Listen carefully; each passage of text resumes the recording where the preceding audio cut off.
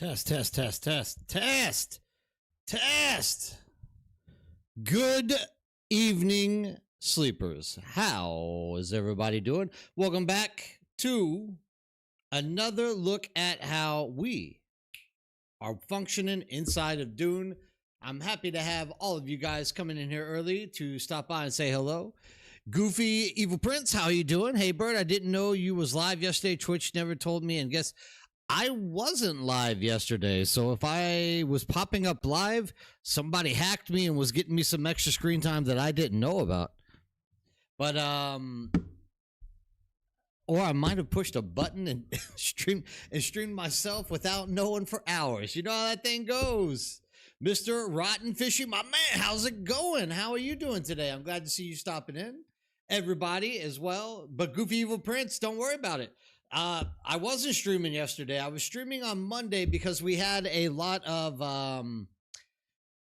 side issues that needed to be addressed. And yeah, I was a little bit concerned about the community. So I jumped in and was trying to run a little bit of relief to help people get into the right spot so that nobody ended up getting raided or lose anything to that nasty little exploit that they had running and streaming live.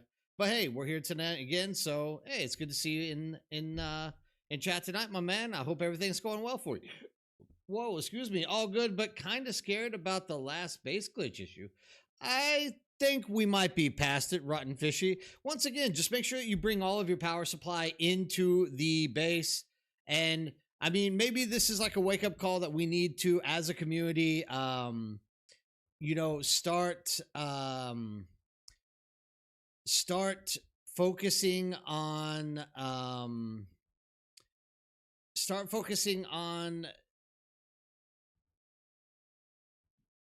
making our bases more boxed in and secured.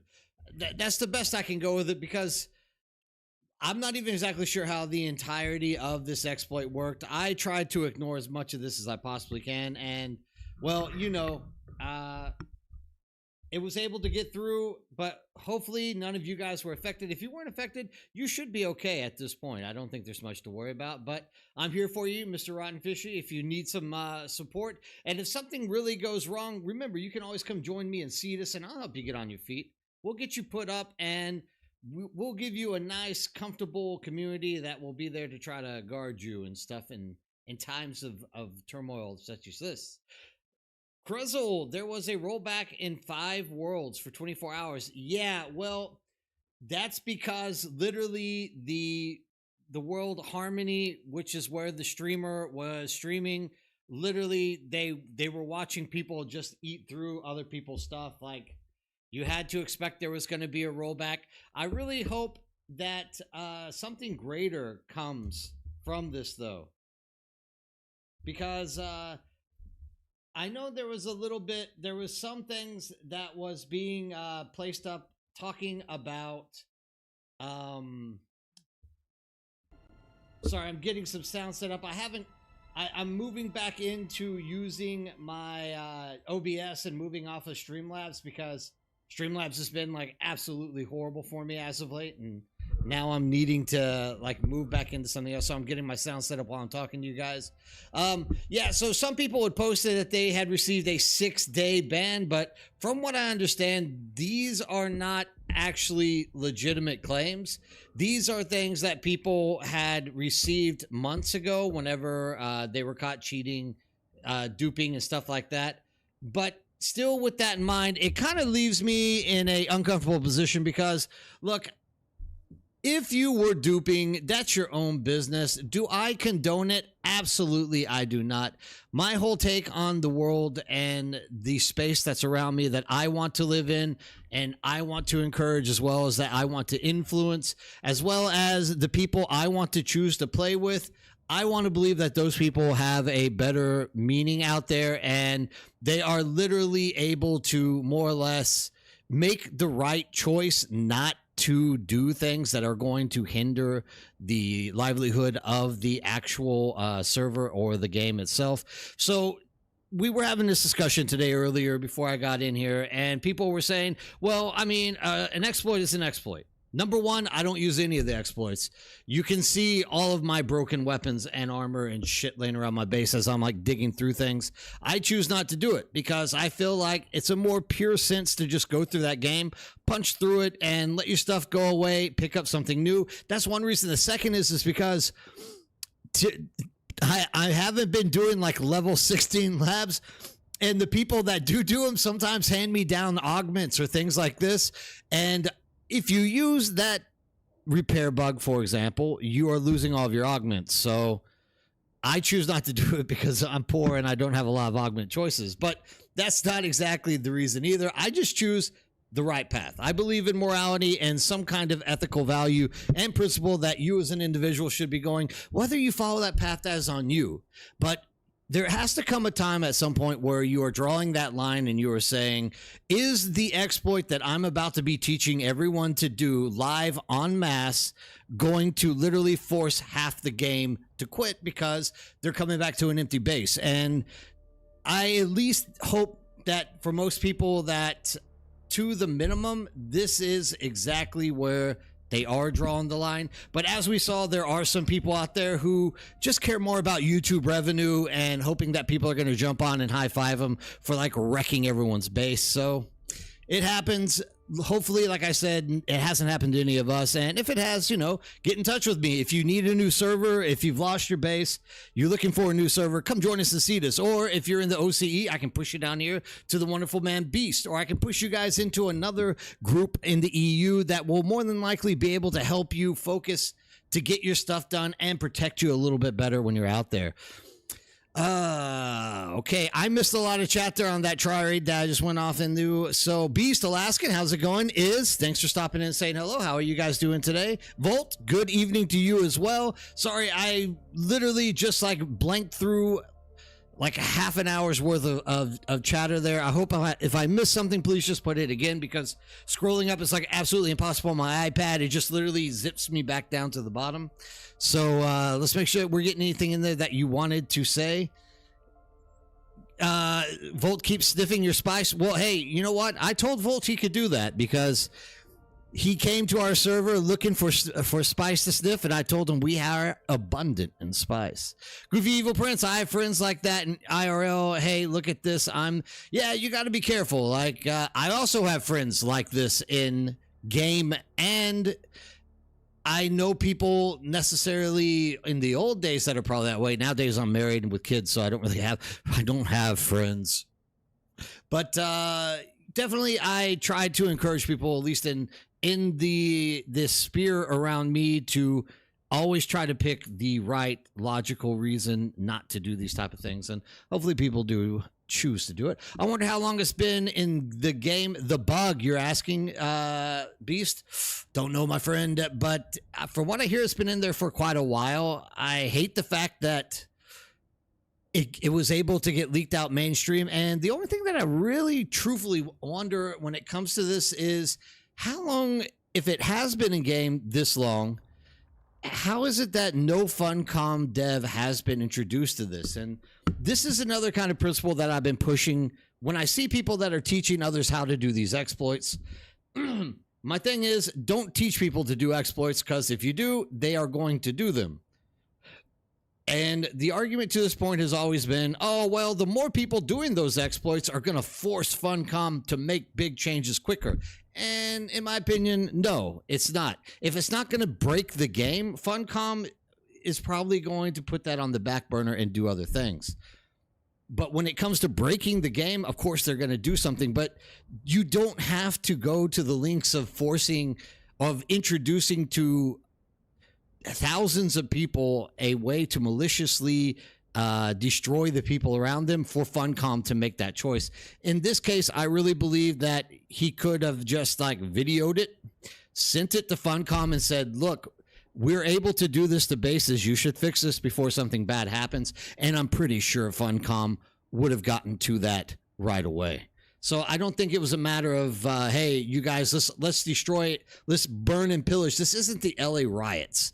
I really believe that we could have done this in a different way, but you know, it's if, ands, or buts. It's the way some people make their money on YouTube, yada, yada, yada. Okay, whatever. Let's let's just hope that not enough people got messed up. I know I have received quite a few messages through YouTube from people who watch my videos who've been telling me that they've been wrecked and they're mad. They're not going to come back unless Funcom does this or that. And, you know, if you are one of those people, I apologize deeply and wish that I could help you out more. The only way I can truthfully help you is if you are on a server around me. I mean, even that day when I saw that happening, the first thing that I did was jump in and tried to start pushing power generators on people so that they could like get rid of their windmills. And I think that's probably the best course of action for most of us to be handling is whenever these type of issues come up, don't join in on the looting or the destruction. Instead, join in on the side that literally tries to help people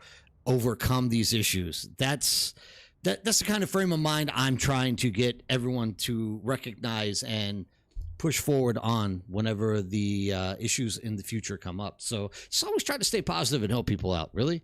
I sniff anyone visiting the base. That's how I know if they showered or not. Thank you, Izzy. I missed a lot of context to this one, so I'm going to move on. I just wonder who first sat there for 40 minutes with a las gun to see what if laughing out loud. So actually, I think it was, from what I understand, Beast, it was actually a very accidental thing.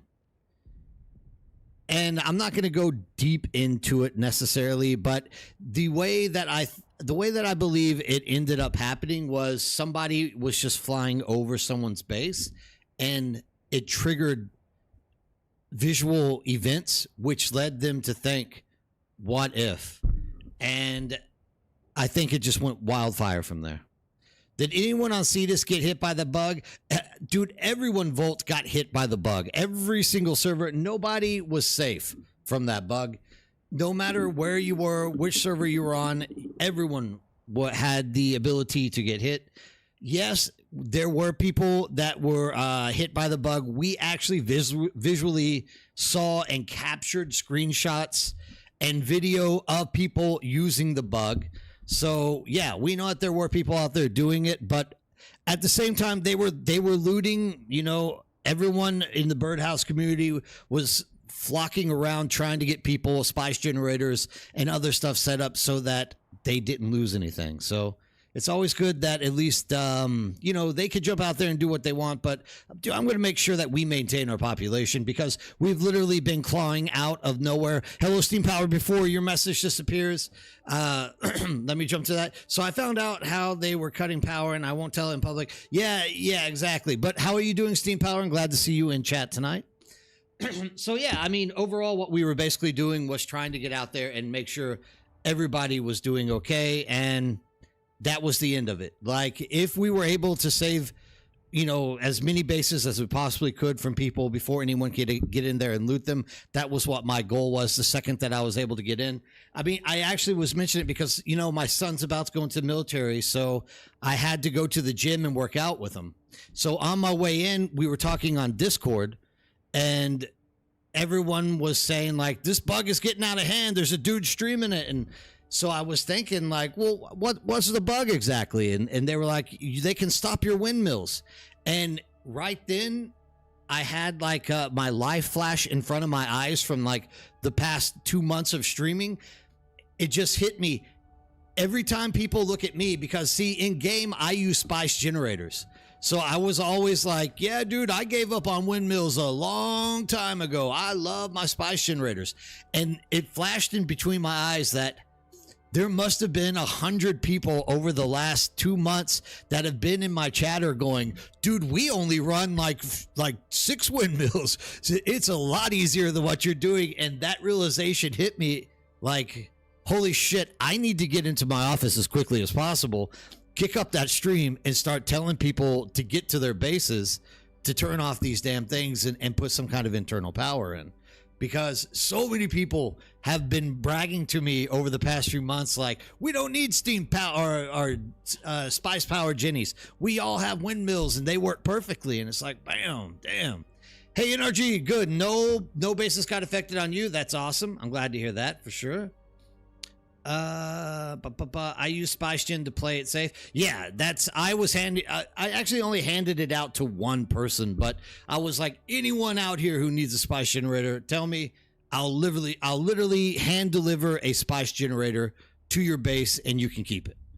Because I would rather have no mats. I would rather be broke with no materials, but make sure that people don't leave the game than sit there and watch bad stuff happen to them, right? So, no way, Krezel, is there going to ever be a gym stream. I don't I don't think I could pull that off. I'm not exactly the most fit human being, all right? I take my son there and force him to lift weights. But no entertainment value comes from that, except for seeing my pain and misery, I think. Let's see. Whoa, I just missed one. What was it? Alaskan. The only way Funcom could stop it is no base rating, no matter PvP, PvE. Then people can build anywhere again. Yeah, we'll have to wait and see exactly how they do handle it. Like I said, if all they're doing is handing out a 6-day ban, I don't know. It's hard to say because I'm not judge, jury, and executioner in this whole scheme, but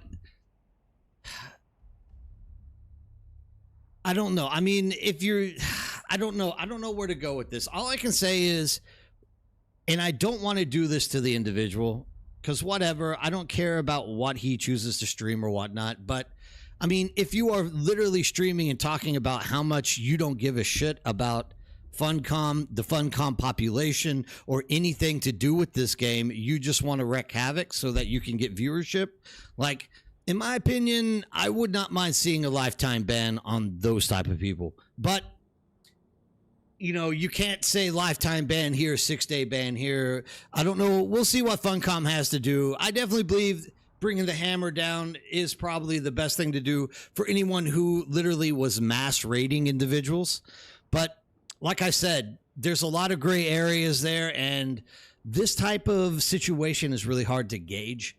But at least I can say, if you were a streamer and you were like, hell yeah, Funcom's biting the bullet, I'm cool, I'm literally gonna steal everything, who cares what Funcom thinks, they're not gonna do anything to you guys, I would probably throw the hammer down on those individuals, because once again, they are the ones who perpetuated this whole crisis by showing everybody and then continuously hitting bases after base after base and bragging about how easy and bad it was. You're a gift to Dune community, Bird, for sure. Thank you, Steam Power. I appreciate it. I mean, I just see people, right? It's not about me being a gift to the community.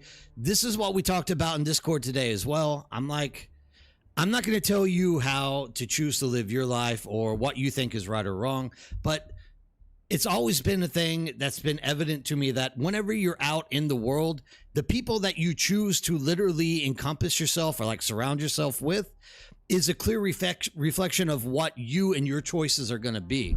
So when I come on, and last night during all this mayhem, there's a guy Wicked in the Funcom Dune Awakening Discord who's like, you can't hold these streamers accountable for their morals or their ethics, they're just human beings. But, and it's true, but you as a streamer can hold yourself accountable and make the right choices so that you are influencing the people around you positively.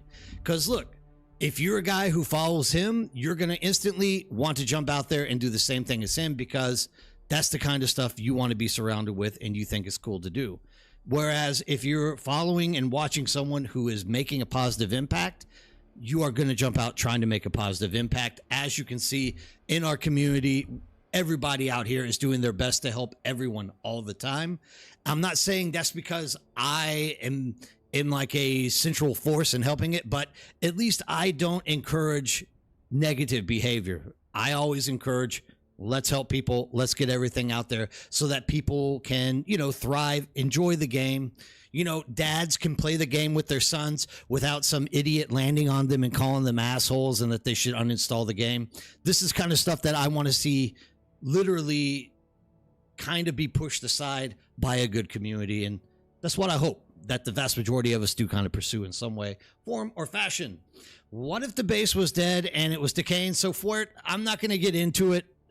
Like, look, in terms of a logical reasoning or a logical argument that you present in terms of philosophy, if you are to say, for example, that an exploit equals exploit, it is equal. There is no difference. Either way, any exploit that you are doing inside of this game technically is affecting someone in some form, way, or fashion. And so then rises the question, well, was this exploit worse than the other ones? And you can't logically make an argument for that. You will always have somebody who can come back with a counter object or counter argument to present to you the fact that whatever you're saying makes zero sense. So in the case of, for example, the repair bug, now people are saying that the Dune economy is garbage right now. Well, the Dune economy would be a little bit better if we didn't have the repair bug, because number one, people wouldn't be burning their augments every single time that they repair their gun through the repair bug. People would have to be buying more shit. People would have to be getting more resources.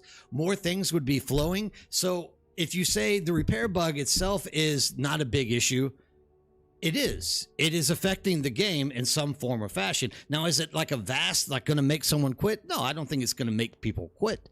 But you have to, at least as a individual, be able to accept the fact that even something as small as a repair bug is going to be affecting the game in some form or fashion. Every choice we make as human beings literally has instant impacts in the surrounding environments that we are thriving in. So now, am I telling you not to do it? Do what you want. I don't care. I'm not going to tell you how to live your life. I'm not here as a ethics professor and telling you that I'm perfect, because neither am I. But you need to draw a line. That's all it comes down to. So if look, I've even raided bases before this exploit ever took place. When I sat there and I watched bases go down with power and the storm would blow through and started eroding their walls, I went in there and took stuff. But that's because I am personally saying this person has definitely left the game because their entire base is getting decayed. But that's just me trying to make some kind of reason. Maybe they were going to come back a week later. Who knows, right? Yes, you can hold them accountable. It's an invite-only program. If the creators of the program don't want you exploiting, they can kick you out. Yeah, 100%. 100%. I agree with you, NRG. But let's just wait and see what happens with Funcom. Because at the end of the day, like I said, when I got into the game yesterday or Monday, whenever all the shit was hitting the floor or hitting the fan, I was instantly telling people we need to be helping people. And instantly everyone got on track with me that was in Discord. I don't know that anyone went around doing it, and I'm not going to go on a witch hunt either to try to pick out who it is that did it. But literally, just we need to start thinking in a more social positive manner when it comes to these type of events. Like, the more that we're trying to help people, the better off we'll be. I think it was both not sure things because of really vague, because people didn't want to let others know how to do it. Basically, it was secure and move with, okay, go generator power is all that they were telling people to do. Yeah. Once again, if you see something that is this, hey, Mr. Tech Gadget, how's it going? If you see something that is so community breaking as knowing that I have a base that is fully functional and you are breaking into it, literally, you should video it, send it to the devs and say, this is going to be a problem. The problem is that we do have nefarious actors out there that want that advantage. And once again, it's who you choose to be around.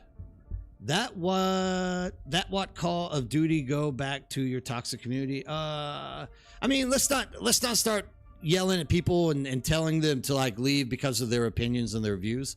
Like, everyone has a right to a view, but I mean, there's just anyone who agrees with what has happened on Monday and thinks it was a good thing to do. I can promise you they have no ethical backing to make themselves believable in any group. They might lie to themselves and be like, yeah, what happened was good and it makes Funcom do the right thing, but that's not true. It's not good. It doesn't help anybody. All it helps is the individual who is being toxic and taking over that person's base, stealing everything from that individual and leaving them without any desire to continue in a game which has been struggling from the very beginning. So the first thing you have to say is an individual who literally goes over there and starts stealing from someone doesn't really care about this game. If you really care about this game, you want as many people in it as possible, and you are striving to do everything you possibly can to make the game exist and flourish in the future. They're either deleted their account or they set it to abandon.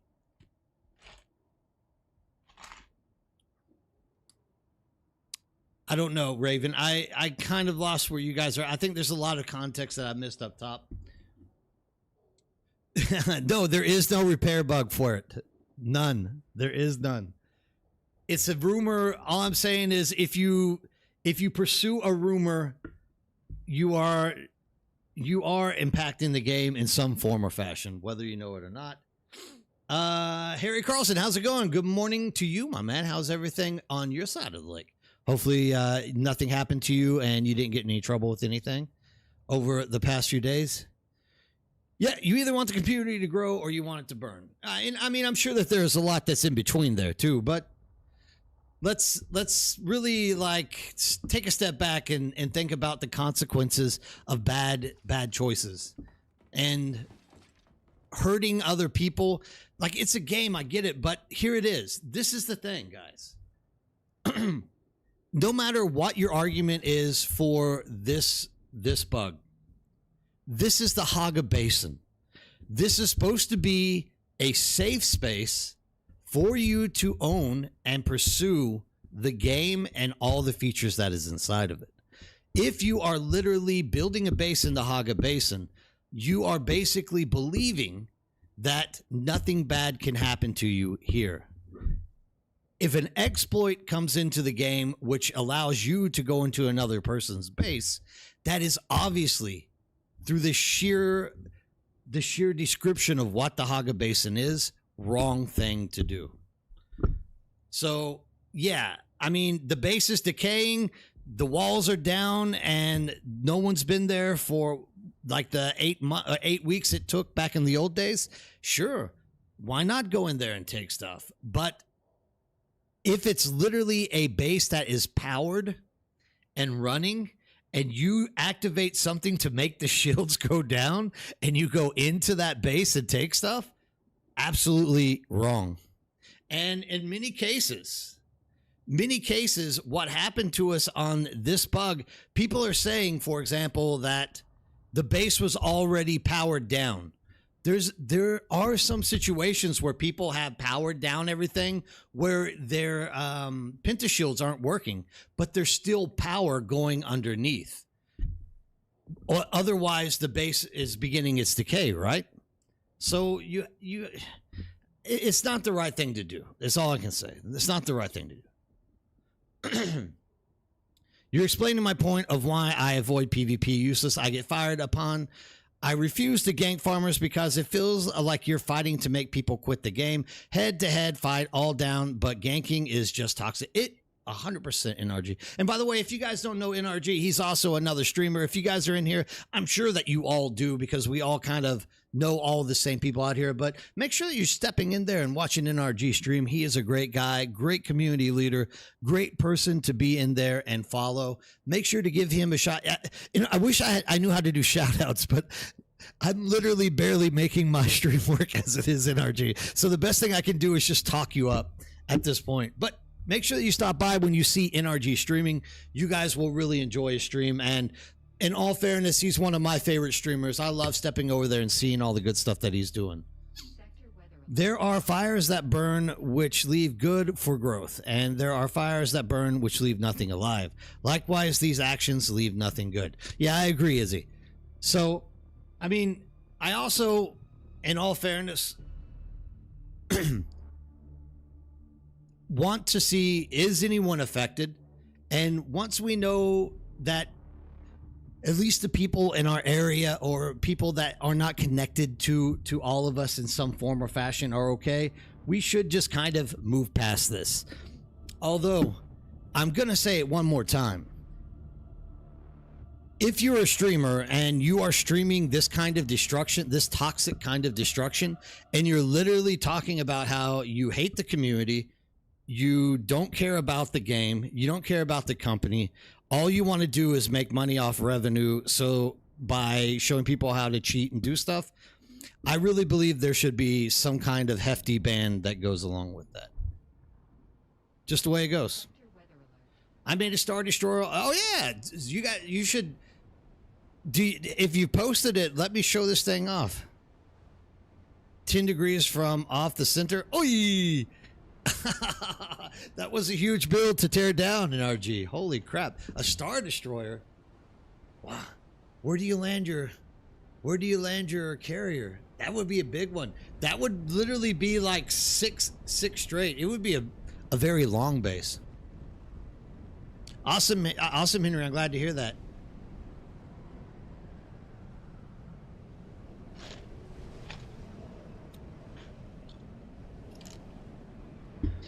All right, Pledgerful. You are advocating for Fringe to get banned for raiding destroyed abandoned bases. Bro, you got the wrong opinion.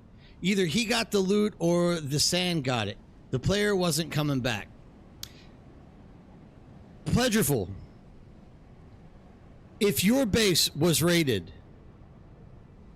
due to the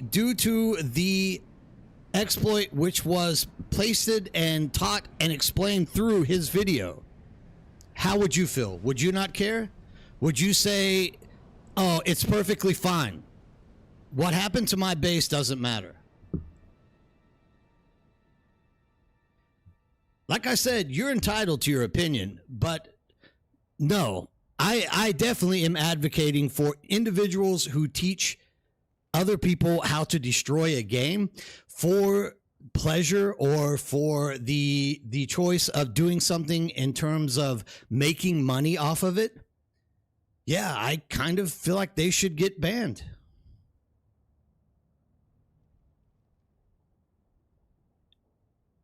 Cool. I'm glad that you support him, and I'm glad that you're backing him.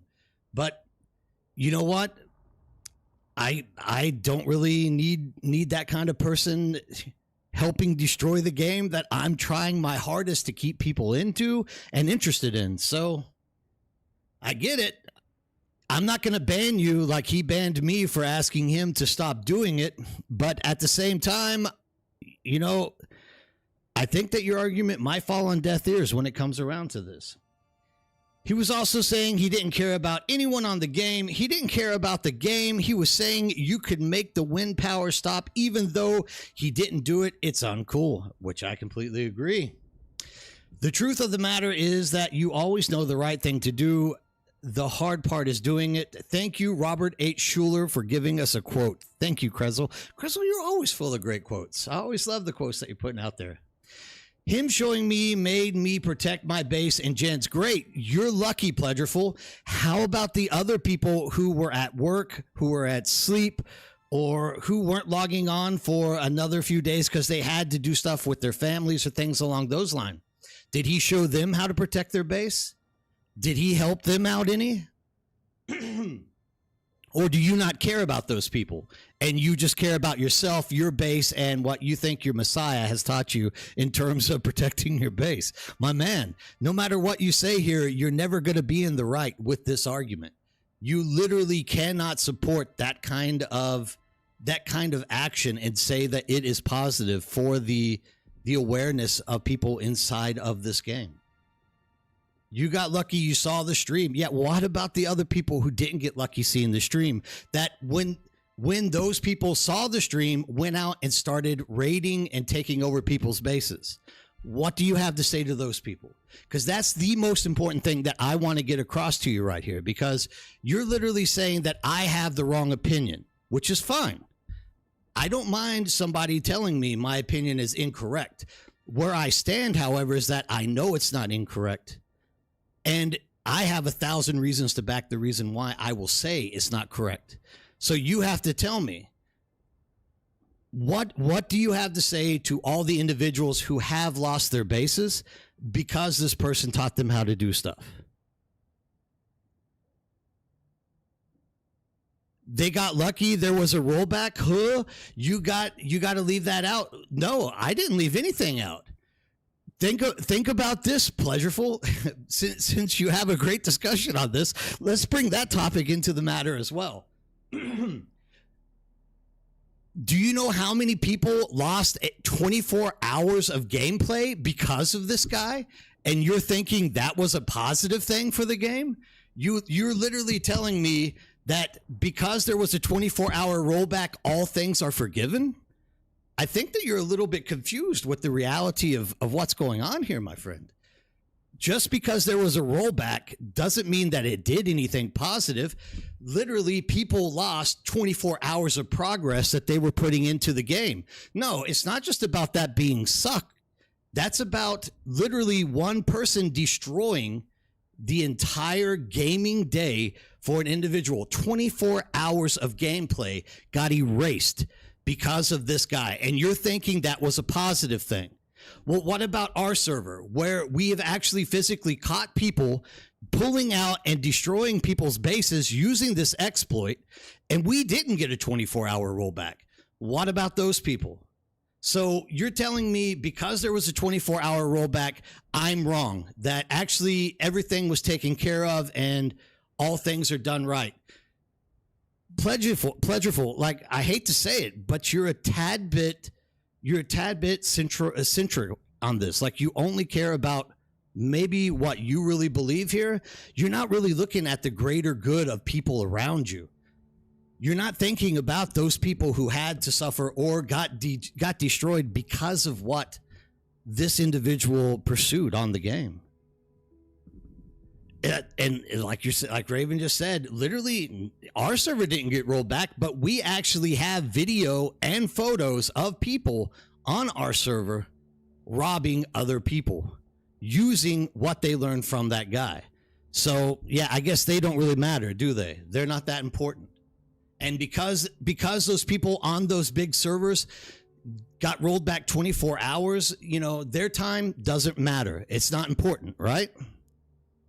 So, I mean, bring whatever you want to this topic, but everything you're saying, I can promise you, has zero standing when it comes to the reality that it was absolutely wrong to go in there and show people exactly how to destroy the game.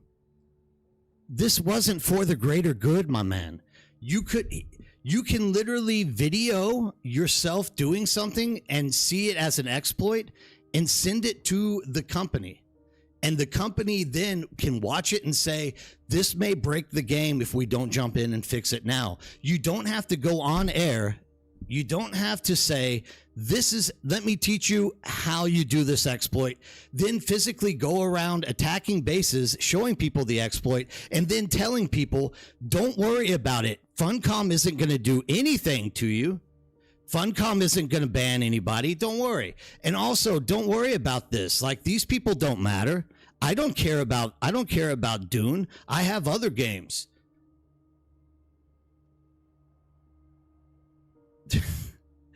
Now, yeah, but I mean, Pleasureful, if you're going to debate me, you at least have to do it in a logical term. You can't literally, you can't fishhook the argument and try to make something out of it that isn't there. We are talking about the legitimate backing of the fact that this guy literally showed everyone how to cheat, and from that, people suffered. Whether or not a 24-hour rollback to get people's stuff back on some servers was good or bad, or the right or wrong choice, is irrelevant to this point, minus the fact that those people lost 24 hours of gameplay because of this. So I'm sorry, dude, go back to wherever it is you're studying debate and ask your teacher to teach you better tactics for coming in and making a debate with people, because I'm sorry, if you're going to scarecrow every single topic that we discuss just so that you can try to have a win and go home and high five yourself, it's not going to happen. There's one basic fundamental truth that is going on here, and that is that whole event literally wrecked a lot of people's day, and it wasn't the right thing to do.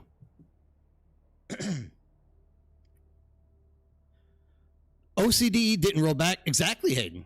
But my housekeeping 6 bases has no effect, so lucky me, sorry those affected. Yes, a lot of us did get lucky as well. I agree. Yeah, look, I don't care about what he does in other games. I don't care what he runs his content on. It's of zero importance to me.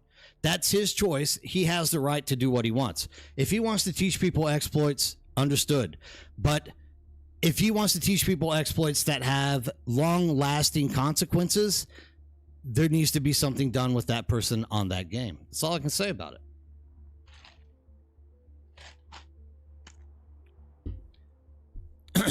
The other stream literally said he doesn't care if he gets banned. He got his money's worth out of it. Yeah. Well, I mean, this is it. And this is what I'm trying to explain to Pleasureful here on YouTube. Is that literally the guy doesn't care about the community. He doesn't care about the game. Literally, he's looking for YouTube revenue from ads by people going in there and watching him, which, okay, we're all streaming. That's what we're all doing. However, some of us do it in ways which isn't going to possibly leave long-lasting effects that are going to hurt the game and try to profit off of it. And like I said, sure, he likes to show people exploits. That's his thing. That's cool. I don't mind. That's his thing. If you want to choose to watch it, you can. You have the right and the choice to do so. But when you walk into an environment and you literally try to destroy it, and then you talk to the people who are watching your stream as if you are proud of the fact that you are destroying it and that you think this is going to be a good lesson for the community and the game company, what can I say to you? Like, you should be banned from the game. Like, I mean, come on. There's nothing else I can say to you, Pleasureful. I wish I could. Look, I'm giving you more than what he gave anybody the other day. Because the second somebody came in and disagreed with him, he banned them from their chat.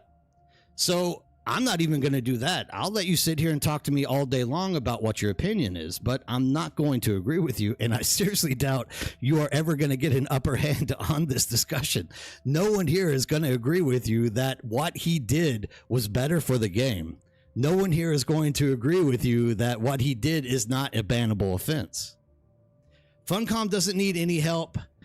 The game's deciding the game, bro. How many did you give the spice generator to laugh my ass off?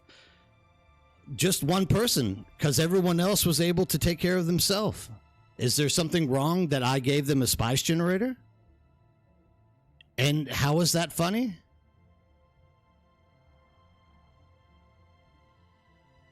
Oh, you think it's funny that I cared about people who I don't know and I wanted them to not get raided as we are literally watching people raid people's bases in our server? You thought that's a laughable offense that I tried to help somebody?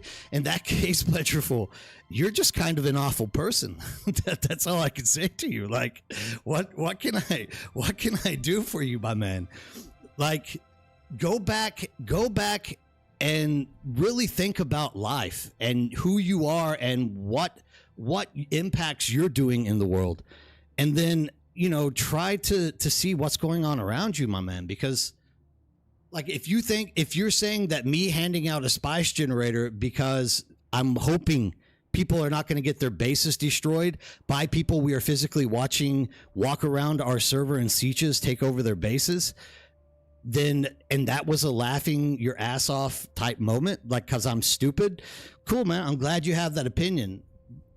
I mean, right there with that comment, there's nobody here that doesn't look at you in any other form or fashion, my boy. So thank you for digging your own grave. I hope that it stays warm over winter. Hard to place the nice looking out for the game card when in the same breath, many of these guys were absolutely gleeful that they were destroying people's games.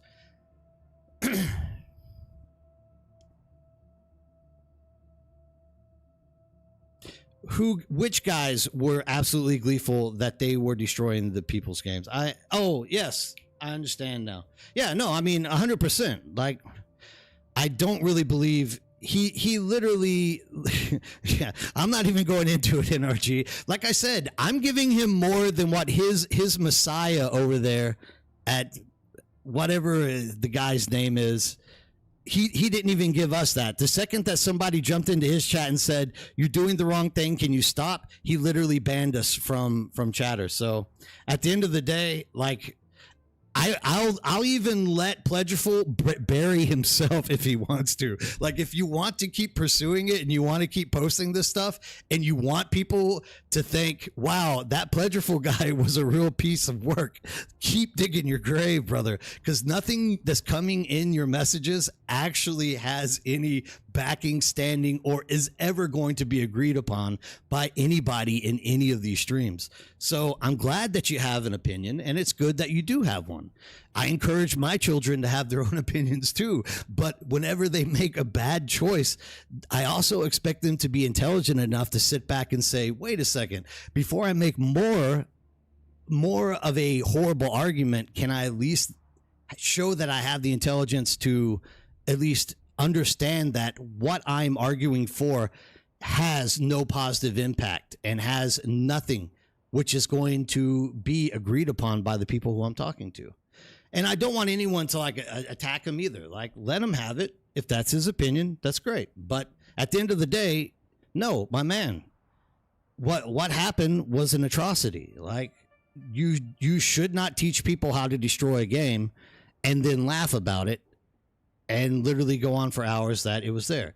Giving people spice gins is a very intelligent way yo help people. Why not tell them to shut off the blank benches, to drop the power so they don't need windmills and could use standard gins? Okay.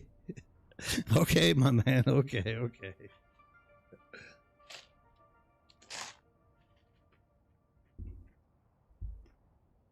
Okay. Let me help you with this one. All right. My logic is terrible. Yes, Pledgerful. I understand. I understand where you're coming with.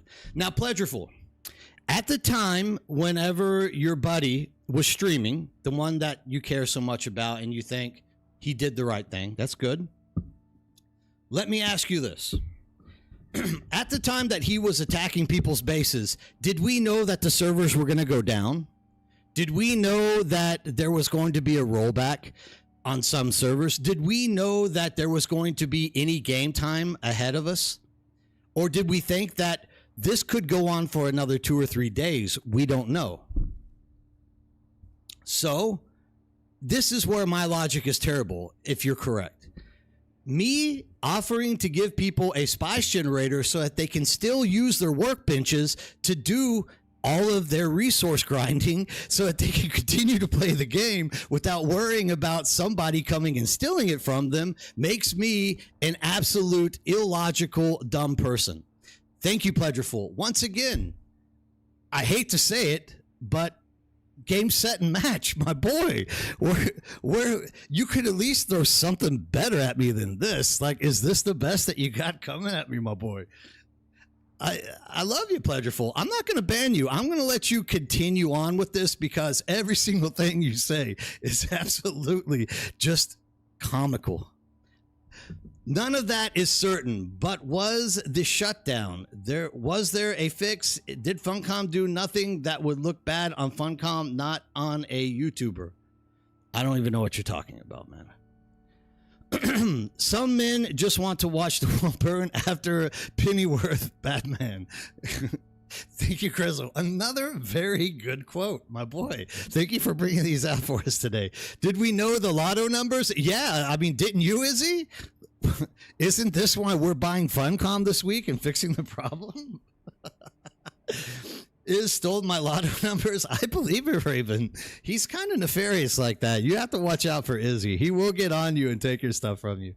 In-game players with multiple big items would need the Spice Gin to run their bases without the windmills, saying to just a few power gins, say, you're not farming, but looters for ya. Exactly. I mean, Pleasureful, I don't even know where you come up with this. And you're telling me my logic is terrible. Buddy, you don't even have the ability to see how bad your logic is before you start pointing at other people and telling them their logic is useless or bad.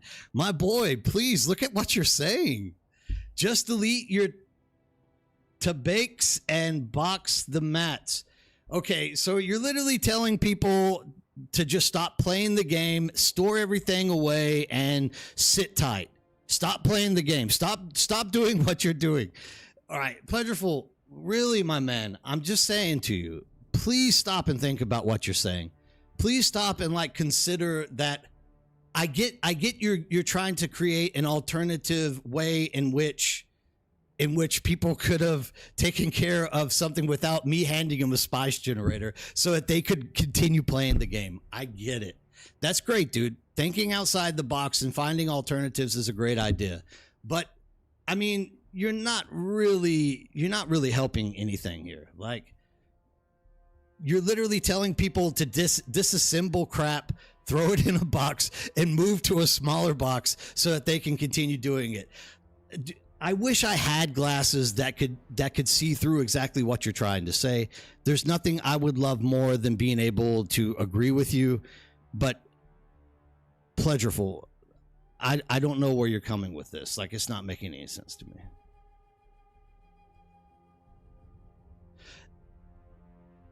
Either way, Goofy, if he wants to, it's his opinion, dude, he can throw them out. And like I said, I'm not going to ban him from chat. I'm going to let him continuously dig his hole deeper because everything he's saying literally just becomes less and less relevant to what we're trying to talk about. Not too much, Whiskey Alaskan. Not too much. In my power use is, okay, I don't know where you're going now, Pleasureful. I'm glad that that's your base. So you're telling me that everybody should live and play as you play. That's the only way to play. So, great. Good argument. I'm glad that you're still there doing it. I'm done with it. I'm done with it. All right. So from now on, Pleasureful, keep posting whatever you want to. And if I read something that's worthy of me wasting my time on trying to explain to you or agreeing with you, I'll move towards what you're saying. But otherwise, feel free to post as much as you want there. It's great of you.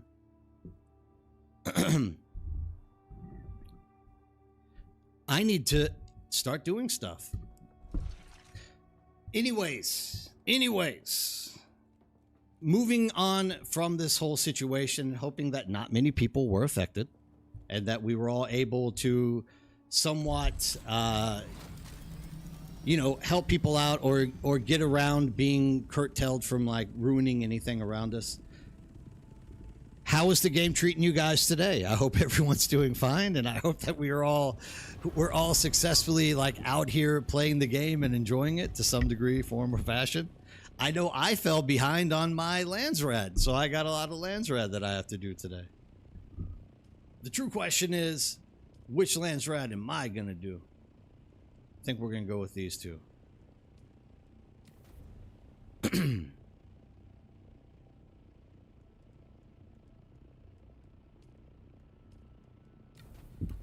Thank you for joining. You will not be disappointed.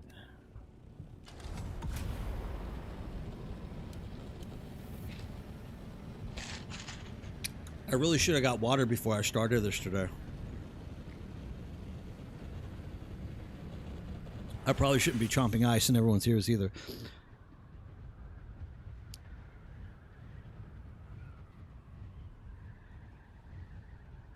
Twan Boy Gaming. What's up, Twan Boy Gaming? How are you doing?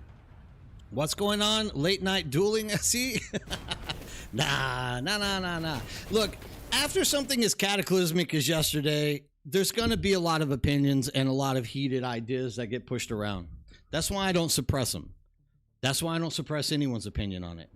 I mean, as long as you're staying civil and you're talking, there's absolutely nothing wrong with people having, opinions that differ from mine. But at the same time, like, you have to expect that there's going to be a lot of heated debate that's going on, because this was a big deal. Like, this was something that really affected a lot of people. And yes, there's always going to be some hot Duning going on, my boy. How have you been playing Dune, Twan Boy Gaming? Are you a streamer, Twan Boy Gaming? With gaming at the end, I kind of feel like you might be a streamer, so I'm just wondering. Maybe I can stop by and check out your stream sometime. I'm a little sad it turned out to be only 6 hours downtime, not 360. Yeah, I was even at that point of the night. I was even at the point of believing that, I don't even care if it was down for like 2 or 3 days. If they needed time to fix stuff so that people didn't lose things, I think we as like a gaming community could have survived 1 or 2 games out of Dune and played something else. So even then, I wouldn't have been upset if they would have just shut the whole thing down. But, at the end of the day, like, I'm glad it only took 6 hours to fix it, right? You went further than me, Laskin. I was wondering, funny enough, how many days is 360 hours? I didn't even do the math. Like, I was more or less like not going to do the math, but I wonder what it would be. Thank you for doing the hard maths for me. Yeah, I mean, any amount of downtime that came from that was good. We definitely did not need to have people running rampant on the server, like taking stuff from people, without a doubt. So yeah, I was happy it wasn't 360, but at the same time, like, I wouldn't have minded if it would have taken 360 hours, because I would rather people be able to come home to get their stuff than not come back and get stuff, right? Oh, you're fresh on. I'm here for the easy stuff. What's the easy stuff? And how are you doing, Rogue Weapon? I think you posted above and I didn't say hi to you. Well, cool, man. Welcome to the platform. Like, welcome. Are you Twitching? Are you YouTube? What kind of stuff do you do, man? Talk to me. Tell me about yourself. What kind of content do you make? People told me I was crazy for having 3 characters that I'm keeping up on Landsraad missions. Right now, all characters are at 0-30. Damn, dude. I'm going to tell you right now, mad respect for you, because I am struggling with 2 NRG. But I don't know. I mean, I'm kind of busy right now with the boy going into the military, and my wife, like, worried about him and like constantly pressuring me to do stuff to like get him prepared for it, and myself also wanting him to be prepared for it.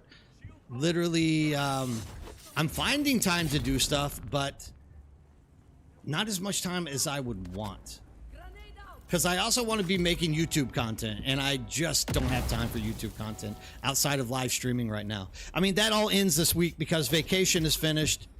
The new semester begins, and that gives me a chance to literally turn around and be able to start doing stuff again during the day when I have a lot of free time. Maybe I'll catch up. 0 of 35 on 3 characters. You are a madman, NRG. Absolute madman. To be prepared is half the victory. Thank you, Manuel Cervantes. Es muy bueno.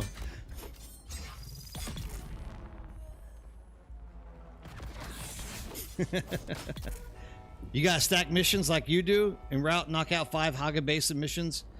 Oh yeah, you do that? Yeah, I mean, once again, I don't do that. I'm at this point. I'm just trying to. Both characters I have on different paths. My Atreides character I have on pure crafting, and this one I kind of do pure combat slash a little bit of crafting. So I think if I was like, well, number one, if I was using that method that you're talking about, I'm sure, because I think Raven uses it as well, and she gets it done really quick. But exploring, like, are you just leveling all of your characters with exploring, or?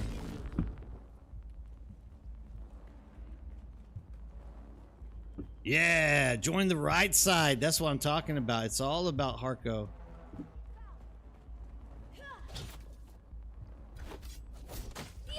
Ooh, thank you for joining. You will not be disappointed.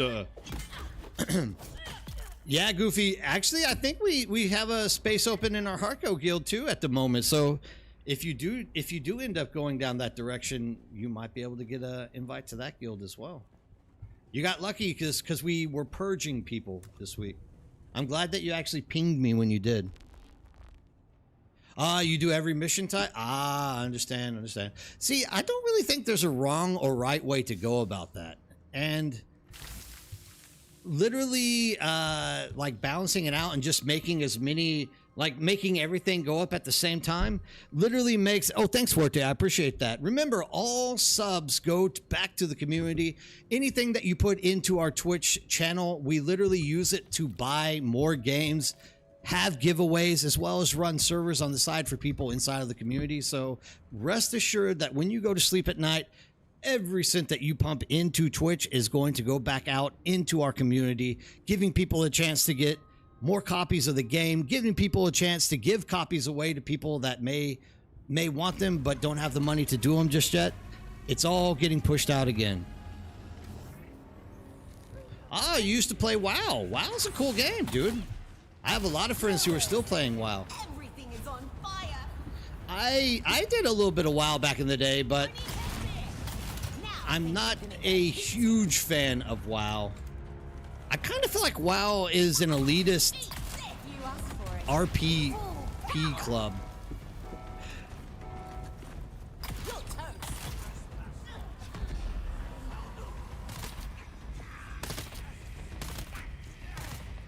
I guess we're going to take care of you the old-fashioned way, my friend.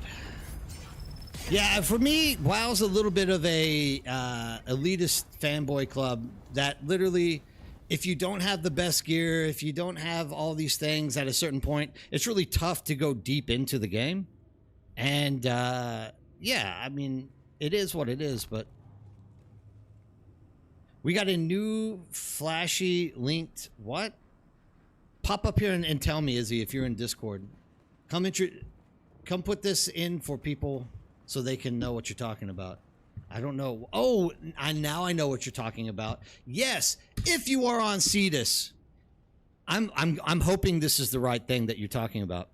If you're on Cetus and you are looking for a fun and exciting, do we have pictures of it so I can show? Well, I'm gonna have to add like a new thing here. Screen capture. Where are you at? Window capture. We're gonna just do that. Do we actually, I'm gonna name that something. Window capture. Let's name this Discord. If we have some flashy pictures, am I not in Discord? I have it open. I'm just literally like running in here off the street, and I am now in Discord. Please, Izzy, jump up. Tell everybody about our beautiful new, I'm guessing it's the arena. You'll be coming up here. I believe he's going to come up here and talk to us. There he is. There he is. All right. Fire away, my man. Tell everyone about our new arena.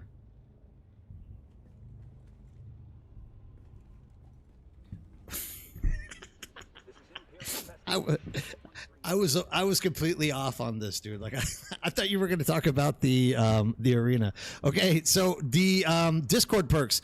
Talk to us about the perks.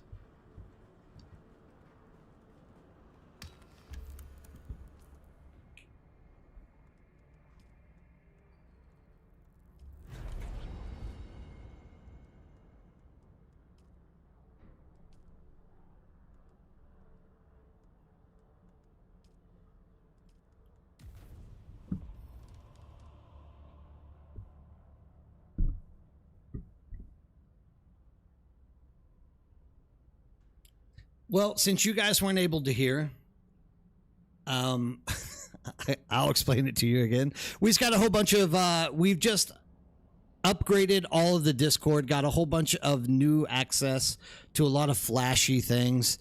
We are working on that. Actually, it's my job to get those tags done. And I said I was going to do it, but have literally been backtracked by crap with the wife, my kid, driving back into the office so that I can get the stream going today. But yeah, that's on me. Sorry. So I went into Streamlabs and I purchased Streamlabs hoping that it was going to like make it more interactable for me with the community, and Streamlabs has literally done a horrible like time for me. Like I can't make the thing work. Sometimes YouTube streams, sometimes it freezes my my Twitch. So what I've had to do is just completely uninstall all of Streamlabs and just go right back to streaming straight from OBS.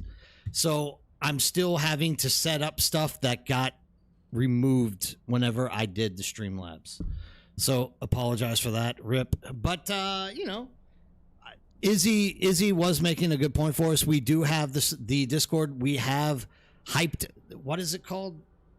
I don't know. It's boosted. That's it. We've boosted the server, so we have a whole bunch of brand new things to check out. We are 3 away from getting the bird tags, which I am going to right now do as I'm talking to you guys. Let me make sure this isn't like on the server or screening, because I don't want to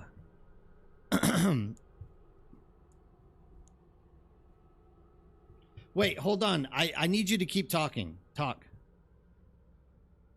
All right.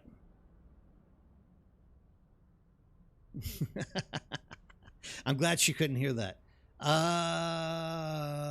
Audio capture. That's what we're doing, and we're going to change this to Discord. We're going to add this bad boy in. See, I'm getting technical. I'm getting there. Discord. All right, do me a favor and talk one more time. Raven looks at me cross-eyed. All right, see, you're coming through now. Great. So now I have Discord lined up there. All right, one more time. Explain to the people what is in our Discord. I apologize. That's me with... We all know I don't have to apologize for how bad I am with software. Begin. Yeah, so we got a bunch of new flashy things thanks to all the cool people in the server who boosted the server, basically. We now have a really nice, like, flashy invite link. Sorry, let me just mute the stream because it's like confusing to talk and hear it. You know, so now we don't have to do like, you know, discord.gg ASDF1235667 whatever it is. You know, it's just discord.gg/nerdbird. We got nice new bit rates and flashy stuff for the community and that sort of thing. And so that's what we did, and it's all like because of the community pulling together and boosting the server and stuff. Should make things a lot easier and help the community grow a lot better. Thank you very much for all that, Izzy. I could not do anything without this guy. He is the best possible human being who could have came into my life. You are worth your weight in spice, Izzy. I love you deeply. By the way, take advantage of it since you mentioned it. We have reconstructed the PvP arena today, and we will start tomorrow. One-on-one PvP training for aerial combat, and also PvP ground battles will be coming very shortly. Probably schedule an events via announcements either tonight or... If somebody is interested tomorrow. in checking out the PvP arena, how can they go about finding it on the map? It is due west of the current DD FOB at the shipwreck and D6. There you go. So make sure that you stop in. This arena is really good. Look, it's really beautiful. It's open for everyone to go in. It is roofed, so you don't have to worry about getting sun damage. But definitely, it's worth going and looking at the amount of creative energy put into making this thing work, because it looks absolutely fantastic, guys. So if you are on Cetus, make sure you stop by to see the new arena and maybe bring a friend and beat them up a few times. Thanks again, Izzy. I really appreciate it for coming in and telling everybody, as well as all the energy and effort that you put towards everyone in the community to make stuff work. You are golden, my man. No worries. Catch you in a bit.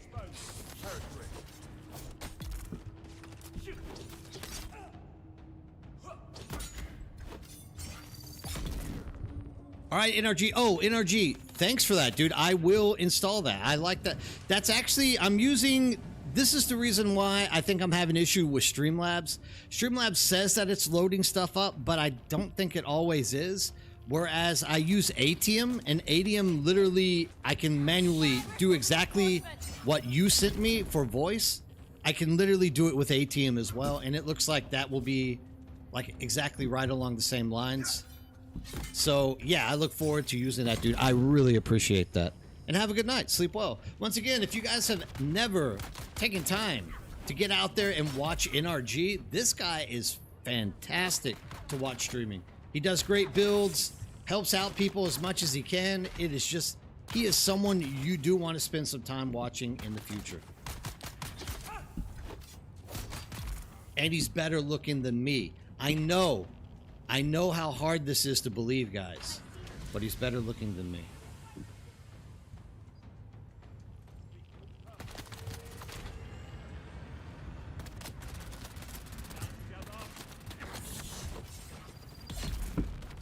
Access granted.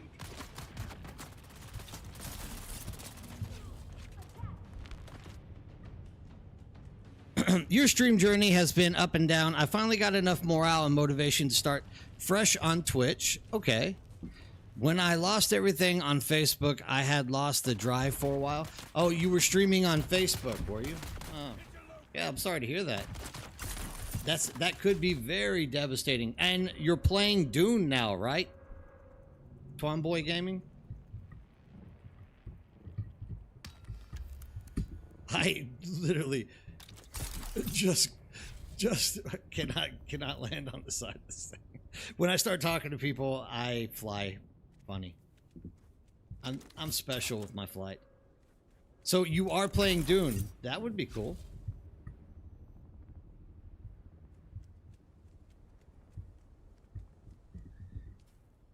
Yeah, Facebook gaming is a long story, like I said. Yes, playing Dune currently. I'm on the air though. Ah, okay. Well, I won't force you to have to come over here and read chat in that case. I'm glad to see that you are streaming, and you know, the most important thing there, you know, bad things can't happen to people. I mean, I've had a lot of ups and downs. The number one thing is, if you enjoy streaming and you enjoy making live content, just continue doing it. I mean, that in itself will pay off in the future for you as you're like driving forward and trying to make a name for yourself. I know if I didn't enjoy streaming and meeting people and talking to people, having engaged conversations, things along these lines, I probably would have given up on making content a long time ago. So yeah, I mean, keep it up, brother. Like you're gonna make it. I can promise you. As long as you keep positive, you'll rebuild all those people that you lost from Facebook. And hell, maybe you're lucky and those people will accidentally like stumble upon you as well, right? That's the best case scenario. Why do I got hiccups? I don't want hiccups. I think Raven gave me hiccups from earlier today.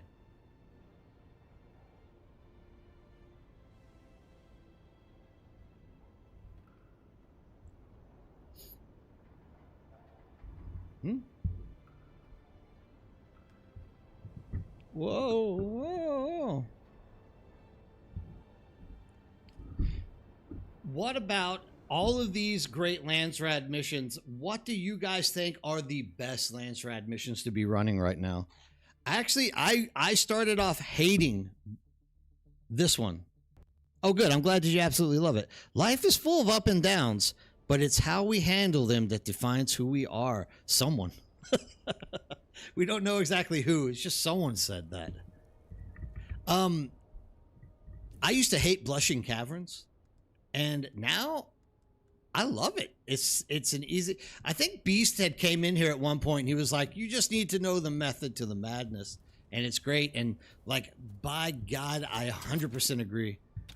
Once you start seeing the patterns, Blushing Caverns is probably one of the best like missions to group together and complete. So easy, so quick.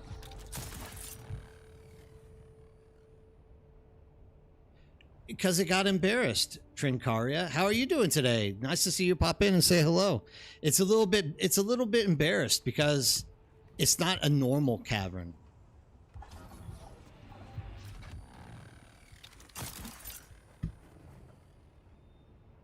You like the sabotage missions? Have I done any sabotage? I don't think I've done sabotage missions yet, actually.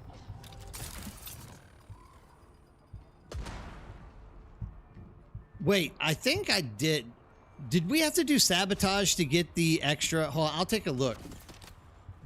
I can't remember if I did sabotage missions or not yet. All I've really done is crafting, combat, and I did 5 so I could get more of the weekly crap that you get from the NPC. But I can't remember what they're called. Which was that in sabotage? It was in sabotage. The sabotage is the ones that you do around Haga Basin, right?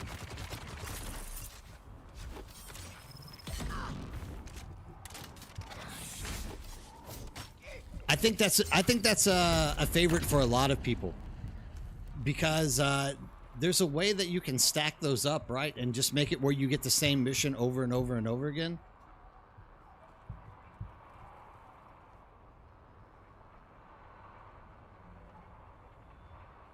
I can't wait to get to that part of the game. I enrolled a fresh tune on a new server.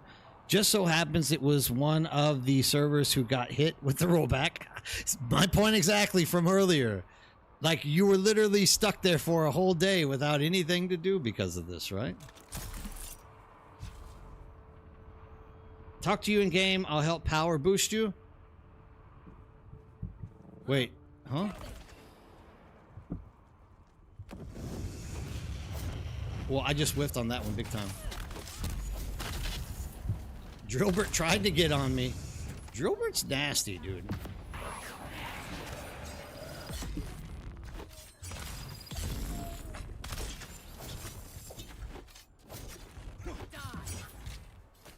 I don't think so, Drillbert.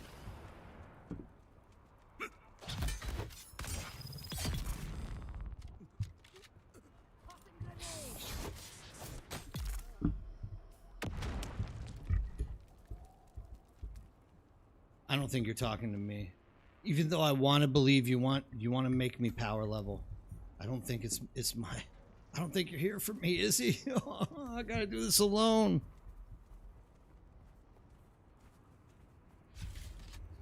So sabotage. What are the benefits of running sabotage or like leveling up sabotage? Or are you doing similar to NRG where you're like leveling everything up equally?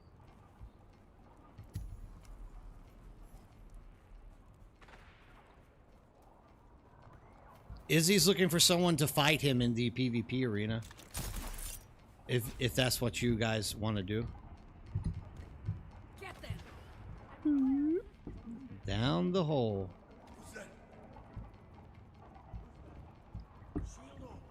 Oh, we just got a dry air warning. You gotta be careful with those things.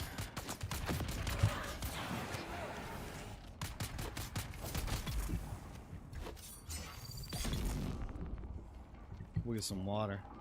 Get that extra dodge in there. Yeah, I believe I've done the sabotage. Oh crap, I didn't kill the sword. Alright, let's come back over here. Let's get into a safe spot.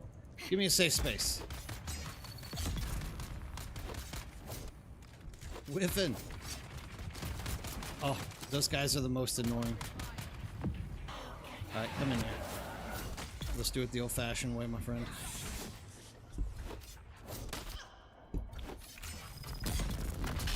So you were doing a little bit of everything, but now you are just focusing on crafting? Ah, okay. Yeah, I think crafting might actually, at the end of the day, be the most important thing. Not only is it getting you better, well, we hope that it's getting you more durable gear, right? We don't actually know if it's giving us durable gear or not. Come on, C, come up. But hopefully it's giving us more durable gear, and at the end of the day, you get all those augments. So if it is actually damage and stuff that you're looking for, probably the multiplier of having multiple augments in your weapon might actually be more advantageous than like driving through the combat.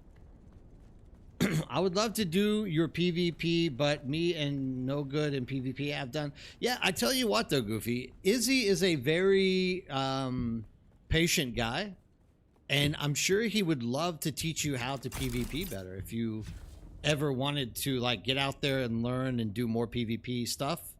Like the arena would be a great place for someone like Izzy to teach you how to be better at it. Just saying. You don't have to be good to go out there and try with people.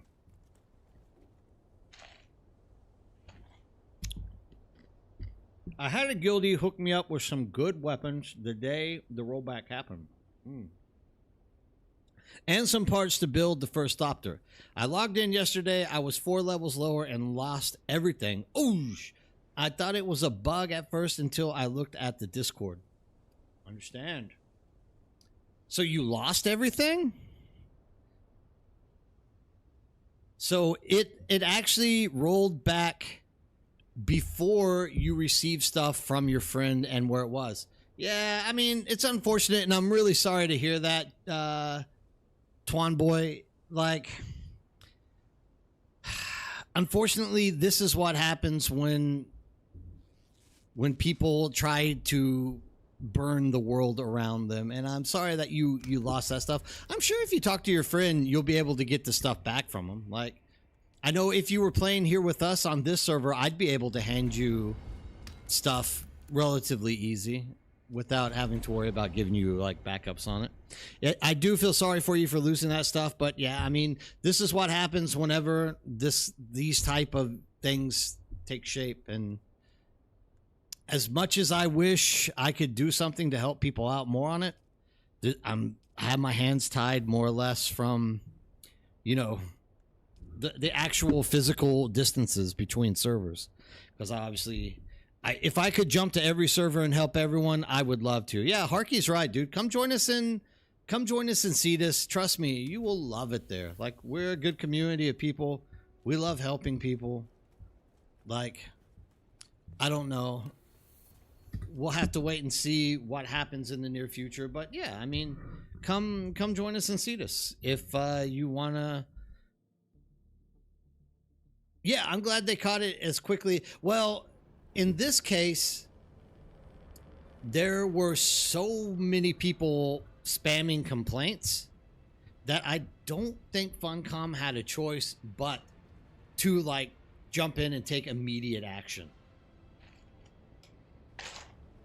Because so many people were spamming in like there are people robbing bases. We're all gonna quit if you don't come in here and do this stuff. So after all that spam really like took shape, I really believe that a lot of people that pressure that was thrown in there really aided in getting Funcom to jump in and take care of it quickly. Not to say that they wouldn't have. This is the thing that I believe. Like, they're not a bad company. And if there is a game-breaking exploit and you just explain it to them that there is, I'm sure that without all of the external complaining and other stuff that went along with this whole experience, they would have gotten in there and they would have fixed it anyways, is what I would say. Like, I don't think they would have let something that serious, like, not be taken care of. That just doesn't seem reasonable to me.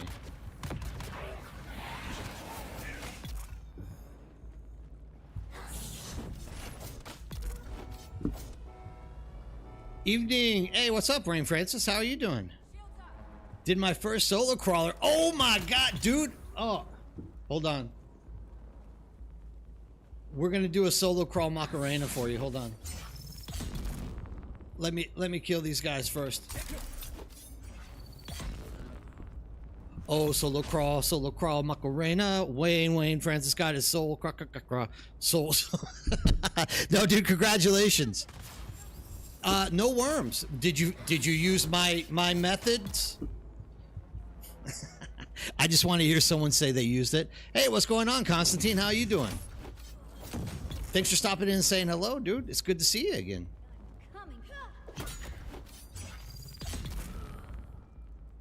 First, the worm with no warning ate my carrier. Oh no! It knocked you out of the crawler and came back to eat me. Oh, you know, so that happened to me 3 weeks ago. Literally, there was no Jaws music, nothing. The worm just came up, and it's odd that you say this because this is exactly the way I explained it. I was in the crawler. The worm came, ate the carrier, ate the crawler, but didn't eat me. It like kicked me out like 150 meters away from the sand crawler. And I was like, what in the hell just happened? And then out of nowhere, I mean, I popped my scout ornithopter out and just flew back to the PvE area, you know, purchased both of those things to reclaim them, took it back out there and filled up my spice crawler with all the spice that I got. But yeah, sometimes, and today I was listening to Raven and all of them playing, and they were complaining that, well, not complaining, they were talking about how it was really erratic today as well. Like the worm was all over the place. So maybe since the update that went out early, something has happened to the worm that they're going to need to fix again. Yeah, it was being nasty today, right?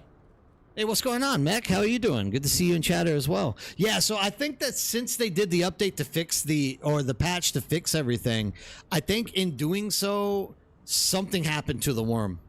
And that worm is now just being absolutely crazy out of nowhere.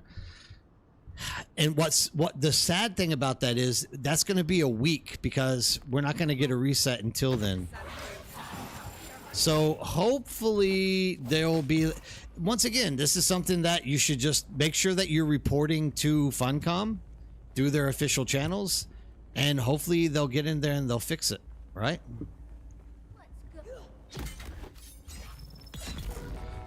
Damn. See, I was hoping for like a, hey dude, high five, you taught me how to spice crawl. Instead, I got you killed. But I mean, the luckiest thing is you didn't lose anything, right? That's like the best part of it at this point. This point in time is that you're not going to lose anything. You literally can get everything back. You could literally go back out there and actually like pick the spice off the ground from where it ate you as well. So you technically didn't have to even lose your spice. Whoa. What? Wait. Okay, hold on. Let me kill these things and let me read what's going on here.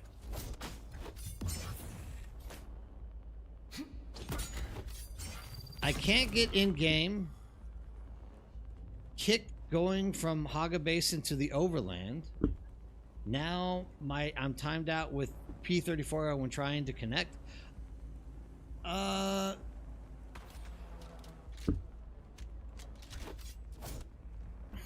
hate when they do that.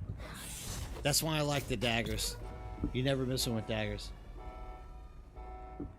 I mean, regardless, you will get everything back from your reclaim tool. Whoops.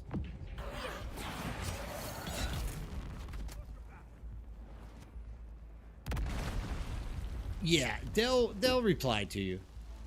And you might need to like file 1 or 2 tickets as well. Just keep that in mind.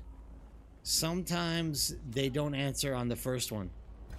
Or they do, but it's like a vague response that isn't really helping you. So you might need to send another ticket into them at some point in the near future. So keep that in mind as well. But be patient, because even Vladimir had lost like his T6 sand bikes because of similar things. And they weren't necessarily getting back to him, but eventually they came back and they just gave them the parts to rebuild it again. So if you stay consistent and you stay on top of it and like make sure that you are telling them to check stuff, I think eventually they'll get to it where they'll answer you and give you your stuff back. Either way, you'll still get stuff down, but the P34 errors usually only last like 30 seconds. Well, because you were in the deep desert, maybe it lasts longer. I don't know, but usually it only lasts like 30 or 40 seconds.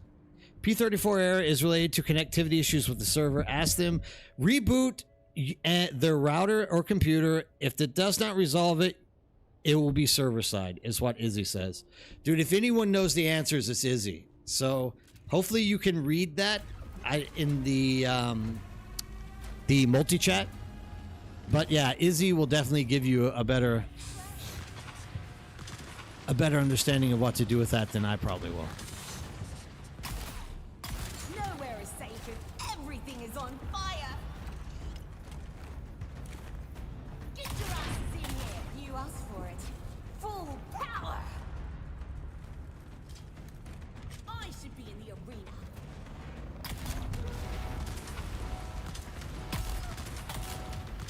Nowhere is safe if everything is on fire. You commit sins. Let's see you dodge these.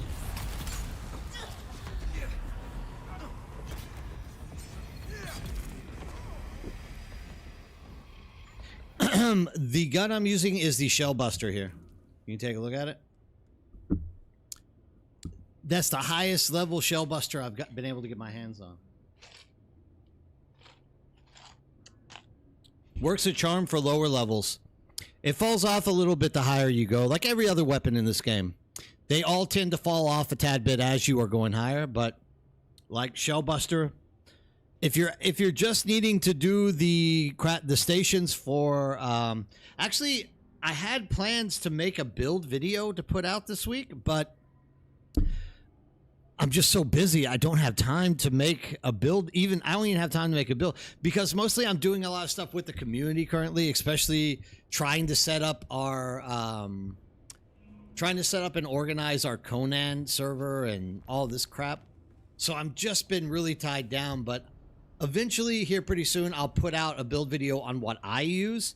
But we also inside of Discord, excuse me, in Discord, Matsuda and Izzy have put together a lot of really great build guides for people. So also, if you're looking for some examples of stuff to be using with explanation, those guys have done an absolute stellar job of putting together guides inside of the Discord under the section for like Dune builds or something like that. Both PvP and PvE. So make sure to keep your eyes open for that. It's definitely worth getting in there and giving her a shot.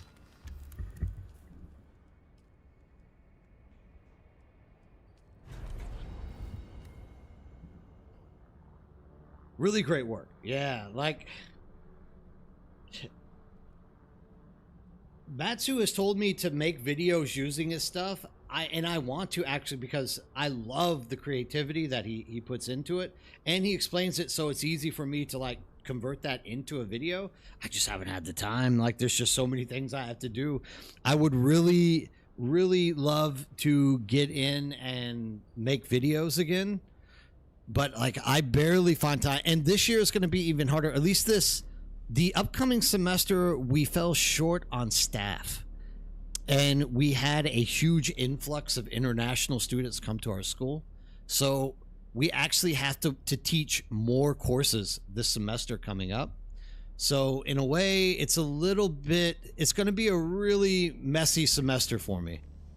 But that means next semester is going to be extremely easy with a lot of time to do whatever I want to. So I'm also very happy on that. I'm putting in all the legwork this semester, and then next semester it'll be a totally different story. So yeah, we'll have to wait and see what happens. But this semester, it depends. But most of the time I'm teaching for undergraduate. It's just the basic language courses at our school. There's government requirements to get your undergraduate and you have to have two semesters of English language. So those are kind of just like how to prepare yourself with English according to your major or degree. We call that ESP if you're into the language program. I don't know how deep you guys are into linguistics, so I don't want to just like start spouting off acronyms to you, but it's English for specific purposes.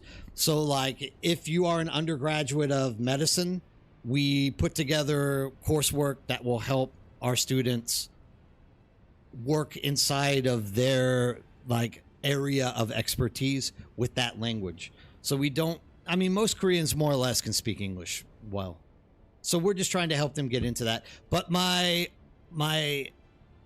대학원 영어로 어떻게 말해요?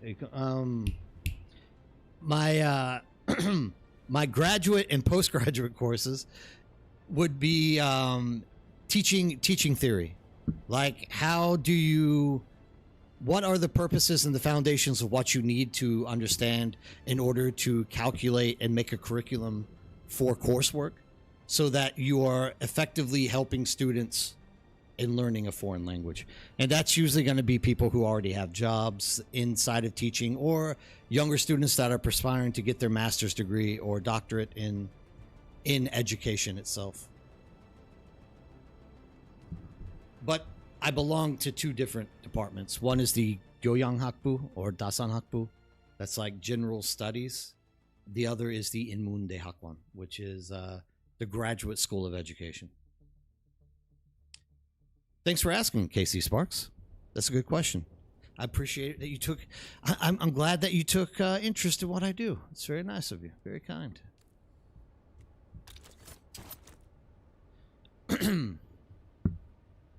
Yes. These are actually not the quests I like to do here, though. I like doing the crafting quests here because you can pick up the slag. Like, dude, I was able to craft surprisingly like around 1,000 some odd spice-infused cells to hand out yesterday.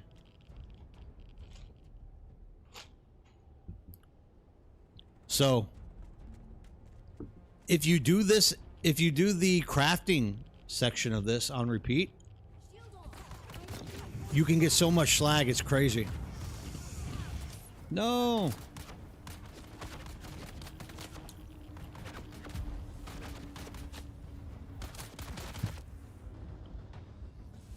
Let me get some health. You studied PCFs in college, and my thesis on stochastic parsing, somewhat relatable. Yeah. What got you into that field necessarily? What was the actual department that you were studying under?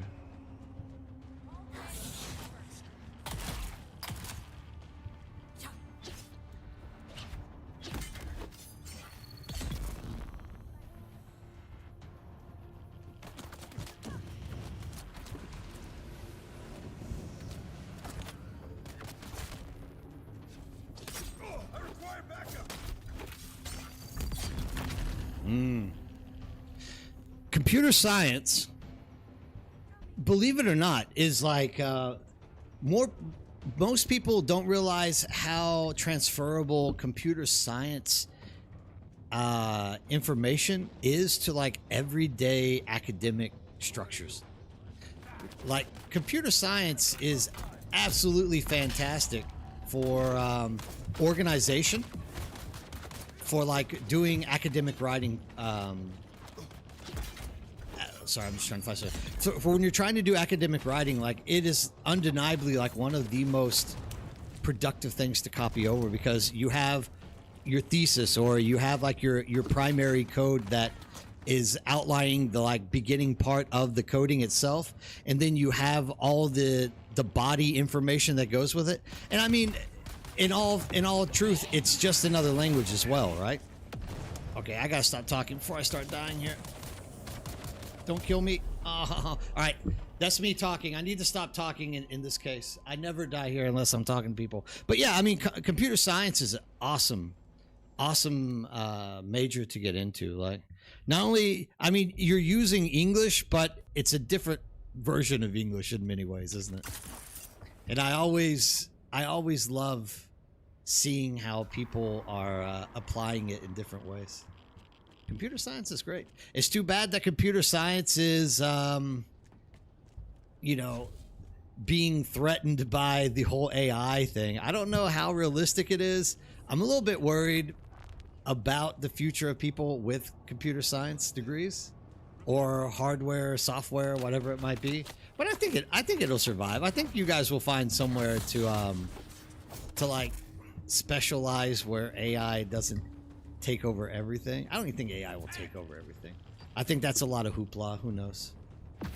I still remember years ago when I came to Korea, the biggest argument was that Chinese was going to take over English. And still to this day, Chinese has not taken over English in any of these countries in Asia. So I don't think there's too much that we have to sit around worrying about. Nor you, obviously.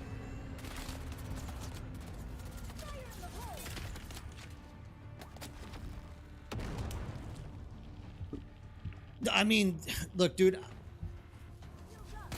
I don't know. I mean, I had a feeling there would be more than one person coming in here today, actually, to have this discussion with me. Okay, I gotta stop talking. I'm gonna die again. All right, let me get out of here.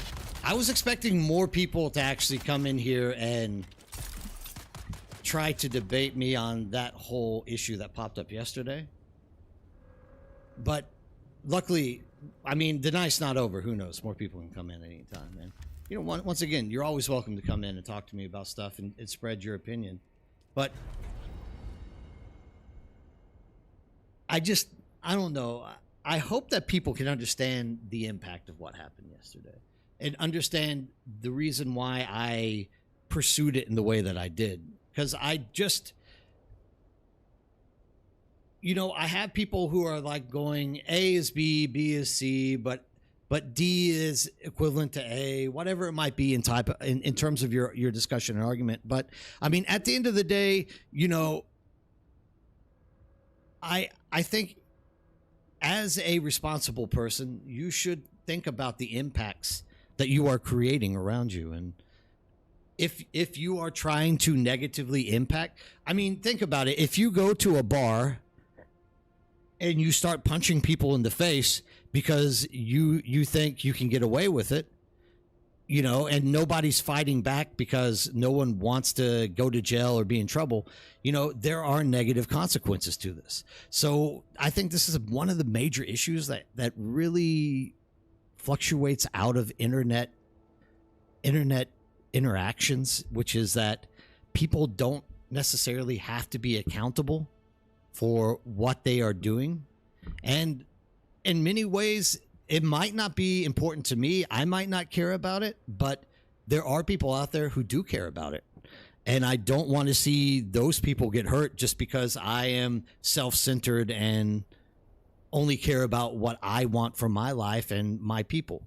So, I mean, I don't mean to like even go off on him. Like, I didn't want to like be mean, but I mean, at a certain point, like, no matter what you're saying, it all is kind of tying back into the fact that no matter, at the end of the day, we should just be accountable for what we choose to do. And like the guy Wicked said the other day, you can't hold streamers ethically or logically accountable. They're just humans. But those streamers can hold themselves logically and they can hold themselves to a higher standard. It's up to you as a person, whenever you display yourself publicly, how it is you are going to transfer your beliefs or what you have out to other people. So, you know, you have the one guy who comes to Korea and like talks crap to Koreans, grabs Korean girls, and he's like, "This is cool. I'm getting a million views on TikTok. I'm awesome." And then gets punched in the face, and the Korean government's like, we're gonna file a lawsuit on you now for what you're doing. And people are like, we don't understand, it's not fair. It's like, yeah, dude, you know, this is a negative impact. Like, you are trying to prosper without using any kind of reasoning for why you're doing negative stuff to people. So this all, hey, Casey Sparks, how's it going? I mean, it's all tied to the exploit that happened Monday, and the streamer who was streaming it, and I jumped on and like instantly was trying to get people warned about this and trying to help them understand what to do to not get exploited. And I have said that I thought that guy should suffer inevitably a full-time ban from the game, not only because of how and what he was showing, but his whole personality and attitude towards the game was that of he wants to see havoc. I mean, this is in a sense, like, I don't want to throw it out there unfairly, but dude, he banned me too, Pleasureful. Like, I literally told him, you don't need to be doing this stuff. Like, you're literally ruining people's game. And he's like, Nerdbird, banned. And I just want everyone to know that that isn't exactly the right way to go about doing stuff. Like, the guy could have been, I don't know. I don't know. I really want to move on past it, because at the end of the day, I don't think there's anything else that we can say that really impacts any of this in any form or fashion. Either the guy's going to catch a ban or he's not. Either way, if they don't ban him, they're leaving themselves open for future conflicts with the guy literally trying to create havoc again. Because literally, if you look at his platform, the whole thing that he does, he isn't finding these exploits. I hope everyone can understand that. He literally has a community of people around him that hear through the grapevine that there is an exploit.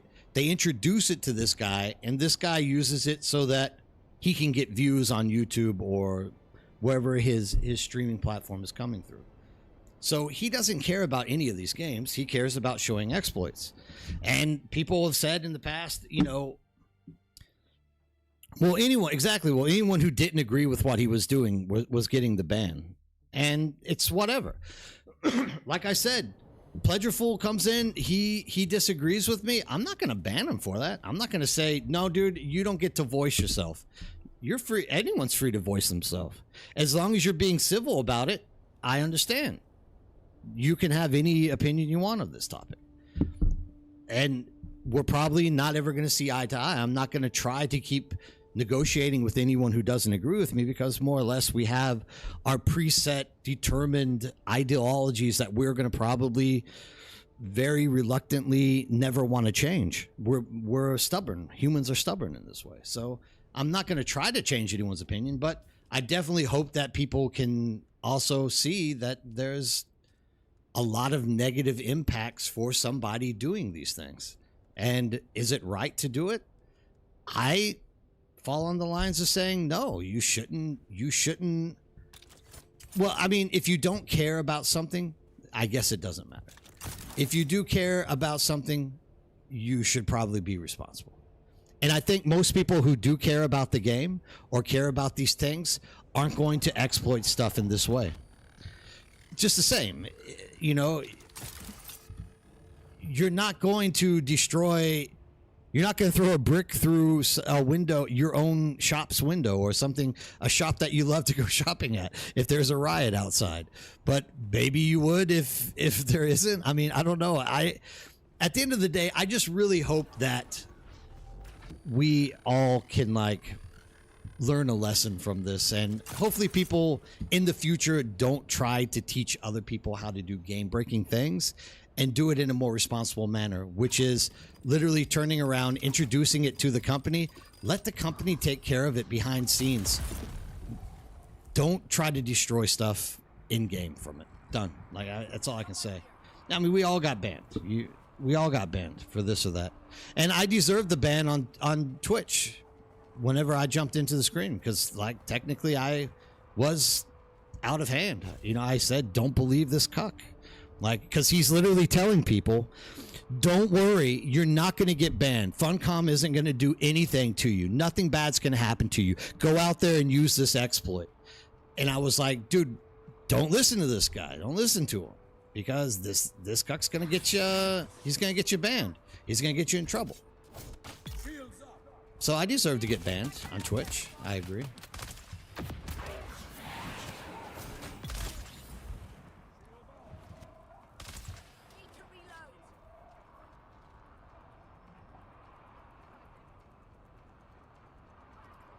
Yeah, well, see, this is it. If there's a grenade being thrown at me. Like, people... I'm not saying people don't have the ability to make their own judgments. Everyone does. But in the heat of the moment, it's very easy to... Did I do something wrong? Oh, I'm not even on this quest. In the heat of the moment, it can be very easy to like jump on that excite train and start just pillaging stuff. This is how the LA riots back in the 80s got so huge and took off with so much destruction. It just takes a few people doing it, and in the heat of the moment, individuals are making bad choices due to what the peers around them are like trying to do themselves. So you start going along with this method, right? And this is in many ways what was happening with us with this video. The guys start streaming it nonchalantly, having fun, telling everyone to do it. Nothing bad's going to happen to them if they do. And people start rolling with it. Next thing you know, half the servers missing their bases, and people are quitting because this exploit has taken everything away from them. And dude, I can show you on my YouTube people who have literally sent me messages who are pissed. There are people who want to sue him. There are people who want, of course, you know, that's like the first thing that comes out. Like people want to go into that extreme or whatnot. Whether it's plausible or not, I don't know. But there's people that want to sue him. They want to sue Funcom. They're like, this is what we've been doing. We paid money. Funcom allowed this to happen, and now we're suffering because of this. And I'm not saying that it's possible for someone to sue someone either over this. Like, I don't know. I'm not a lawyer, but this is the level of aggravation that people are at right now. Like, they're that angry that somebody literally stepped in and did this, and they want punishment. That's why I say, if this guy only gets a 6-day punishment, like, I don't know what to say. Would I punish everyone that way? I don't know. It's not my job to decide what the punishments are. Do I feel like people should be punished? Yeah, I absolutely think people should be punished. Once again, if you go and you join the LA riots and start stealing TVs from people's shops, should you be arrested for doing that? Yes, absolutely. You broke the law. Whether or not it was because of a good or a bad thing, you made a decision to break the law. And in this case, it's no different. They made a decision to break the law.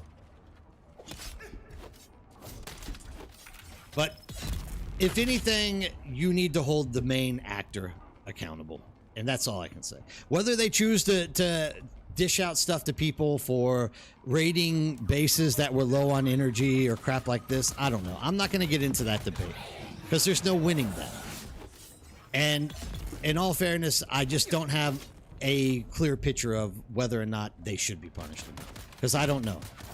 But what I can say is the individual who incited the whole process should be held to some culpable responsibility for making the decision to push that out into the universe and inevitably leading to a lot of people having their stuff stolen. Like, that should be punishable for whoever starts it. Dude, think about it. Like, if tomorrow I get on my stream and I say, let's go frickin' burn down let's go DDoS the frickin' Dune servers. I'm mad. I want them to be DDoSed. And people start DDoSing it. I'm the one who started the thing. I should be the one who pays the largest price. It is on me to make that decision how I am literally passing information on to other people. So, you know, I do believe that I do believe that guy would not hurt. It would not hurt him if he couldn't play Dune again. He has plenty of games to play. He knows how to exploit lots of games. So good for him. And I'm glad that he has content to be made. But he also needs to be held accountable for literally trying to destroy the game, because that's inevitably what he did. Like, the guy literally showed people how to freaking break into people's bases and do it illegally. Like, there needs to be a price to pay on this. Anyways, we should move on.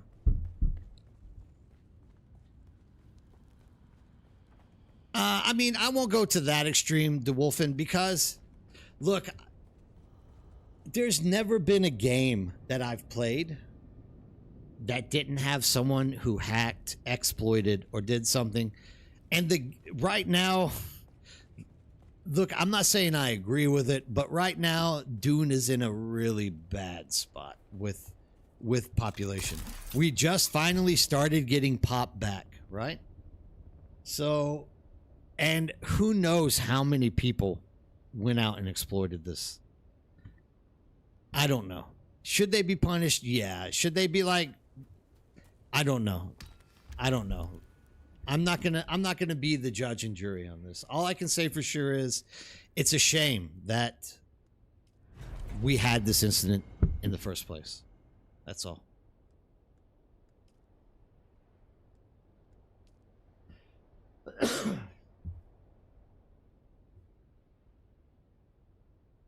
No, I know, Goofy. He made it abundantly clear out loud that he didn't care about this game or the people who play it. The guy only cares about stream revenue and people who like to learn how to cheese games, which is fine. That's his platform he runs on. But draw a line. Yeah, I agree, Henry. Like, sometimes, like, it only takes one person to get that herd rolling, and before you know it, everyone else does it. That's why, literally all I could think about doing was getting back to my office, spinning up my stream so that I could try to reach out to as many people as I could to get them to go in the other direction. And that was the whole aspect of what I was trying to do there. It was more or less, I wanted to help people so they don't lose their bases, but the number one underlying reason why I spun up my stream on a Monday, which I don't even stream on, was I was really hoping that I could start persuading people to start going against what the guy was saying so we could get this thing shut down before it did too much damage. And I think more or less, it's not just me. There were other people, I'm sure, doing it as well. But just sitting there, this is the problem that happens a lot as well in these cases. And if any of you know me, you know I care about Dune. You know I care about the people I play with. More than anything when it comes to gaming, I really am ultra protective of the people, you guys, who are out there. Whether you agree with what I say or what I do, you can know that I will always try to protect inside this game you guys to the utmost, and I'll always try to make that decision. If it's the right or wrong decision, who knows until later, right? But in that case, if you're streaming and this dude's telling people and you're seeing people riot and you're just like, yeah, this is what happens when exploits come, and this could be good or bad, we don't know, and you're just staying neutral on it, you're not doing anything to block those floodwaters. Like, you have to literally, there needs to be people who jump on and they're like, we're building the dam here.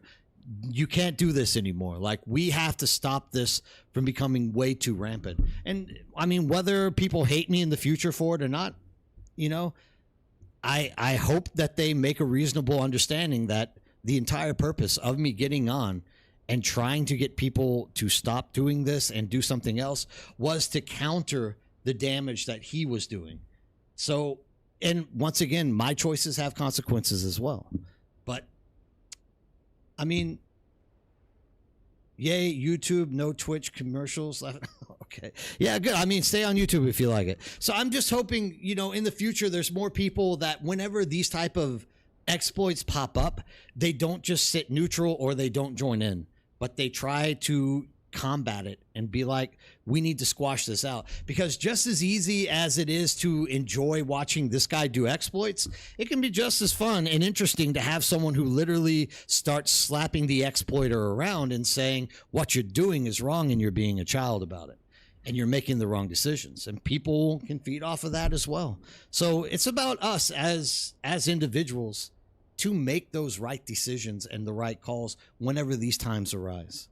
And I mean, that's all that it really boils down to at the end of the day. Like, I'm happy that when I got into my office and started streaming, everybody in our Discord was ready to go out. We had people already flying around the sieges looking for individuals who were looting people's bases. We caught people looting bases. We tried to prevent, but you can't prevent anything because it's Haga Basin, right? So yeah, I mean, we did our best. The community manager said on Discord that there is incoming ban wave for exploiters, and I am not upset about that. I just really hope that in the future we can find ways to prevent this from getting too far out of hand. Look, and it's what I've been saying on streams for the last 2.5 months. People bring up these exploits and they're like, use this exploit. I'm like, I don't do exploits. I don't showcase them. I don't teach people how to do them. And I try to avoid giving them exactly the information they need. The reason is, if you teach someone to exploit, they're going to exploit.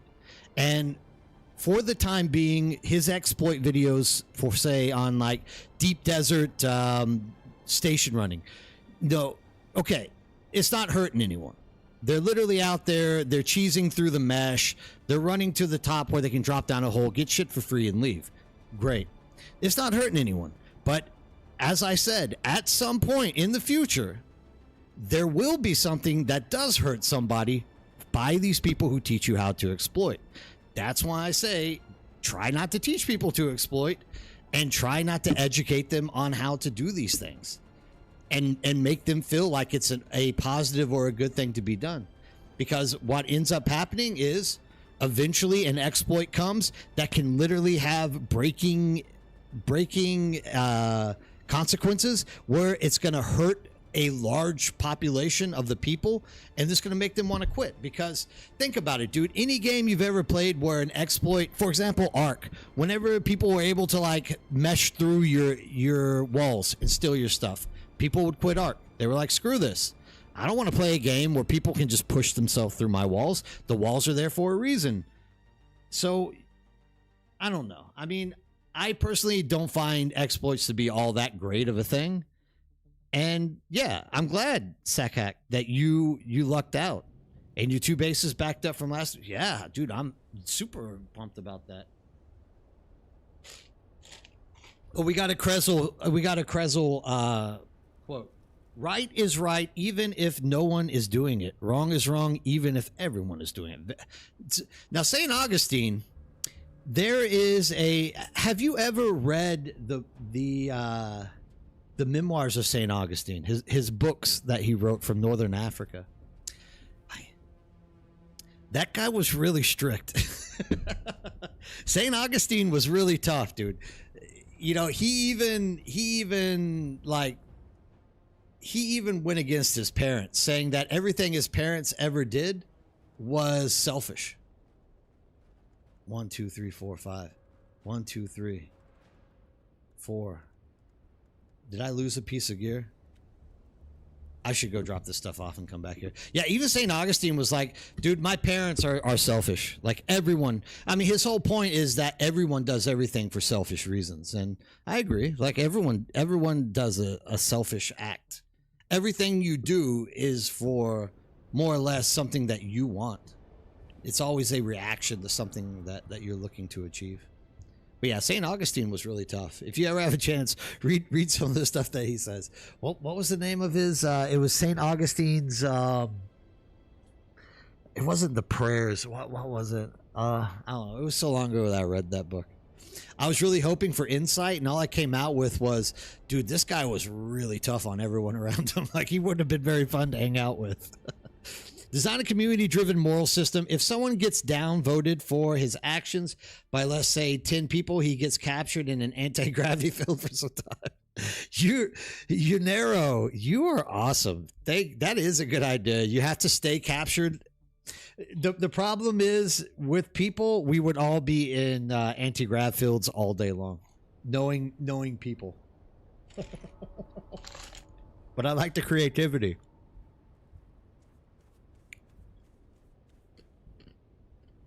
What's that quote ring, Francis? Which one do you like the best?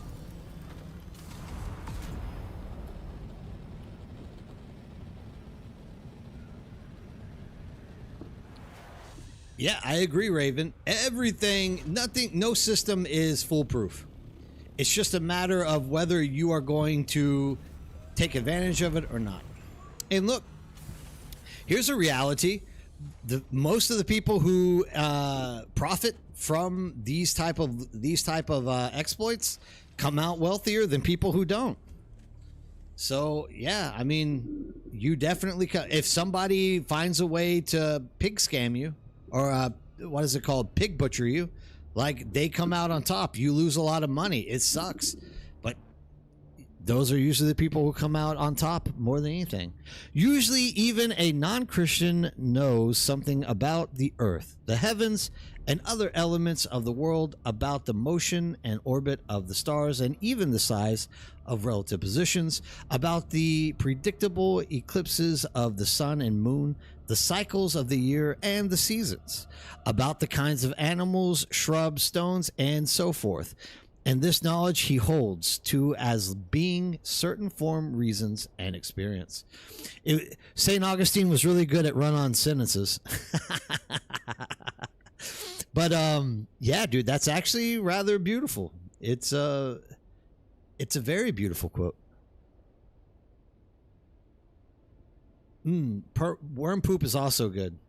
Seek not to understand that you may believe, but believe that you may understand.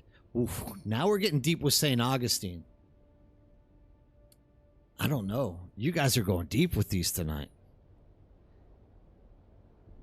Oh, yeah. No, St. Augustine was a very breathy academic in many ways. Now, and he continues, now it is the disgraceful and dangerous thing for an infidel to hear a Christian, presumably giving the meaning of Holy Scripture, talking nonsense on these topics, and we should take all means to prevent such an embarrassing situation in which people show up vast ignorance in a Christian and laugh it to scorn. Confucius said, the May who goes to bed with an itchy butt wakes up with stinky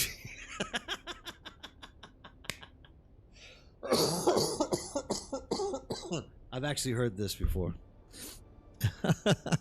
The right thing to do and the hard thing to do are usually the same. Yeah, I agree. That one really resonates well. The right thing to do and the hard thing are usually the same.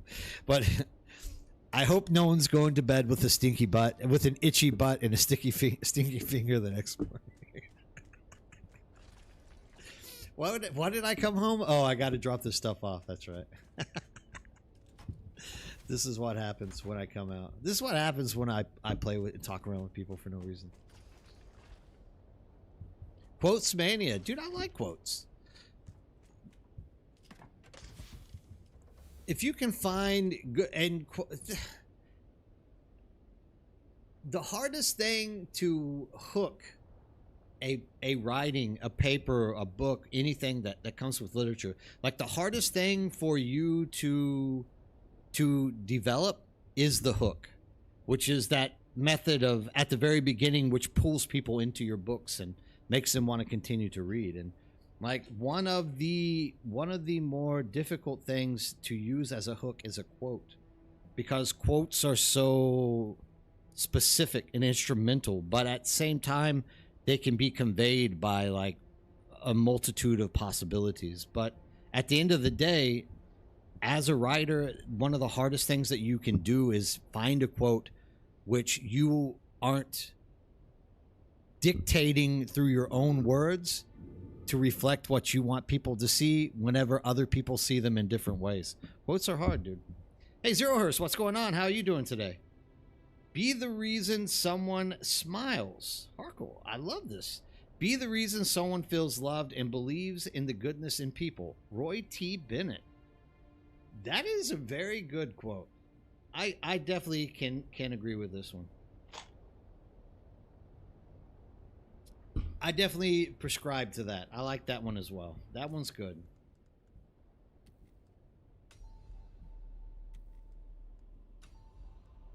My stuff is about to break again, as always.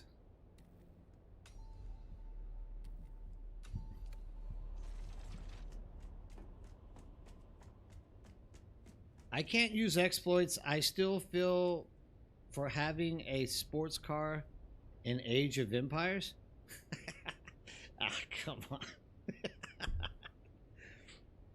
I don't think that was that an exploit in Age of Empires, or was that a mod? I don't know. I never used it either, so I don't know.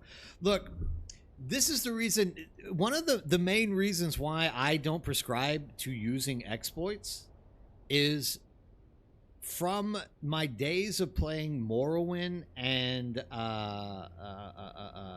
what's the other one? Morrowind, Oblivion, and what's the third one? Why can't I remember the name of it? God damn it. Anyways, you know that thing is like giga modded. And every time I used an exploit or a mod there, Skyrim, thank you, Wayne Francis. Every time I used one of these in that game, it became unfun to me. Like, I lost interest in the game almost instantly.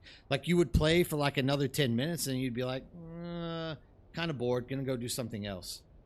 So what I learned from that experience is using exploits, using mods that break the game and make you be able to get stuff easier doesn't enrich the game value at all. In fact, what it does is makes you bored of the game and you move on to something else. Which,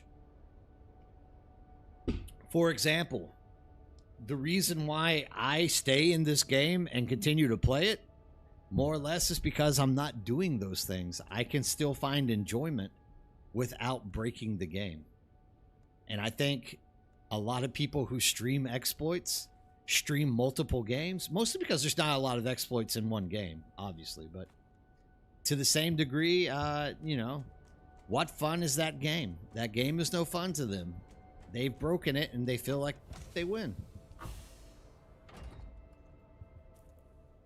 The grind is. And I mean, the effort put in, not only for yourself, but for the people that are around you. This is the reason why we play MMOs. This is the reason why I quit playing Kartoff, and I stopped playing, well, I never got into necessarily Arc Raiders. I own it. My son plays it all the time, but I won't do it because I know there are a number of people who use aimbots or what are they called, ESPs or whatever, to like see where people are on the screen and stuff like this.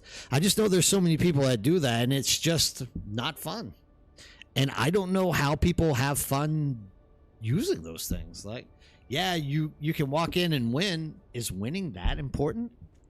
Isn't it the challenge of getting to the point where you can win that is the real game? Or is it not just you instant gratifying yourself by an instant win? I just really think there's different ways to go about it than exploiting and breaking games. I agree. The grind is very rewarding.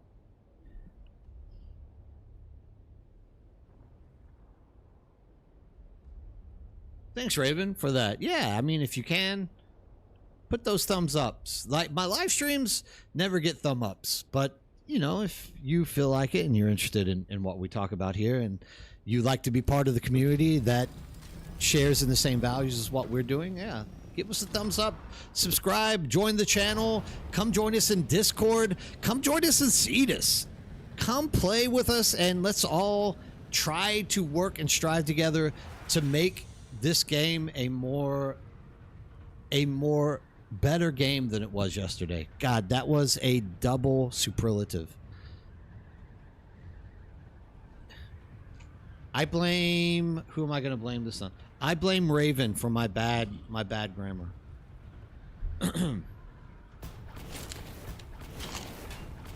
I need water. I'm really thirsty. I'm eating ice like crazy. I don't blame you to laugh. You shouldn't watch people who use double superlatives. I agree. Double negatives as well. You'll catch me getting those too. Now that is more of an East Texas thing. I'm going to blame my roots. But definitely I will throw a double negative out there every so often. And look, English should have double negatives. Every language in the world has double negatives but English. I say we strive to fix English and make it a double negative language. Double negatives just make sense. Nothing, Raven. You know I'm just playing with you. I could never blame you for anything. You do everything right. Yeah, I'm this plain pain in ass, but when I build that thing 5 hours later, I'm like, hey guys, look at what I did. Yeah. You're making good strides on Cetus, Goofy. I'm really proud of you. I'm glad to see that you joined us, and I'm glad to see that you're thriving and having fun, right? I hope that we can continue to keep you active and interested in the game. And now you're even talking about joining Conan. God, I really hope I'm able to fix Conan and make it work properly for everybody. Modding that thing has been one of the most difficult things. I just don't have the time for it. Like, if I had an abundance of time to sit down and work through all of the different things that are messing with Conan and the different mods, I think I could eventually figure it out. I just don't have time for it. There's other things that I have to do. Yeah, I'm really excited. I'm really excited about this because at some point we are going to reach a certain time in the game that we are not full-time playing Dune because there's just nothing much left to do in it. And so the fact that we can have little servers of different games that we can, as like a group of people, pop into, play, learn, and do stuff together, I'm really excited about that. It really keeps people together, and I don't want this engine to stop rolling here in just Dune. I would like to see us carry this on into the deep future and possibly be able to get into testing station 136 today. Okay, we're gonna go to this one instead because it doesn't want to let me into testing station 136.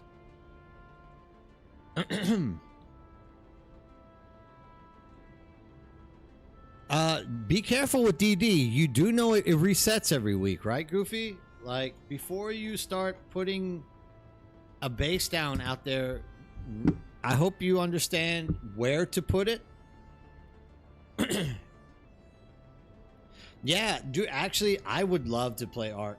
I think I'm having problems with my game. I think I just got banned for talking about banning people.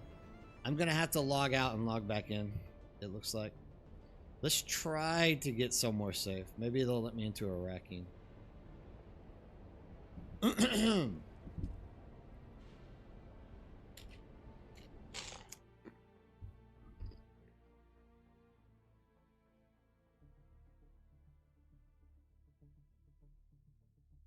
Yeah, that's gonna look. Getting people out to that arena is gonna take a hot minute. But I think eventually people will start going out there the more that it's out there. But yeah, I'm expecting that to be a very slow trickle of content for people. No, you can't use your base backup tool.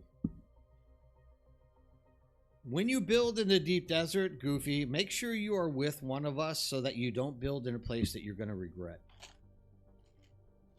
There are places where the worm can eat you. There are also places where people can break into your base.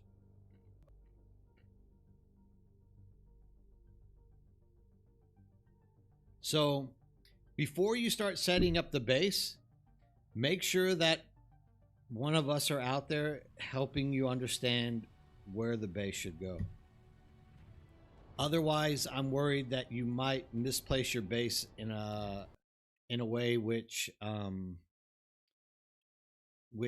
gets it destroyed and you start losing things. Just to be safe. Just want to be safe with you.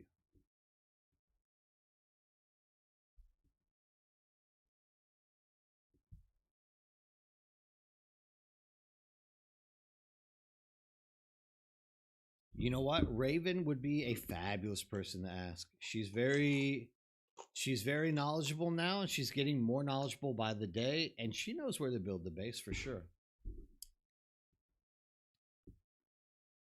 She would be an excellent guide. And I bet she would be more than happy to get out there and help.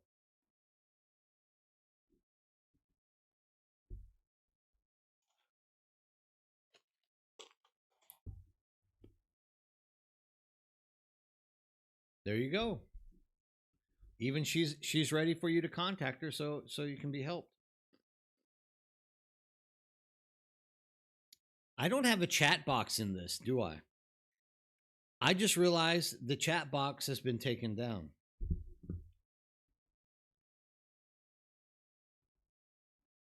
Hold on.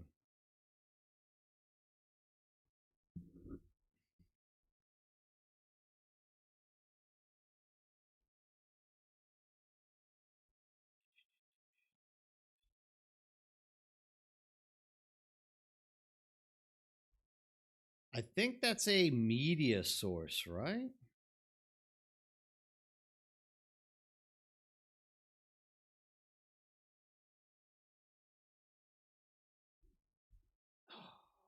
I'm going to have to figure that out. There should be a chat box right here on the edge. I don't know why it's not in the game. I just never get anything correct when it comes to technical stuff. I'm going to have to figure that out. I mean, at least I got everything transferred to OBS, so I'm not worried about the mishaps which Streamlabs has been bringing up lately. So at least we got that going for us.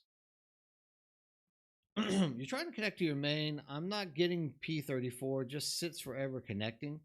I was just having some connection issues as well. So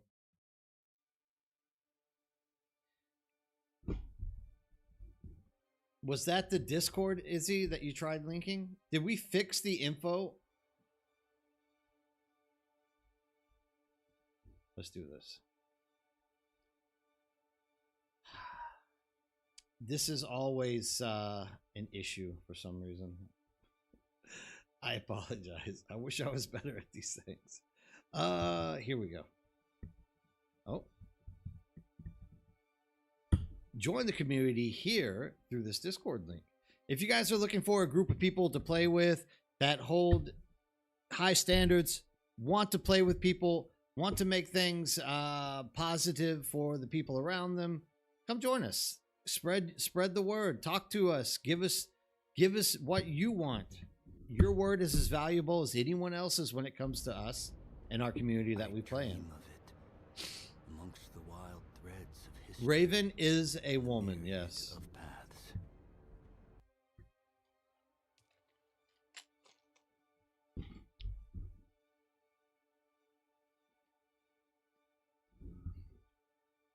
Mine ain't laughing. What's not, Beast? What's not? You guys aren't nice and helpful to people? Dude, we're even protecting people that aren't in our guild or our community. Oh, your opinion? That's the most off focused thing I've ever heard someone say. Everyone knows your opinion is of the highest regard. As you guys will find out on Friday, because guess what?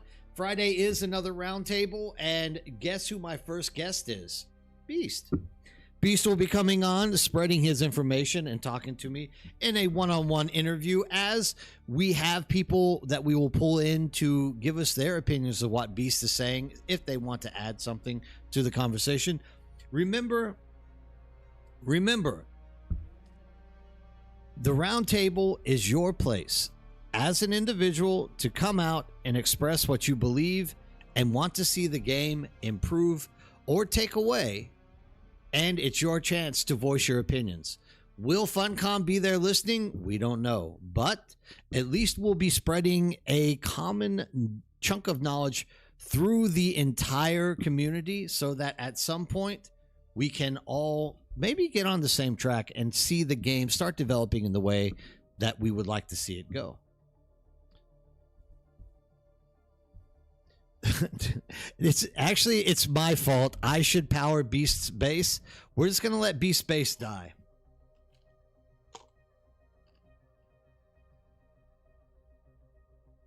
Beast is way too busy to worry about his NA West base. That thing's just gonna die, unfortunately.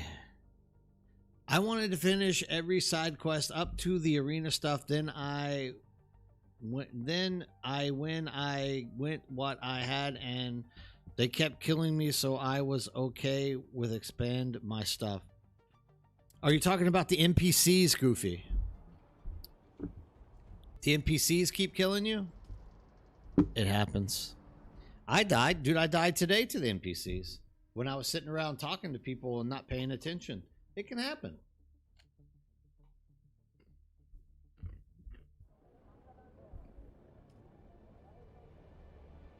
It only takes one Drillbert to ruin your day. One Drillbert. That's all.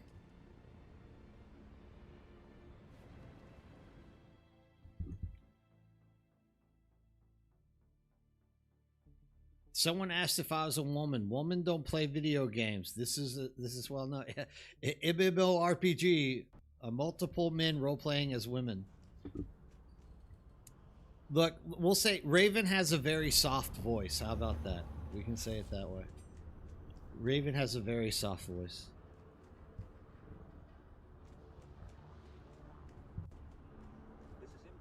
I think we have more than one Raven in our community even. Raven is a very popular name.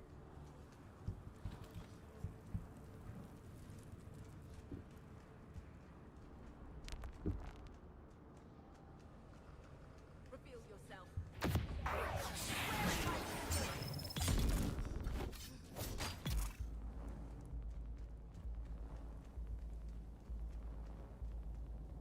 Drillbert doesn't pierce shields. The shields move out of the way for Drillbert. Yes, it's so true. Drillbert is the man. Like, you got to be careful with Drillbert, dude. Drillbert is really he is a difficult guy to play with. Like, he doesn't play fair.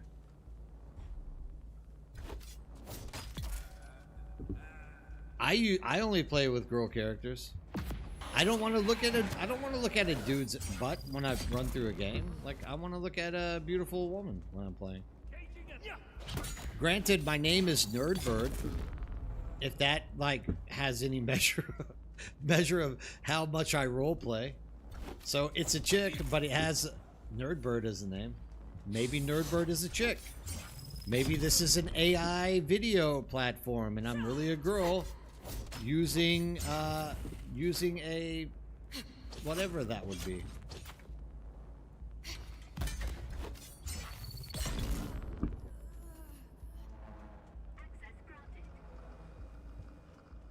I'm not even gonna play down this one. I think you're playing on words, Raven.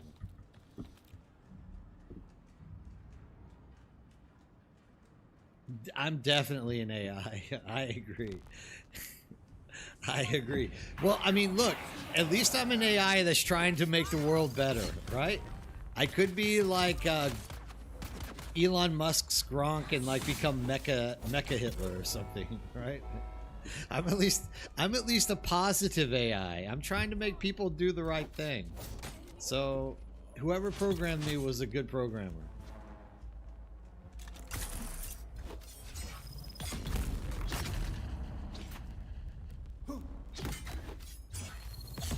AI Bird.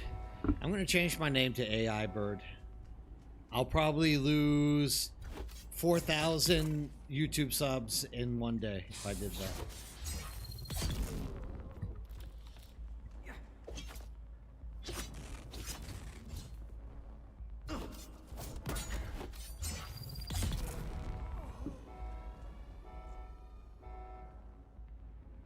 That's exactly what a bad AI would say.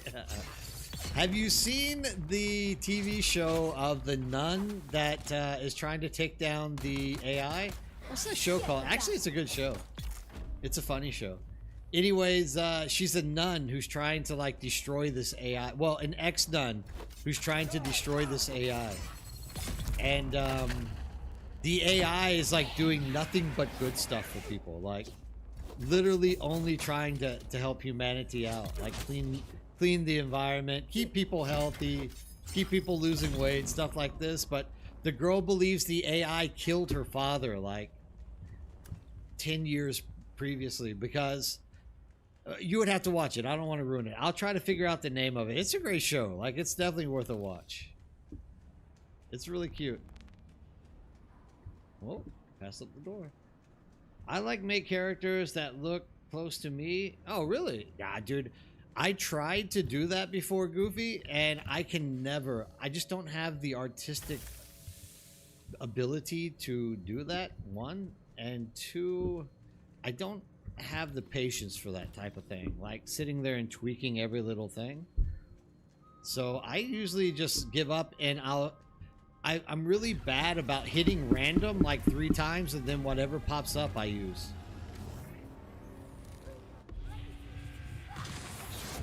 Or I make an Asian girl to make my wife jealous when she sees me gaming. Get your asses in here! You asked for it. Full power! You gotta make your wife jealous every so often. Let's see you dodge these! Now things are gonna get heated! I can smell it.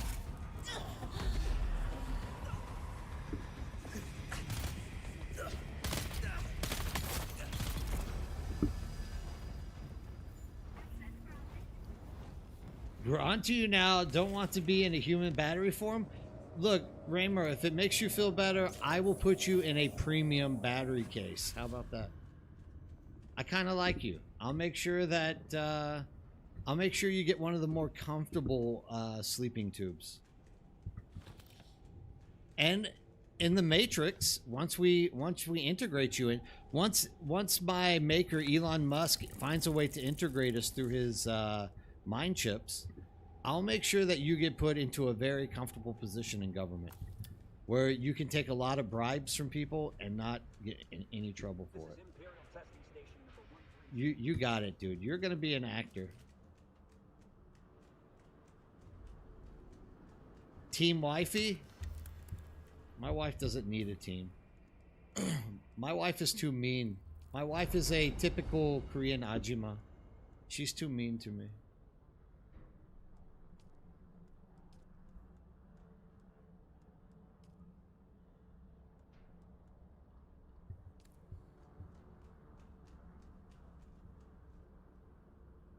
What is going on with your connection? The P34 error again? No sheesh about it. My wife is very mean to me. Whether you guys just don't know because you don't deal with her. My wife, there was a famous Korean movie back in like the early 2000s. The lead actress name was Park Ji-yeon.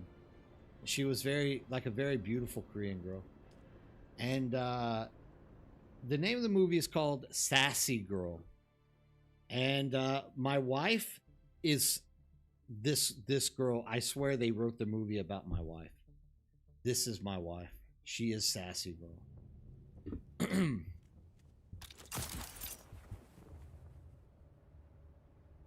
Hey, but you're a gamer. What's up, dude? Haven't seen you for a while. How are you doing? How's Star Citizen going, my man?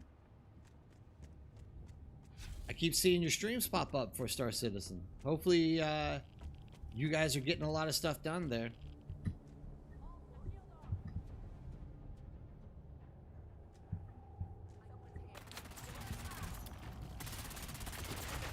I keep thinking about coming back and playing.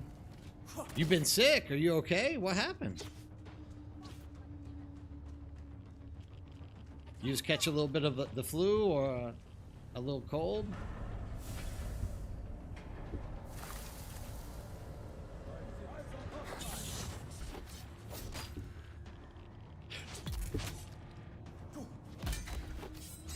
Oh, the flu. I'm really lucky, dude. I'm gonna say this and I'm gonna curse myself, but I haven't had a flu for like 7 or 8 years. My wife keeps warning me that I'm gonna catch it, but I never do. Oddly enough, I just don't catch flu. I'm gonna catch it now. Or if I have, maybe I'm just strong and I don't feel the effects fully. Like sometimes you can catch a flu and just feel the minor, whatchamacallits to it, the minor symptoms. That could also be it.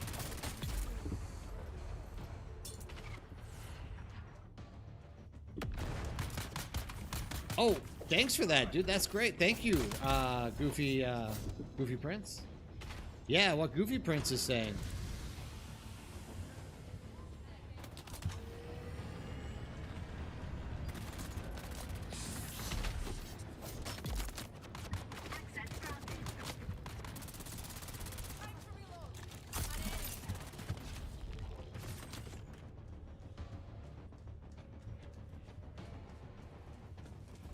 I think this is what Ferrix was talking about earlier today about checking drivers or something.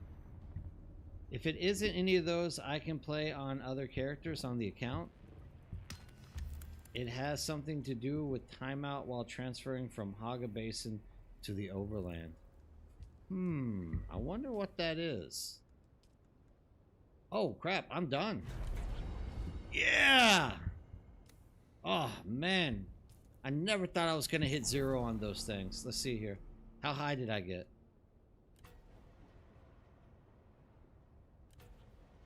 Keep going. Keep going. Oh, man. I didn't hit 41. Oh, such a disappointment. Such a disappointment. Look at this, though. 40% damage. 20% damage mitigation. I'm getting up there. Hopefully, I got 7 skill points. I can actually put points into repairing stuff. Or I could be smart and do this. Fuel efficient pilot. And I don't think I need any of these.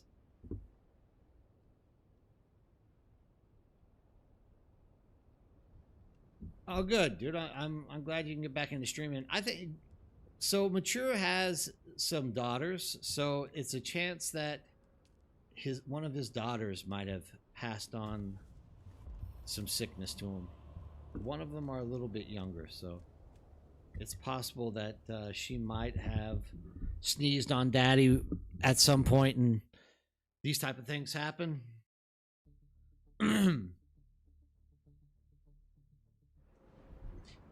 You're lucky in that case, Goofy. Like, we used to actually take flu shots, my family, and then we just stopped doing it. Not because we're anti-vax or anything. We just stopped doing it, and I just haven't caught the flu in, God, years. I can't remember the last time I caught the flu.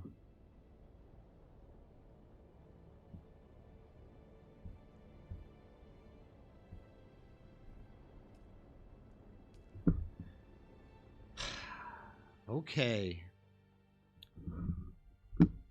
I definitely need to roll a build guide out, but I think most people already know a build. I don't think people really even need a build guide at this point. I think most everybody has a good understanding of how to go through and take stuff out. You have not done vaccines since 16, around 40 years of sickness free, give or take a minor thing here or there. Yeah, I mean, if you're a generally healthy individual, I don't know that there's really much of a need for vaccines, right? I really need to get my chat window rolling again. I'll get it set up here soon. You got the Rona when lockdown time? Think that was last time. Now I did catch the old Corona. No, the Wuhan. Which was funny. My wife kept saying that me and my son were gonna bring it home with us, and she ended up being the one who got us sick. But granted, it happened to her because she goes to the library a lot for my sons to get them books. So what ended up happening was, somebody was sick reading the book, and it got passed on that way. Haven't been sick much since COVID. Yeah, I have a nasal issue that wasn't around before COVID. Also, I had no allergies before COVID, and now I'm allergic to egg whites. Out of somewhere. It's not a big allergy, but I'm still have a leaning towards egg white allergies. Makes zero sense to me. But I think, library books are dirty. Whether you think about it or not, library books can be extremely dirty. Like, there's a lot of bad hands exchanging those things around. So you got to be careful whenever you're messing with the library books.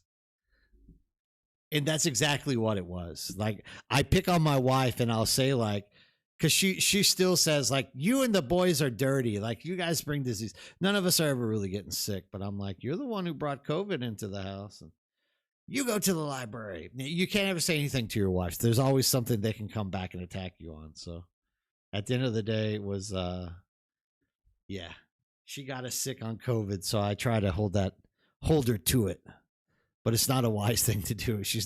It's never a wise thing. It's never a wise thing to try to hold something over your wife, her head.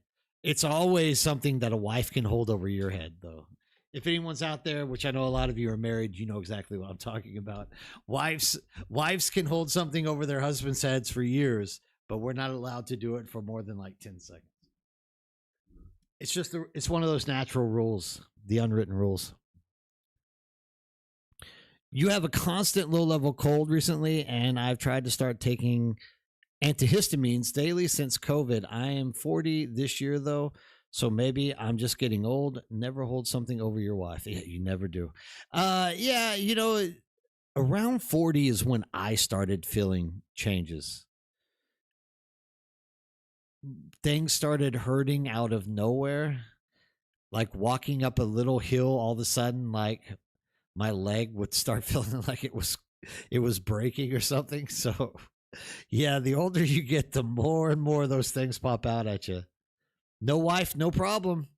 There you go, Omen Papa. I mean, if that's the way to go with it. I made the choice to have kids. Look, my wife is a very beautiful Korean woman. I couldn't say no to her. We have a very long history, my wife and I. It wasn't always a history which we liked each other, but she was very pretty. So I'm one of these foolish boys who believes in marrying a very beautiful woman, and you pay the price for it at some point.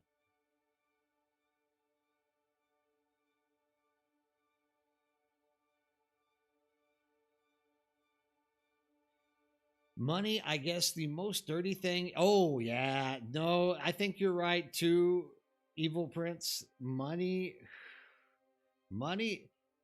As a kid, I still remember putting coins in my mouth. And now I look back thinking about that, and I was like, why in the hell was I putting coins in my mouth? Maybe this is why I don't catch the flu nowadays.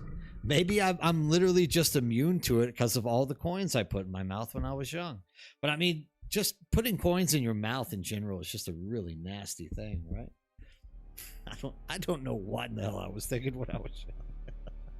Drinking out of water hoses. That was another one that nowadays I'm like, what on God's earth was I thinking about? Like, literally turn the water hose on in the middle of the summer and just pound that thing in your mouth and just drink nonstop. Literally, probably one of the nastiest things is a rubber water hose in the middle of the desert or in the middle of the summer in East Texas.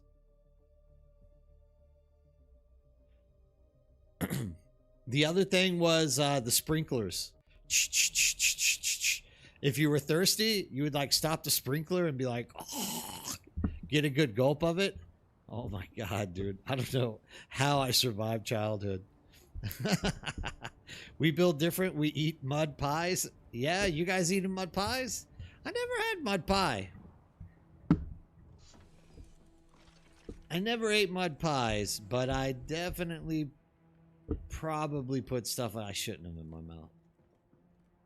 But yeah, that's definitely being built different, Goofy. Throwing an old mud pie in your mouth. Drinking from the hose, classic summer drink. It is, isn't it, Raymer? Like the middle, East Texas, middle of the summer, it's like 102 degrees out, 80%, 90% humidity, and the neighbor's sprinkler is going. It's like, let's go have a drink. Like, who knows how much lead I've been poisoned with. Hose water was the sports drink of the 80s. I agree, Vector. I mean, it really was. Like, I don't know anyone from my generation who wasn't pounding water hose drinks all the time. All the bugs that crawled into it. Oh, yeah. I mean, now that I'm old, I look back on it and I'm like, holy shit. Like, that was some nasty crap that I was doing. Because... dude, which one is this? Okay, we want this one. Yeah, I mean, the water hose is really nasty. Like, we'll take that one too. Yeah, the water hose was really, really, really, really nasty. And boy, did I drink out of that thing like crazy. Well...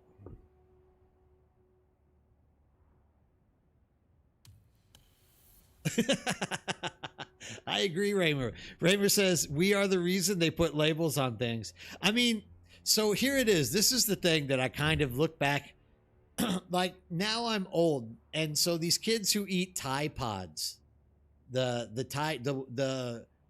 Tide Pods for washing clothes.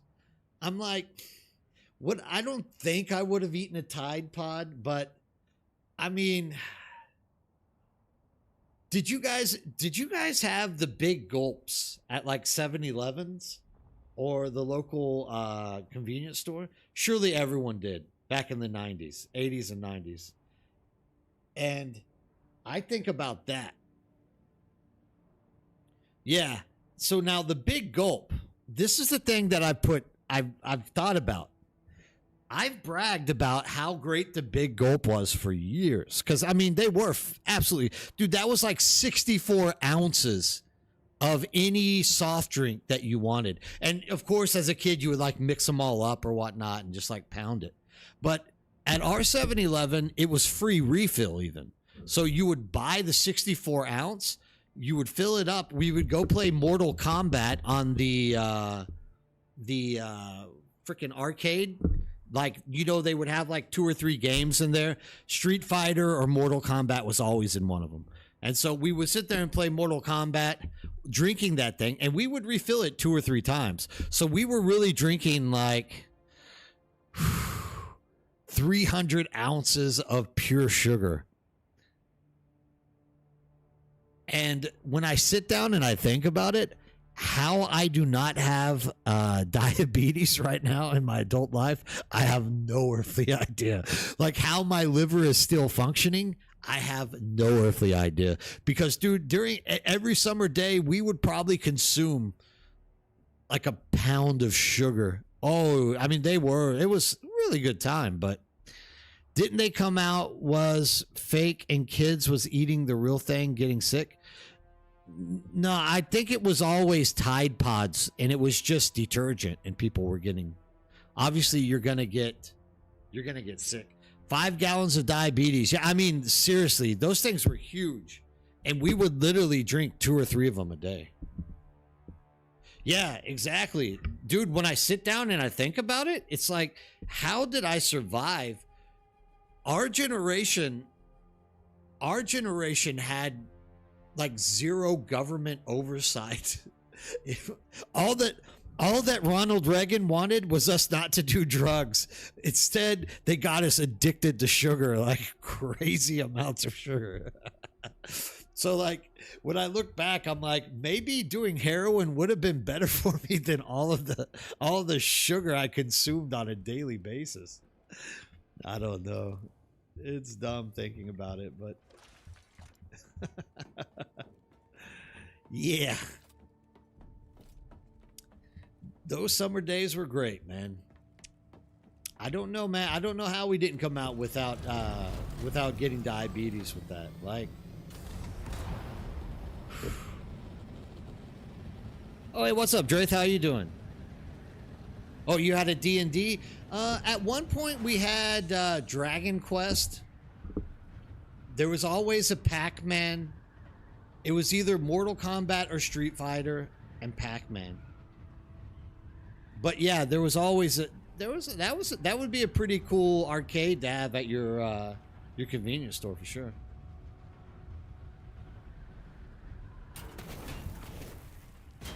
You know something interesting? Revelation.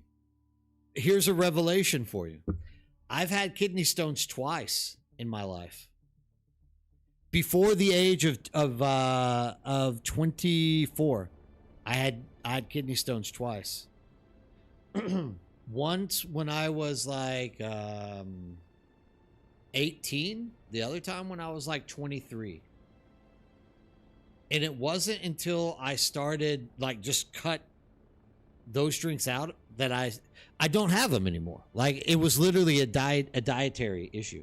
It wasn't genetics, it wasn't anything like that. I just was literally consuming the wrong shit on a daily basis. And yeah.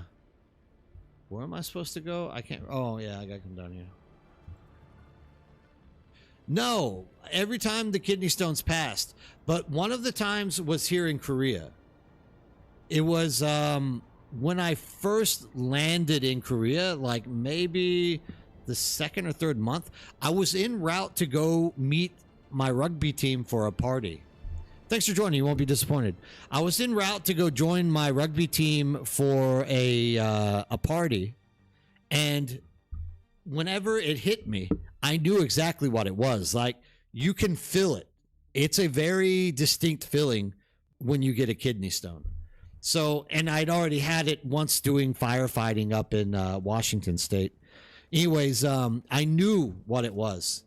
So, like, instantly, I kind of like got off the jihachoru and like jumped into a taxi and just went straight to a hospital. And I was like, guys, I at that time I couldn't speak Korean, minus like hello and I'm going somewhere or where should I go? You know, I could ask basic things. So oh cool, dude, I just got back from Boracay, my man. Like literally, I just got back from Boracay 2 weeks ago. I love the Philippines. I can't talk enough about it. I love it. Where are you living in the Philippines?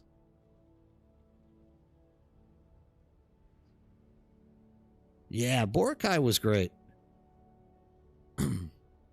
Quezon. Ah, okay. Yeah, dude. Cool. Yeah, I've been around a lot of places in the Philippines. I love it. My wife loves it. Like, we've been Cebu, Boracay. I've been to Quepos, Batangas, Manila, all the places, dude. It's great. Oh, you're in Canada now. Ah, cool. No, dude, I love your country. I think if I could vote the world's friendliest people, the Philippines is the world's friendliest people. Like flat. Filipinos are absolutely fantastic people. I think it's the religious fervor you guys have. Like, You're brought up to be nice to everyone. I see that's why your personality suits in every culture. You think? I hope so. I don't know. Maybe. I hope I'm not pissing anybody off. I hope everyone likes hanging out with me. But yeah, I mean, I definitely, one thing I know for sure, I definitely like to learn about people and the various things that they like to do. You never ran into any Filipinos that I didn't immediately. Yeah, always. You know, it's crazy. For example, if even here in this past, like, okay, I know it's his job, all right? But for example, my dance teacher is from the Philippines. Oh, you can definitely agree with that. Yeah. Yeah, I live in Korea, Goofy. Yeah. So if you come to Korea and you get a Korean tour guide, they'll be nice, but you'll never get a good connection with them. It'll always be this like awkward disconnect. Like they can't understand you, you can't understand them. And this isn't even a linguistic issue. This is just like the way that the people operate. But you go to the Philippines, dude, it doesn't matter who you sit around and talk to, you can connect with them. It's a really strange thing. Another country that's similar to this is Malaysia. You like Japanese more? See, I'm the opposite. I like Koreans more than I like Japanese. Japanese people seem to be very, we call in Korea, honcha saram, honchain. They like to do stuff very, they do stuff alone. So like when you go on vacation somewhere, you never see a lot of Japanese people. You mostly see Japanese people alone or in a small, with their family. With Koreans, they love to have so many people around it. And the reason you might prefer Japanese people is because you're half Japanese, but also, you know, it's because you're probably half Japanese that you like Japanese people more than Koreans, because nobody hates each other more than Chinese, Japanese, and Korean people in this world. They all have something against each other. Well, it really is. Like, so here's the difference, all right? You want to eat out. Let's say tonight I want to leave here and I want to go eat somewhere. And I go out in Japan, I can go find booths that have like isolated seats for me to eat my ramen or eat whatever it is. I don't have to interact with anyone. You go out to eat in Korea, every damn restaurant forces you to have like 3 to 20 friends. And like, for example, my favorite food in Korea is called dakgalbi. And dakgalbi is served in the middle of a table. And they throw it all in there and it cooks, and multiple people just eat together. You eat out of the big frying pan thing in the middle. But like, I want to eat dakgalbi almost every day because it is just that good. So I would go to this dakgalbi restaurant and the guy would be like, 친구 어딨어? 친구 왜 혼자 왔어? So you'd be like, oh, I came here alone because it's the middle of the day. My friends are gone. Can I eat dakgalbi? And they'd be like, no. 친구 필요해. You need a friend. You need a friend. So I would be like, okay, I'll buy for two people. So they would reluctantly be like, this isn't the way you eat this. And it would be like, I'll pay for 3 people. I'll pay for 4 people. I'll pay whatever you want. Just let me eat here. So eventually they would let me sit down and they would charge me for 2 people and I would eat. But it was fun because they will even fight you. They'll be like, no. You can't eat here. You need to have friends to eat here. It's like, dude, I will pay you $150 right now to let me sit at a table and eat. No. You need a friend. If you don't have a friend, it's not correct. So it's very different the way the two cultures operate, but then they're also very similar in many ways as well, I think. I mean, there's a lot of great places. What do you mean city-wise? What do you want to know? Be specific on what I should be suggesting for you. You know who else is half Japanese, half Filipino, who is very famous that a lot of people don't know about, who I had the biggest crush on when I was in middle school? the chick from Karate Kid, when he goes to Okinawa, that chick is half Filipino, half Japanese. She was so beautiful. I was so in love with that girl. That might be why I'm in Korea now, is because of her.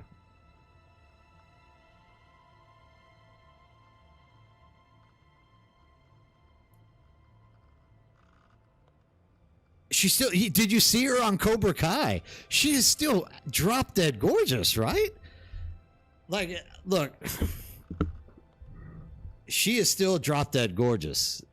She's a fabulous looking woman. Half Filipino, half Japanese. That is a good combination right there. Tamila Tomita. Is that her name? Tamilin Tomita. Yeah, I don't know. I just know I was in love with her. I was so jealous. I was like, how in the hell does Danielson, that scrawny little bastard, get a hot chick like that? I want to go to Okinawa. But no, I mean, okay, it just depends. Like, obviously, if you travel to Korea, you want to go to Seoul. And Seoul is like the epicenter of everything. So in Seoul, there's nothing you can't do. And there is like unlimited, the city is so big, there are multiple districts that have their own unique way to party. So if you're young and you want to party, you can go Itaewon. Itaewon is more of like a bar, fancy restaurant scene. If you want to go night clubbing, you can go to Haeundae or Hongdae. Hongdae is like university aged nightclubs. This is where I've told a story about meeting Psy before. I met Psy in Hongdae back in like 2002, 2003, where I was like, hey dude, move your fat ass out of the way so I can use the bathroom. And it ended up being Psy who I was telling this to. I mean, then you can go into Gangnam. Gangnam is like nothing but extremely beautiful women that have like billions of dollars. Like, you're so out of place. It's like the richest part of the city. I mean, Seoul, you can wander around Seoul forever. Then you have like Gyeongbokgung. You have all the traditional stuff. You got the walls to the north. You got the walls to the south. There's heaps of things. The city I live in is Suwon, and Suwon is also one of these old cities. We have a wall, an old wall from the Chosun Dynasty that still goes around the original, like, epicenter of the city. And there's just so much stuff to do there. If you want to go more traditional, you could go down to Gongju. Gongju is like, you can literally touch a statue that's older than Greece. Like ancient Greece. So like growing up in the West, you learn like, oh, ancient Greece is so old. And then you look at the pyramids and you're like, Egypt is so old. Like, there are places in Korea that you can touch that are like 2,500 years old easily. And it's like, holy, well, you're not allowed to touch them. I take it back. But still, I mean, the origins of Korean culture are considered to be 5,000 years old. Back in the Goryeo dynasty or whatever it would be, like, whether anything actually kind of exists from that era, there's still artifacts and crap like that. And you got to understand, Korea at one time was larger than China for like a small span of historical time period during the Goryeo. But I mean, you can literally touch history, and there's still these, it's just, I love it, dude, because you have like, we just got finished like about 5 years ago. One of the old cultures of Korea that I really have kind of got really interested in was a culture called the Baekje. And there is a video game called The Three Kingdoms, Samgukji. But that's to do with China. But there actually was a Samgukji in Korea as well, with the Baekje, the Shilla, and Goryeo. So you have these three dynasties that controlled Korea at one time. And the Baekje have always been interesting because they were kind of like the Phoenicians of Asia. They kept their power by trading people on ships. Anyways, they are the oldest tombs that you can still walk into. Like, you can walk in to where this guy was buried like 1,000 years ago, and you can like see everything. And it's just, you know, it's like one of those things, going to ancient Egypt and things along those lines. Really interesting stuff. I love being in Asia for this reason. Like, if you can go to China and see shit that's just as old as Egypt, like, easily. Yeah, no, well, you guys called it Dynasty Warriors. Here it's Samgukji, the Three Kingdoms. Oh, no. It's Three Kingdoms in the US as well, or back home. Dynasty Warriors series, I don't know, what is that exactly? So even in my own family, when our cousins would come to visit from Korea, we are still treated as part of other than. And wait, are you Gyopo, Lone Star? 한국말 할 수 있어요? 이거 한국말 얘기할 수 있어요? 말할 수 있어? If you are Gyopo are still considered Korean, but you're just born in a different country.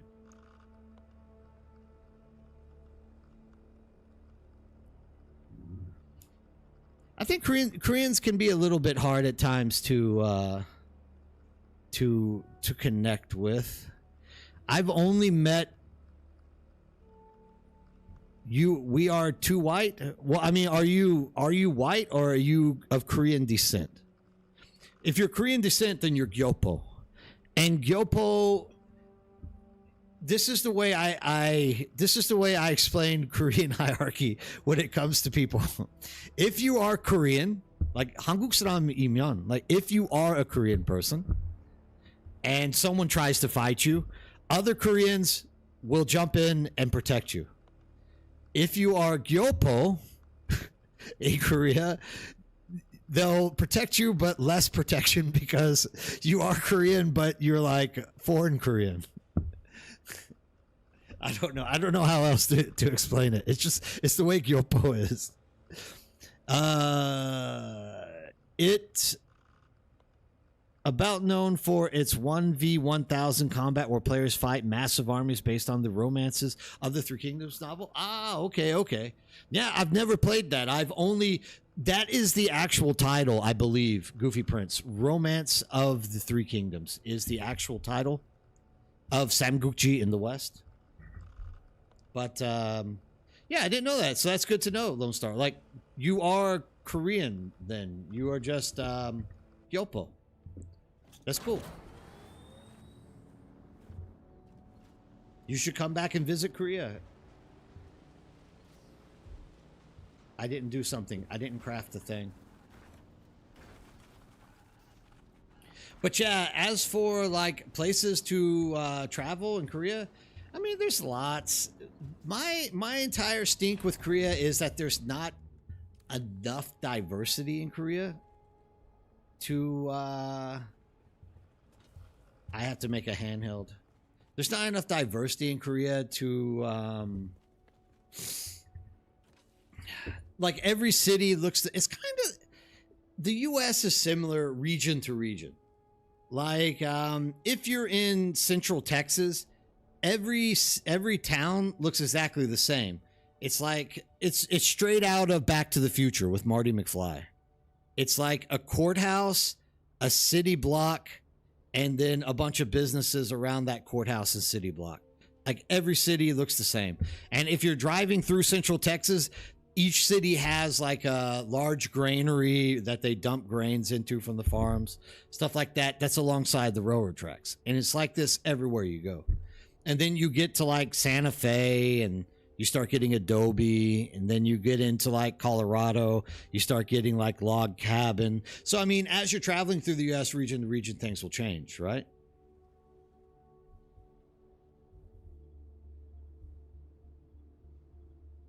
Because we are so far removed from our great grandma, who is from Korea, she married a white guy. Her daughter's married. Okay. Yeah, you're not even Gyopo. You're just white. You're just a white. You're a Kojengi. Yeah, yeah, you're not gonna be even Gyopo. I mean, it's the same for me though. Kojengi. Did they call you a Kojengi? 와, 나쁜 가족 있어. If they called you Kojengi, they're bad people. You should be mad at your relatives.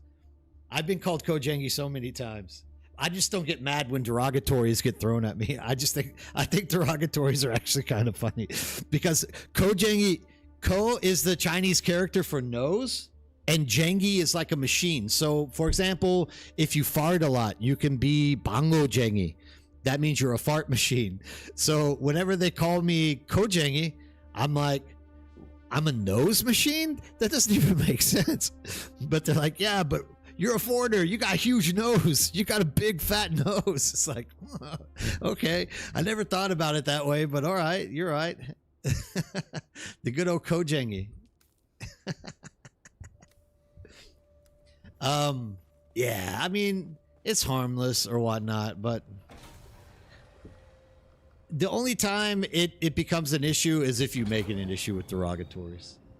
But yeah, Koreans can be funny like that. Yeah, but you would definitely be a white person. You definitely wouldn't be Gyopo or Korean. Because even my kids, like my kids are half white, half Korean. I think they look more like their mother than me. But so the first generation is accepted by Koreans as being very beautiful or very handsome. And then their saying is, but don't marry those people because your kids will end up being very ugly. If there's a third generation with a Korean person, they'll come out being really ugly. It's only the first generation of marrying a foreigner that gives you these beautiful children. So I don't know if it's true or not, but it could be whatever. All right, Henry, dude, sorry to hear that, but thanks for stopping in and talking tonight, dude. I hope you sleep well. Hope I bump into you tomorrow and tomorrow's stream. Love to sit down and talk to you some more.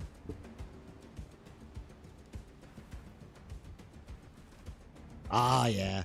I mean, Korean culture has changed a lot for the last 23 years that I've been here. Korean culture has changed a lot. I think I've been here 25 years, actually, more than that. Is it just 23 years? I don't know. It's somewhere in there. It's changed a lot. And definitely kids are becoming more like American kids in many ways. Mostly because families are getting money. You got to remember, in the 80s, there was the IMF. And for the longest time, actually, North Korea was better off than South Korea economically. For like a hot minute, North Korea was actually better than South Korea. It wasn't until the company started building with Park Chung-hee and what's his name, Chon Doo-hwan, that we started seeing some like positive outcomes to the Korean economy. And now, of course, it's just not even comparable.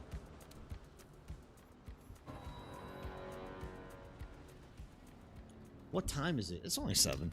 I should go get some water or something to drink, though. I definitely could use some water right now. Energy of the future.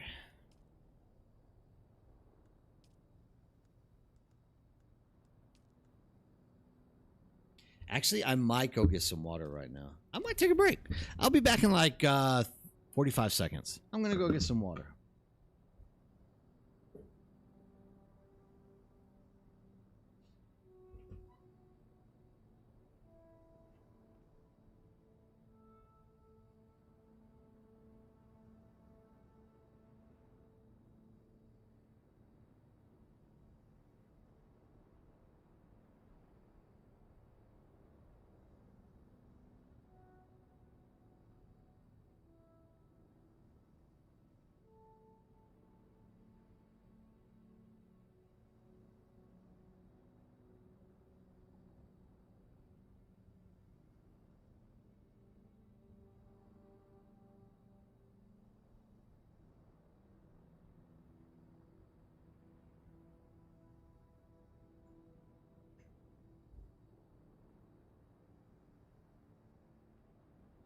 Oh my God, water's fantastic, especially when you're thirsty, right? Is this not working anymore? Excuse me. YouTube. Oh, we're still good. No, that's good. I had no idea, Lone Star, that you are connected to an old Korean family.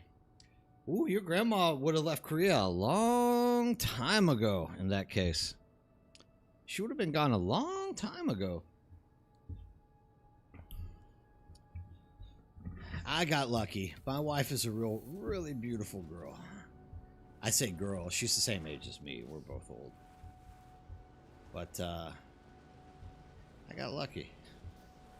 Mostly because I learned to speak Korean. If you want to meet a pretty significant other, whether it be girlfriend or boyfriend in another country, it's okay if you speak English, but there's always going to be people who are really beautiful or very handsome that can't speak English, and you don't ever have a chance to meet them unless you can speak their language. So if you want a chance to meet a very handsome or beautiful person from another country, learn their language, and it opens up so many doors. It's crazy.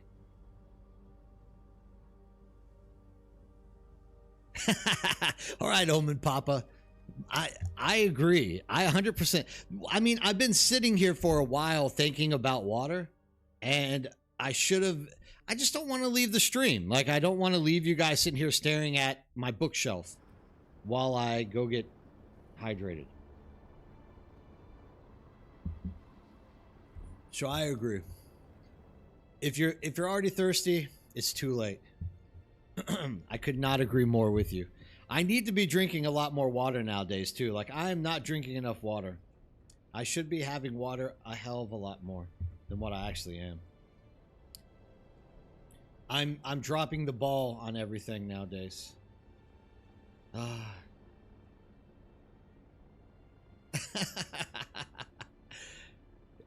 Australian's such a good language. Thanks for joining. You won't be disappointed. Australian is a fabulous English dialect. And it's,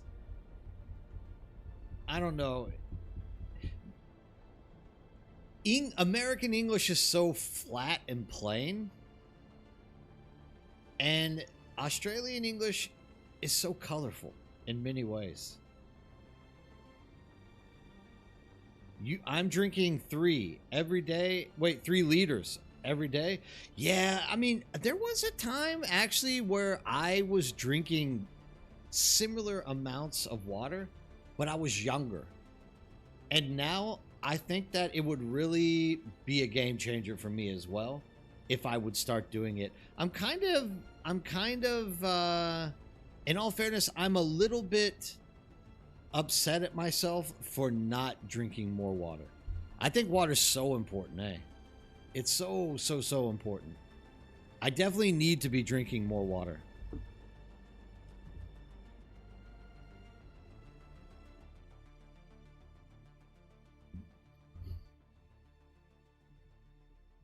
The thing though, Wayne Francis, is you can't ever really speak Australian English. Like, you'll never sound correct by using Australian English, right? Oh man, did I not have a rad suit? I have to go all the way back. What's wrong with my bookshelf? Oh, okay, I get what you say. Nothing. A lot of boring books. A lot of books that nobody would be interested in reading, I'm sure.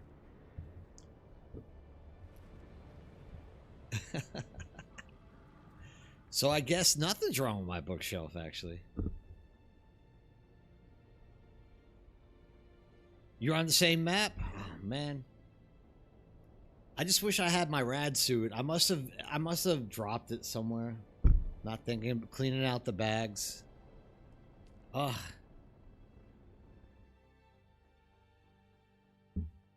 My goal tonight is to get both of my characters to 0 of 35. I got a ways to go with this one. I think this one's on like 19.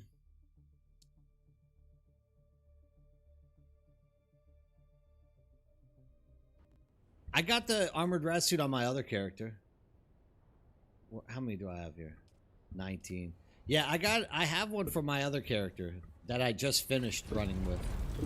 This one is going to take Here's the thing, like, I'm getting to the point where streaming this is also getting a little bit dry. I'm kind of feeling like, dude, all anyone's really streaming are these damn freaking either you're streaming testing stations or you're streaming yourself running Landsraad missions. And like at some point, doesn't that just get boring? You're lucky I have a lot to talk about, I guess, right?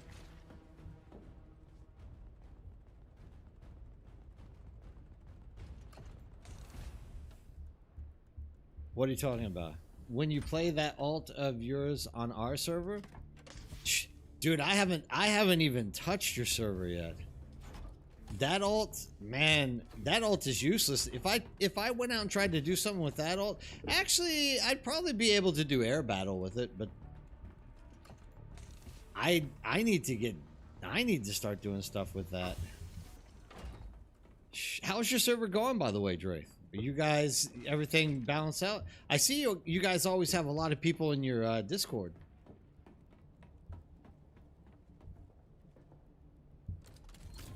Raven, you can have any book from that bookshelf. I'll give it to you for free. Literally, book reps come every year and like throw so many books at you, hoping that you'll pick them up and use them in one of your courses. I just have so many books back there that I've never even looked at.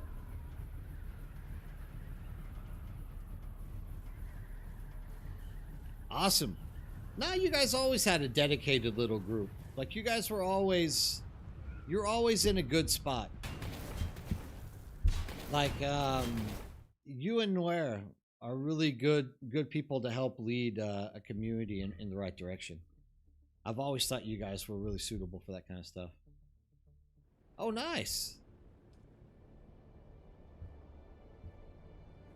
Where is Stoneheart in the grand scheme of things? Let's have a peek at Stoneheart. Let's see here.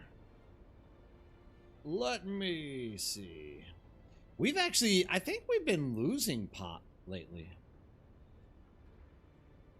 I think it is the people who were originally on our server are now starting to leave. Let's see here. Oh, Stoneheart was in second place. 340 people, 7-day peak. We, Cetus, are number 16. We're getting up. 58 people. We're actually tied for 14. Us and Splinter.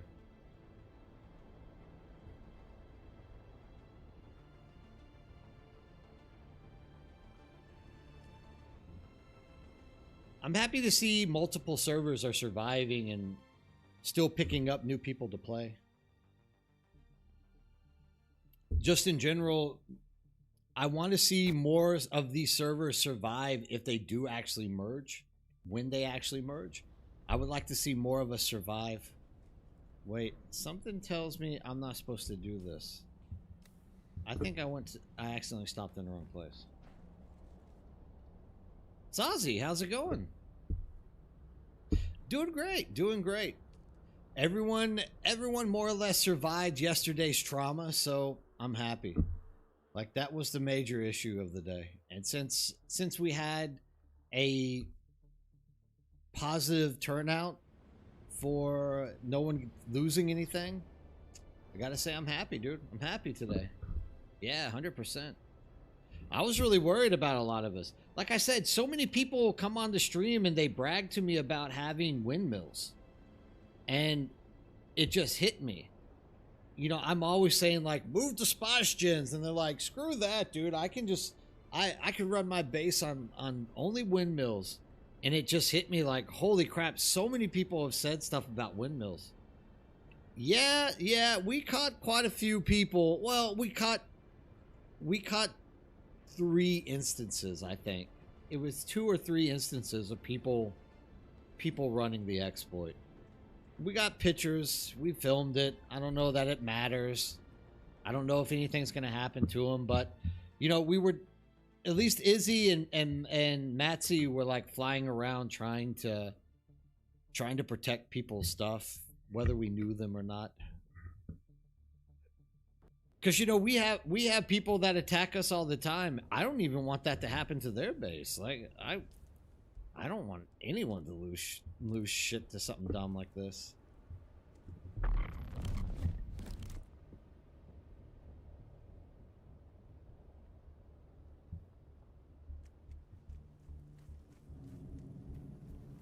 No, so what happened, Goofy, was I was always on this server.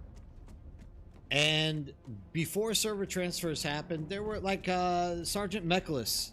He comes in the chat every so often. He was also, there was quite a few of us that were in this server originally. But like Meklis is with a different group, a different guild. He's not even in, oh crap, this is a different quest. He's not even in our guild. He just plays on the same server.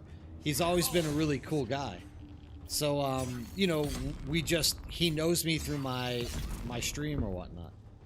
So, there was like us, but as soon as servers like server transfers happened, like everyone kind of collapsed in and wanted to come play with me. So most people, I guess you could say most people came here after server transfers, for sure. I think the vast majority of people came here afterwards.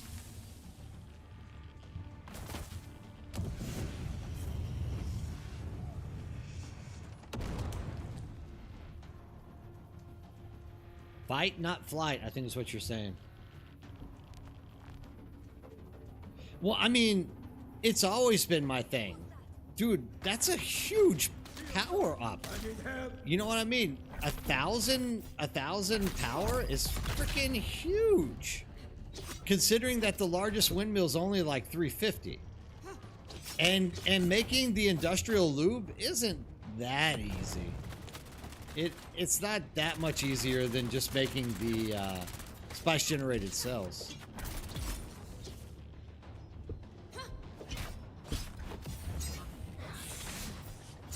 So, I mean, for me overall, like, moving to a spice generator just kind of made sense.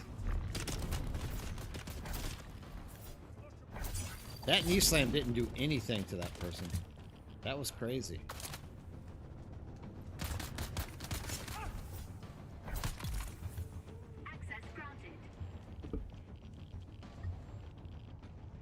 Oh, you gotta be kidding me. That was a waste of time.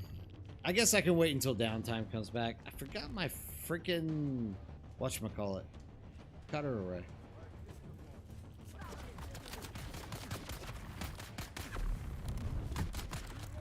That was a waste.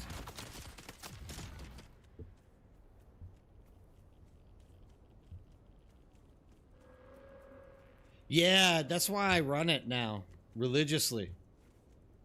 With this character, I'm trying to actually do crafting anyways. I jumped to the completely wrong rock.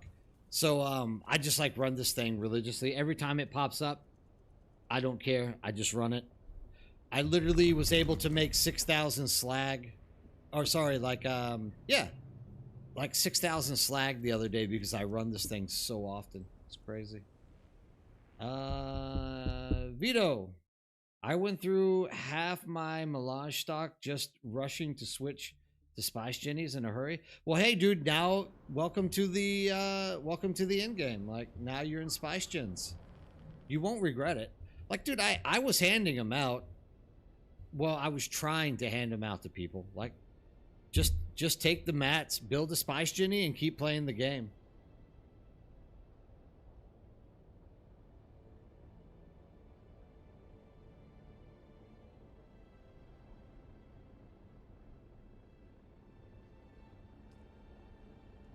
You don't want to read these books if you're not a big reader.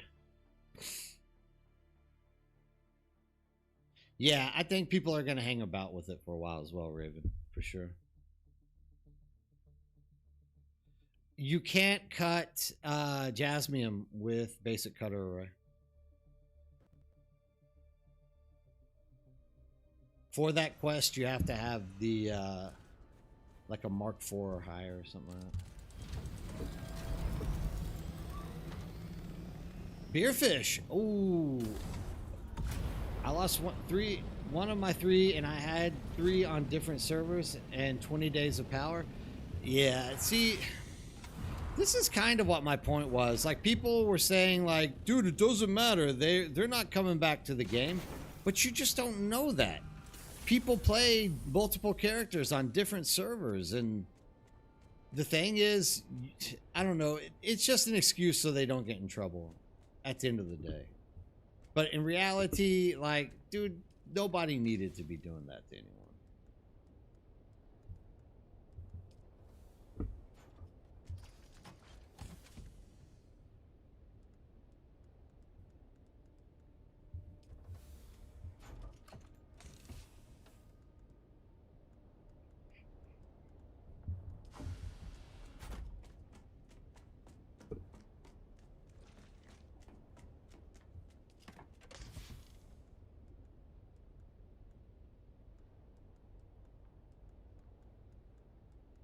Okay. It looks like I'm crafting a new one. I guess I might as well get better at crafting.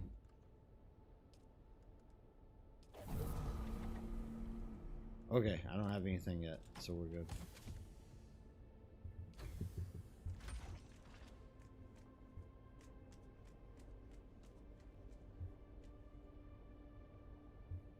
Yeah, I'm sorry to hear that, Beerfish.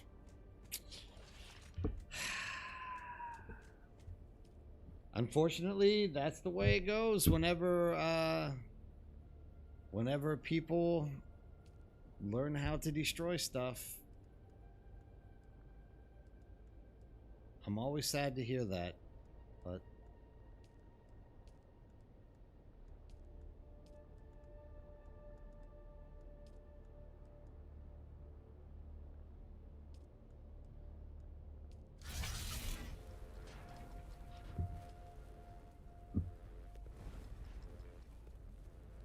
they keep saying their backup base, if you're going to leave this base there, backup base tool, but maybe their group people left and like 2 people are still use it. There's a lot of things that run with it, Goofy, about the backup base argument. There's a lot of things that roll with it. The first thing is, if you're still actively playing, you're just playing on different servers at a different time, why back up your base? The second you pick up your base in this game, you run the risk that somebody is going to build in that spot and you're never going to be able to get your base back in the original location. So, number 1, I don't agree with that to begin with. Now I got to figure out which box this went to. So, it's your choice. You don't necessarily have to play every day on that server. So, does that mean people should raid you? No, I don't think so. And then the second thing is backing up your base. I mean, I don't know, man. Just whatever. I just don't. It's a bad situation no matter what. Like, nobody should have to deal with what just happened to us the other day. That's all I can say. On my 2 building bases, test characters, I have backed up the bases, and I just have the 2 main ones. My original from launch and my Cetus one.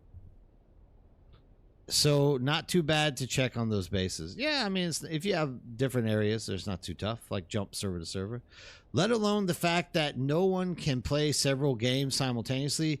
It's only diehards that stick to the same game for a long time, and it's judging a game by a number nowadays is inaccurate. Yeah, I agree, Grimps. You can't. People are on 1 week, people are off a week. You go do other things.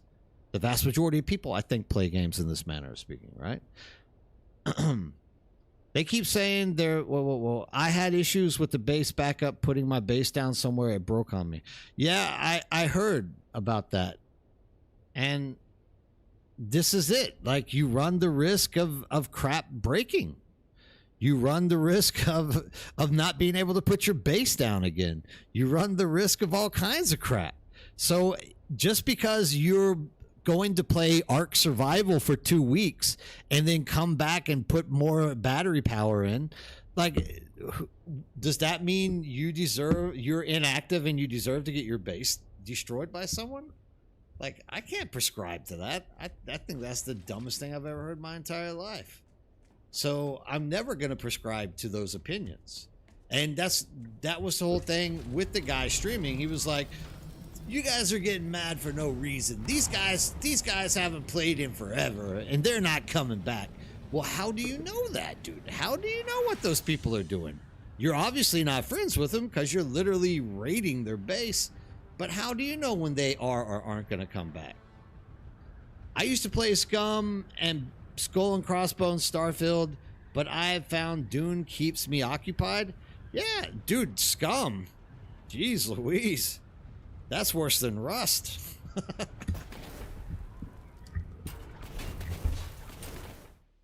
At the end of the day, it's a matter of did you do the right thing or not? And if you chose to like go and raid people's bases, you know, take a long look at what you took from them.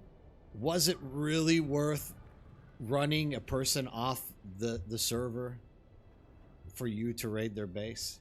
That's like my main question. So like if I were to go around and like take everyone's plastinium and stravinium from a base, like did that really make a difference in the long run in my gameplay? It's like no. Like you already have a carrier cargo container and now you're going to go like exploit into someone's base? What good is it? Like, it doesn't do anything better for you. And it's in the frickin' Haga Basin. Like I said, if that thing has no power and it's decaying, I understand. And this is where I think that thin line gets drawn here, that it's hard to say who should or shouldn't be punished for this. Because maybe some of the bases were, like, powerless. You know, maybe. Who knows? I don't know. But if you literally had to like go into the base and stop windmills from working, or if there was you know, I don't know, I just think it wasn't a good thing to begin with. Like you can't defend it in any form or fashion. If you raided a base, you kind of did something wrong. That's all I can say, guys.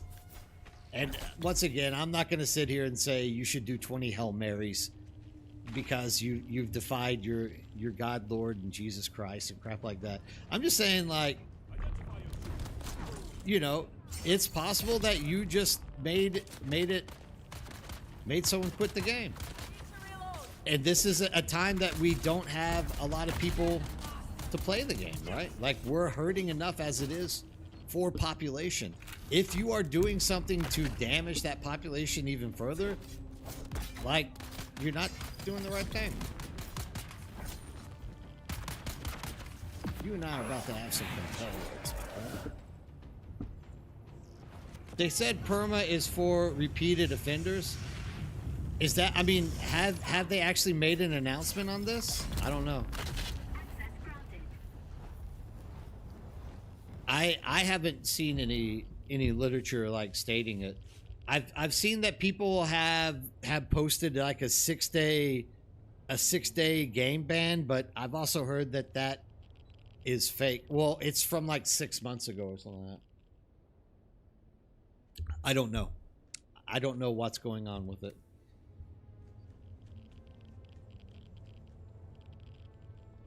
Dude, I think this is for a game that you play with multiple people. I know they don't want to call this an MMO, so I'm going to avoid calling it an MMO.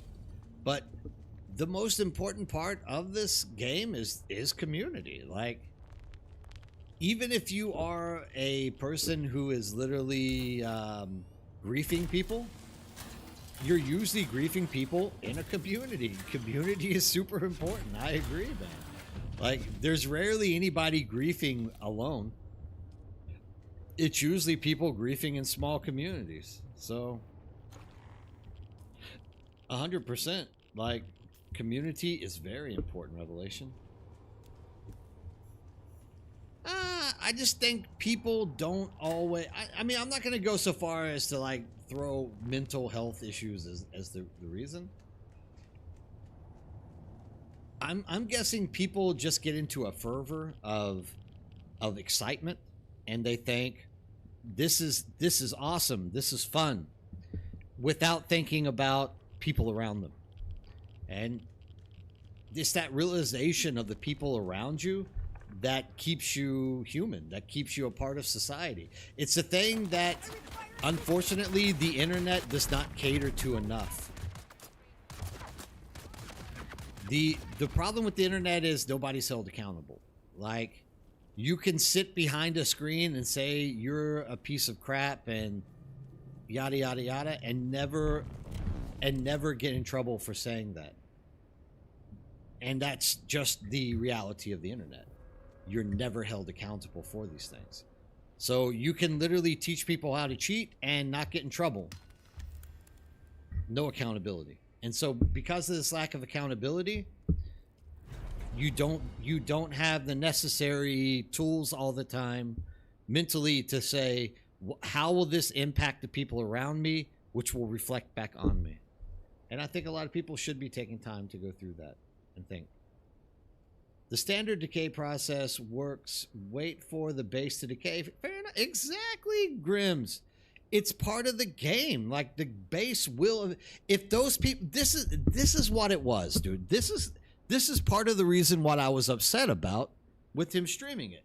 And people are saying, dude, he was attacking a base that was abandoned already. And I was like, if it was abandoned already, he wouldn't have had to destroy the land claim unit, which you're not supposed to be able to do in the Haga Basin to begin with.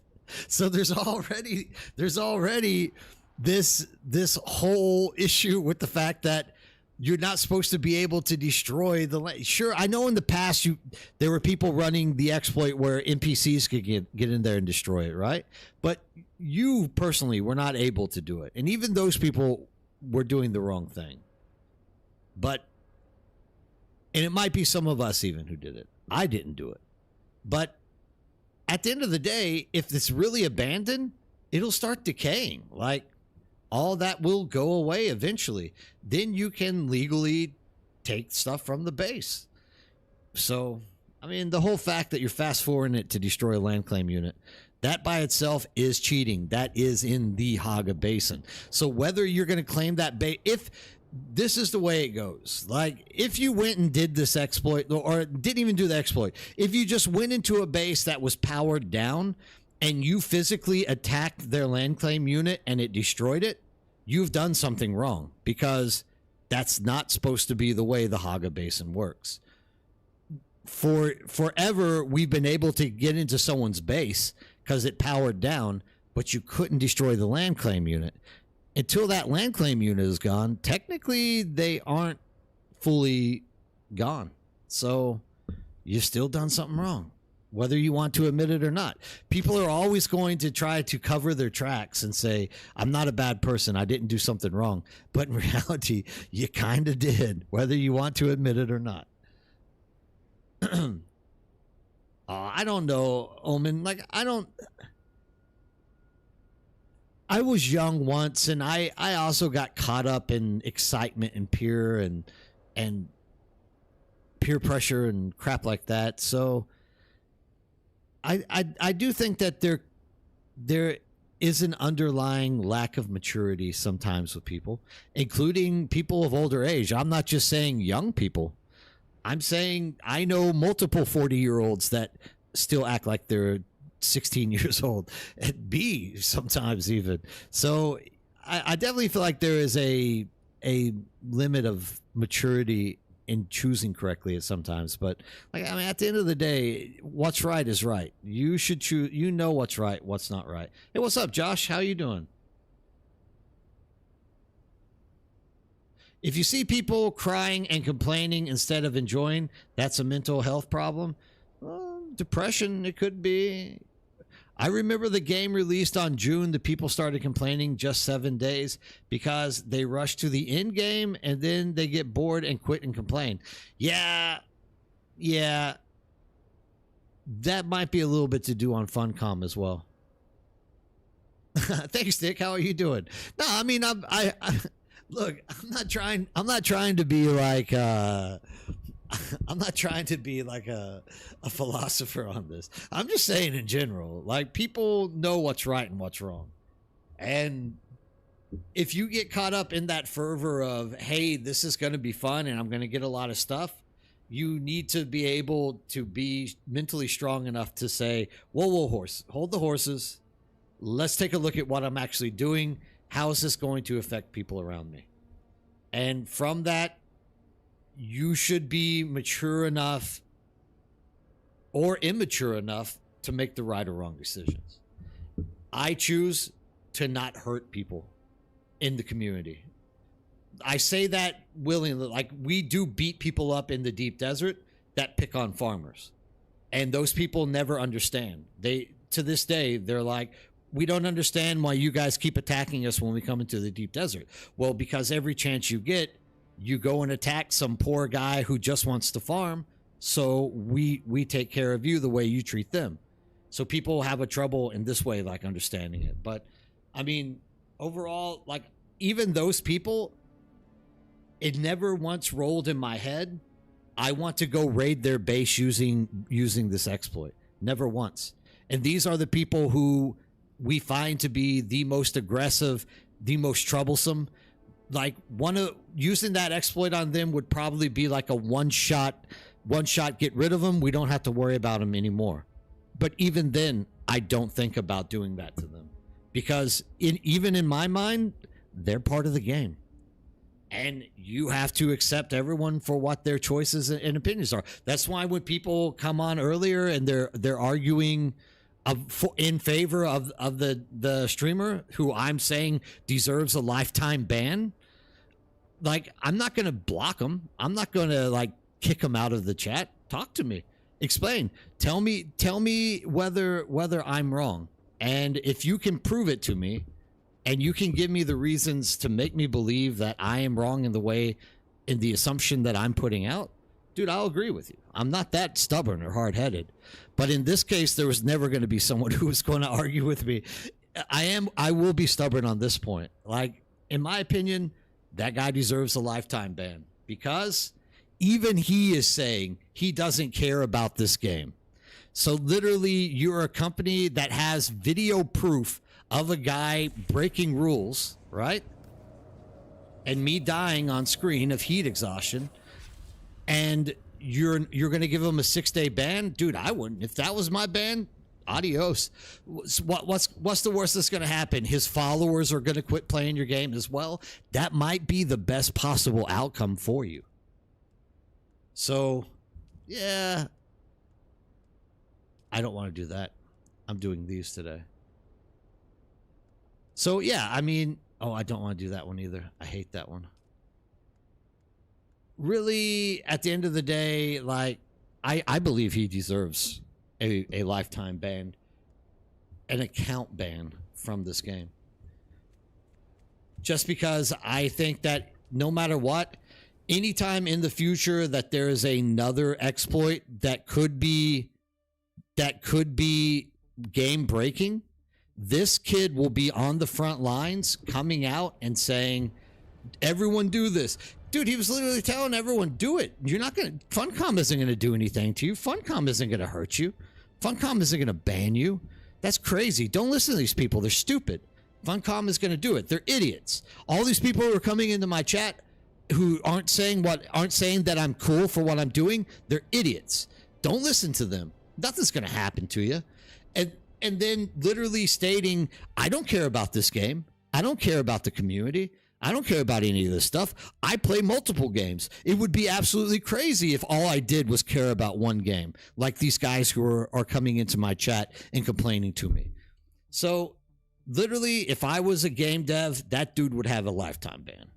Just because down the line, he's going to come back. He's going to make trouble.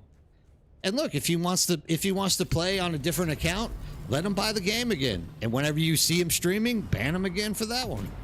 Like, dude, I just don't think there's a place for that in the game.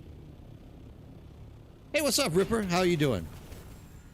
But I don't know that Funcom is going to go that deep. Like someone said, repeat offenders have a lifetime ban. I don't know. We'll see. We'll definitely see. And I'm also of the opinion that the people running the exploit, that the person teaching the exploit should be in more trouble than the people copying it. Once again, if we could have stopped Hitler, we wouldn't have had all the shit we had had in World War II. Like, go to the source. There has to be some level of accountability put on the heads of the people who are teaching people how to do stuff like this. And he was Josh. He was rude. But I mean, he doesn't have to be nice. Like, that could just be his online persona of sorts, right? Like, he doesn't have to be nice to people, but he was cheating. He was exploiting in the story. And what is it? Exploiting, cheating is against Twitch. Well, I mean, that's what we've heard as well. But this guy literally thrives on doing nothing but cheating and exploiting. And every game he plays, that's his whole MO, is literally teaching people how to exploit and cheat a game. So, I mean, how much do these platforms actually enforce their laws or their regulations? I don't know. Dude, Ripper, I'm glad that I was able to catch you in chat as well. I don't know what's going to happen here next week. Next week, the semester begins, and I'm going to be wiped out every day. I don't even know if I'm going to be able to do this 4 days a week. It's going to take me a hot minute to get the energy to be able to run streams and stuff on a daily basis. I might push it into Thursday through Sundays. We'll have to see.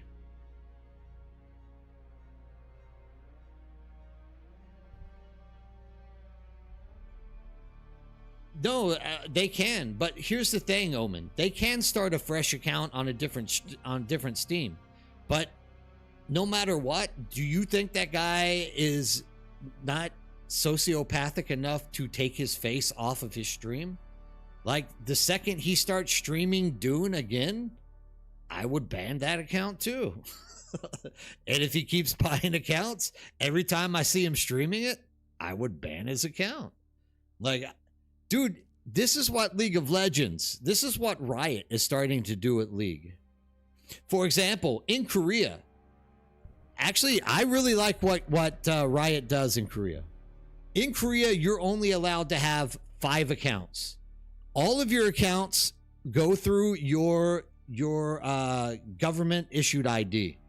So you have to, in order to get a League of Legends account, you literally have to have a handphone that you can link your government ID to Riot, and then Riot gives you 5 chances, 5 accounts. So on those 5 accounts, if even one of those accounts you get caught running a ESP or some kind of mod program and you get banned from every single one of your accounts. And you can never make another account again because it's tied to your government ID. So that kind of reinforcement makes most Koreans not cheat. Because everyone who loves League of Legends, they don't want to run the risk of not being able to play it. So they stop cheating. Instead, they learn how to play the freaking game and they become the best in the world at it. This is what you got to do, man. And I'm serious. You got to be that strict on stuff. Korea takes away a lot of privacies from people, but I'll tell you one thing. You know, you don't get these cyber bullies making forcing people into like deep depression and suicide because of the shit they say. Because, you know, before they started enforcing that you had to have a ID, a government issued ID to even leave posts on the internet in Korea, like, dude, there were all kinds of wicked people saying mean shit to people for no reason, because no matter what, you can't do nothing to them. But then once you started becoming accountable and everyone knows who you are by what you're saying, and the government can track you down for saying bad shit about people, all of a sudden it cleaned it up and people started being more thoughtful about what they were saying online. It kind of sucks, but dude, I actually think a lot of the internet should be controlled like this. Like, there's a lot of, dude, I still remember playing frickin' First Descendant, and there was this one guy, dude, just one guy, who got mad one day because he was having a meltdown or something, and there was a black dude that was playing with us at the time, and he asked the guy, he was like, you never knew your dad, did you?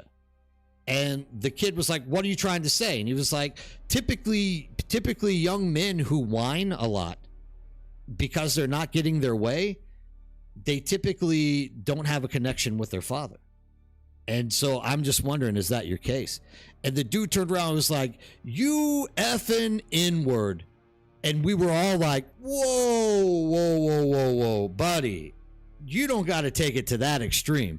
The guy's just asking you a question. It might have offended you, but you didn't have to go to those links. And he just kept dropping the N-word, dropping the N-word, dropping the N-word. And so finally we all just like left the chat because you couldn't kick him out. It was on the official server, right? But this kid would never drop the N-word in real life, in public, to somebody. He would get the shit slapped out of him. Yeah. But because in the US or in other countries, the privacy rights that they give you to hide behind your monitor, that's the kind of shit that you turn out. And dude, I just don't think I think more accountability should be held in these types of forums. Like, people should not be allowed to go that far. People should be, there has to be some level of civility. You can't go that far, man. It's the same thing with this. So if this guy comes back in, they should just ban him again, dude.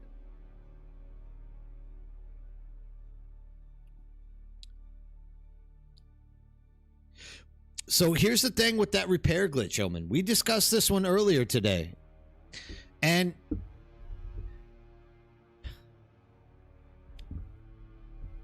I don't use repair glitch, but that's my own choice. And the reason I don't use it, I have reasons why I don't use it. Definitely, I've thought about using it. I ain't gonna lie. And you all know, you watch me, I try not to teach any kind of glitches or any type of things along these lines. But, I mean, whether you admit it or not, even using that repair glitch affects the game. It takes stuff out of the marketplace. It takes out lots of elements of the game that we would see a different outcome if it wasn't in the game. So, like, for example, the other day someone came into the stream and they were like, why is it that I can find a level 4 electric test gun or whatever, but I can't find any mods to put in it? And I'm like, repair glitch. Because of that repair glitch, the repair glitch takes out mods when you drop the repair on it. Thus, people don't want to sell their mods, because their augments, because they need them for replacing whenever they damage their weapons. So no one's putting them on the market.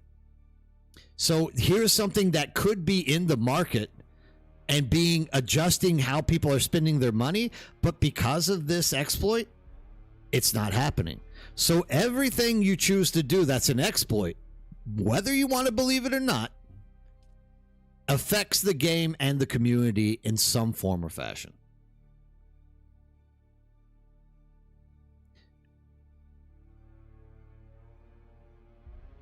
Oh, I agree with that, Josh. Like, I don't know. I mean, that's a cultural thing that I don't want to get into. Like, I just want to leave it at that.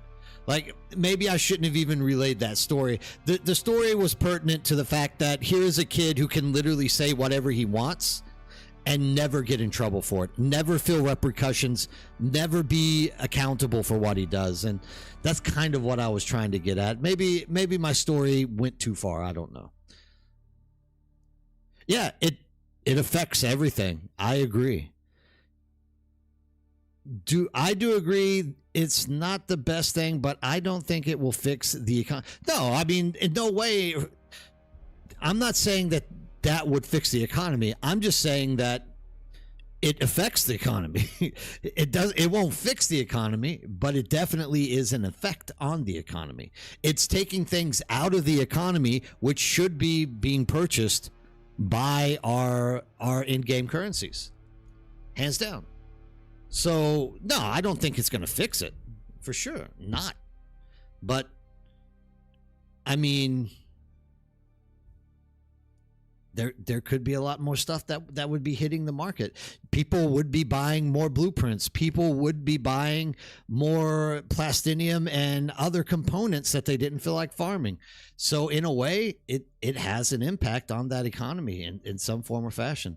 Hey, nerd, since the last gun rollback, I haven't been able to log on. Funcom not really helping. Not sure what to do. Last gun roll. Oh, this thing since Monday.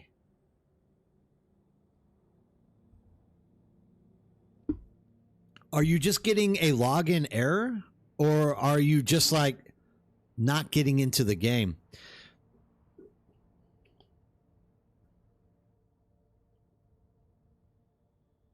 I'm hopping on here in a minute. Thank you, though. Definitely not overstepping. Appreciate you looking out for me. All right, cool. Connection error, can't get into the service. What is the actual connection error? We've had a few people that have had this error today. So let's see if we can't get you lined up. If we know that the connection error, maybe we can isolate it a little bit more and help you get into game that way.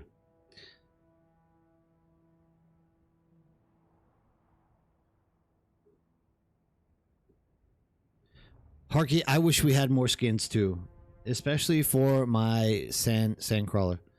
P34, that's what everyone's getting today. Izzy, didn't you say try rebooting modems, crap like this? There's a few. It's not just you, Video Australia. There's a few with the P34. Izzy had something. I think Goofy actually had something as well. Goofy, would you mind pasting what you had there earlier in YouTube as well, please? The YouTube side. For I have switched my it's Izzy saying it's probably server. There's a lot of people suffering from this. It might be that you're going to need a day or two. Is this on an OCE server? What server is this for?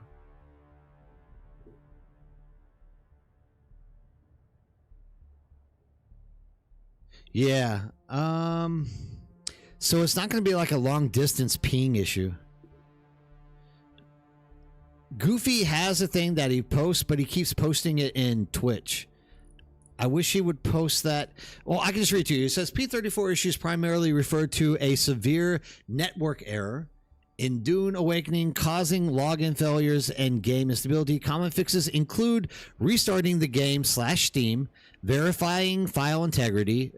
I mean, these are all like things that you do anytime there's a problem, but whatever. Using the SSD or changing servers. Other less common meanings include automotive issues with P3000s, P3414 codes, cylinder deactivation, or motherboard issues. So I'm not guessing that it's any of those things. Yeah, Wayne's having the same issue, but it's only on one character.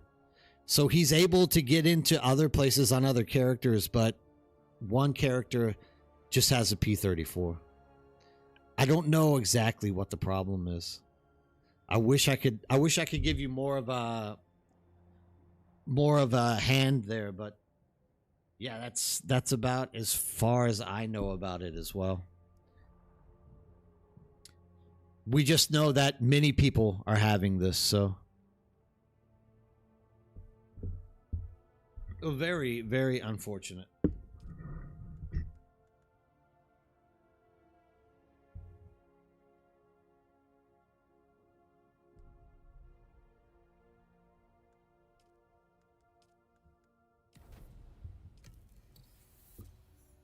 Very, very welcome, dude. I wish I could give you more. Iggy this morning regarding P34, they're looking into it, but nothing conclusive yet. There we go. Zazie says that they are looking into it. You might just have to be sitting out for a day. Unfortunately.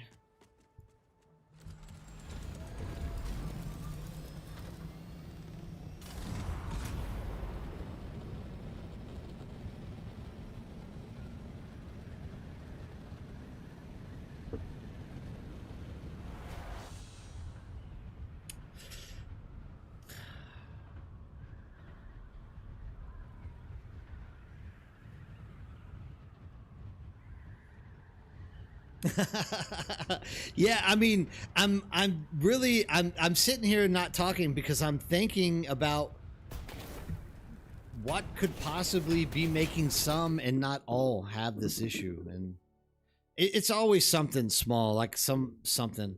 A new bug with dungeons. Beware respawning in dungeons under mesh. It's being looked into now as a critical issue. I think I've heard this, and it respawns you in a PvP zone, right? So you actually have to wait like 5 minutes to like respawn.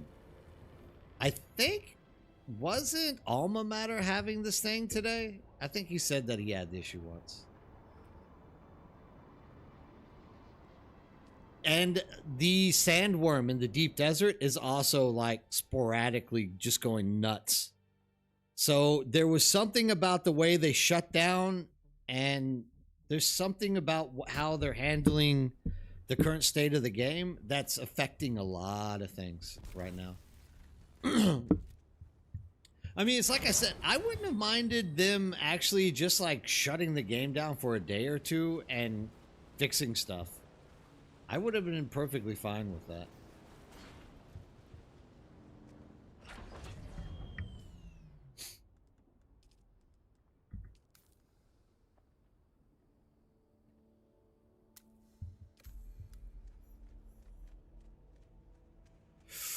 Maybe it is. Maybe.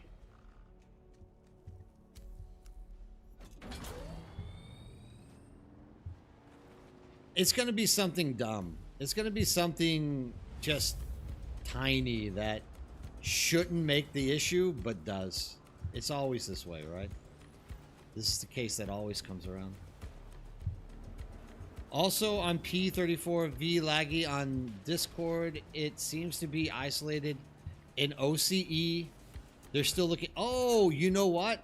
You and Wayne Francis are both in OCE. So maybe that's a Australian issue.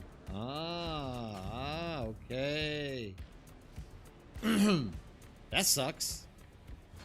Not only do they give you shitty internet, but they also mess up your connections whenever you want to play.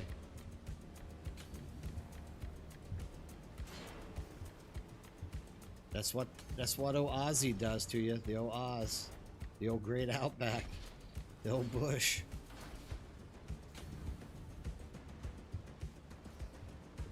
Izzy thinks it could be ISP related as well. I don't want to be mean about it, but it's true.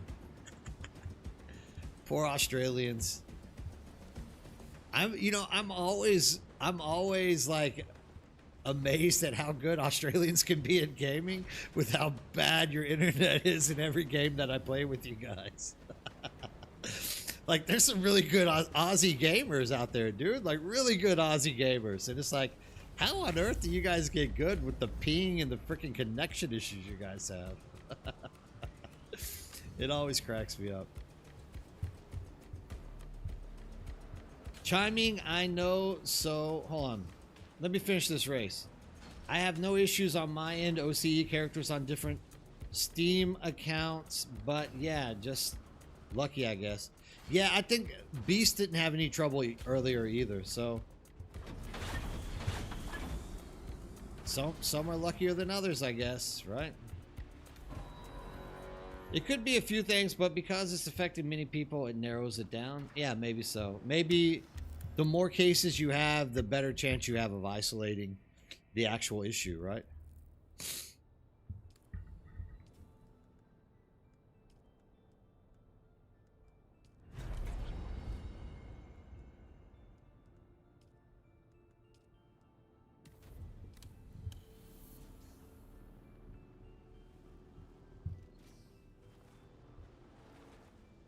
I mean, you can just come, dude. Come join us on Cetus. Just pack it up and come, dude. I don't think that you guys are used to playing with ping. Come and join us, dude. If anything, it'll make it better for you whenever we have PvP battles, because we won't be able to figure out how to hit you when you're lagging, when you're rubber banding. Like, it'll be too hard to hit you. You guys will have the advantage, right?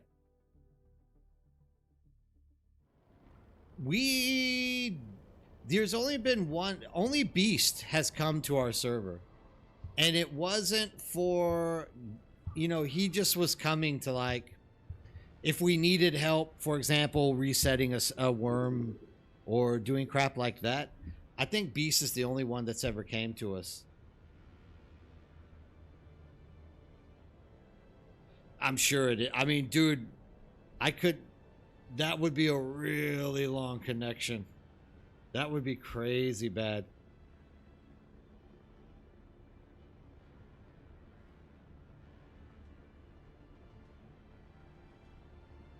Oh, they'll get to you, Wayne. Don't worry. Whew. They'll eventually get to you. I believe. Vladimir was the same the other day. He was getting a little frustrated with the lack of their reply time, and then eventually they got to him. You got to think there's a lot of that. Their support team is probably like 6 feet under the water right now with all the complaints and things that are going on. Like, think about what just happened one day ago. Like, literally the most game-breaking exploit yet literally just got dropped on top of everyone, and they're probably dealing with that and every other bug issue that's like in the game currently. Like, they would definitely be neck deep in issues right now. So I think you just have to be a little bit patient and understanding. Like, it definitely can't be a quick. I know that they have a lot of stuff they're probably dealing with, is what I'm gonna guess. What are you talking about, dude? PvP with extreme lag is like the best PvP in the world.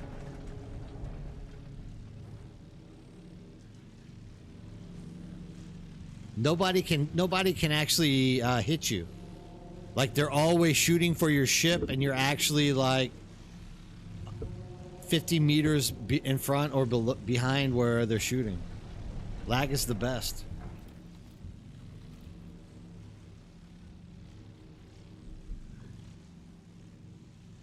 Oh, then they're having some issues. Yeah. Well, I mean, in that case, we're not worried about you shooting, Josh. We're just worried about you decoying while we kill people, right? Teamwork, dude. Teamwork. You got to think teamwork. Oh yeah, dude. I mean, they're probably swimming in shit. Hey, what's up, Mongoose Fab? How are you doing? I just saw you. Hello. How are you doing? Oh yeah, dude. You could just imagine, dude. Even on my YouTube, I literally had a guy who was writing a book to me about how he wants to sue the streamer. He wants to sue Funcom, and he was like, "Do you want to join me in this?" And I'm like, "Dude, I don't even know if you can take it that far. Like, I don't think we can take it to those links." But like, dude, I had a few people who are just fuming over the fact that their base got destroyed. And you know, I don't ever try to prescribe to that too deeply because, you know, are they just trying to like, are they just trying to stir the pot, or are they, you know, did it actually happen to them? I don't know, but I mean, they're fuming, like so mad. So I'm gonna guess that something probably did happen to him. Hey, Arturus, how you doing?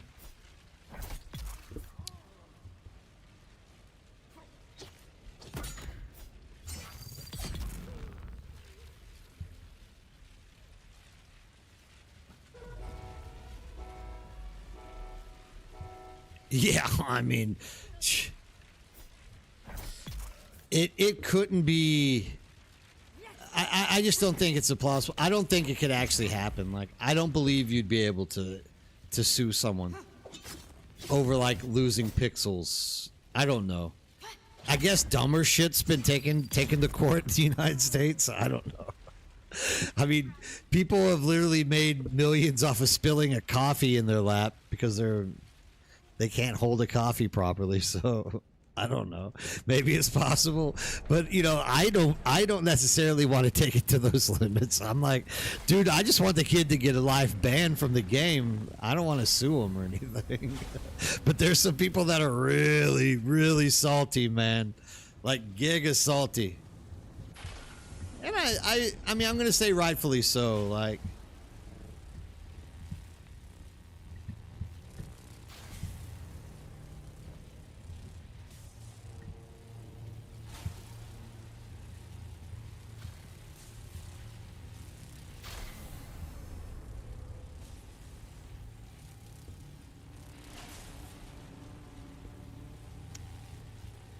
yeah, there's been some dumb crap that's happened.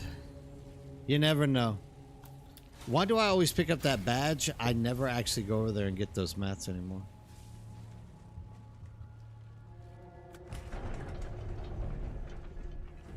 Yeah, you don't want to solo spice today.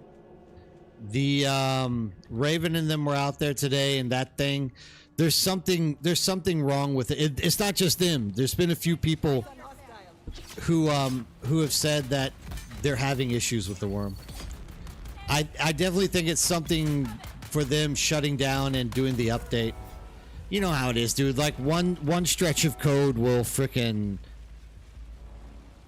like ruin 20 lines of code somewhere else without you knowing about it.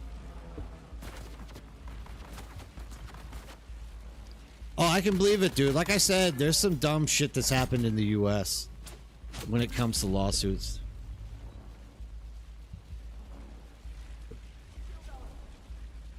Thank you for joining. You will not be disappointed.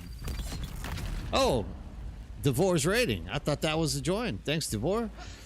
Yeah, I don't think that you would be able to sue people either. I don't know. I kind of. It's not even that it's an extreme take on it, but I mean, at the end of the day, it's like how do you even begin to sue someone over freaking pixels? Like, I don't even know how this would work. So I don't know. Maybe there's some way. Like I said, dumber shit's happened. People have sued people for less reason out there. What's going on, everybody who's just stopped in? I hope everyone's doing well. So we'll just have to wait and see. Like, maybe he'll win his lawsuit. He'll let me know. I'm sure he'll let me in on what happens here pretty soon. What's everyone up to tonight? Hopefully everyone's base was safe after yesterday. Hopefully nobody... No, what's the GTA 6 lawsuit? What's that all about? Hopefully nobody had their bases raided or anything bad happened to them. Like, if it did, I'm extremely sorry to hear that. Like, I wish that nothing bad like this would happen, and hopefully we're all doing well today.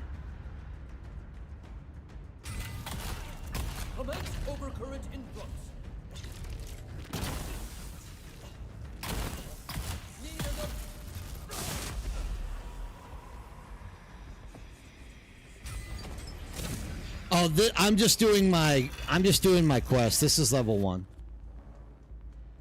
I'm literally just running my daily quests. I don't think there's any gun. I don't think there's any gun that would blow through a higher level boss like that. If there is, let me know because I want to use it.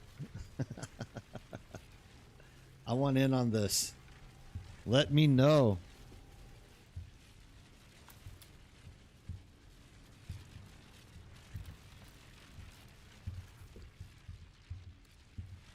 You haven't done your daily quest yet, Hyper? Oh yeah, you can get the Perforator and the Shellbuster to like astronomical damage. Like you can get it so high. But like I say to everyone, like even I think this is my alt character, so I don't even think it's there. Like oh hell no, I mean that was the Perforator, not the Shellbuster, my bad. Shellbuster's on my other character. Like this is just a level 1 Shellbuster, dude. Like it's not even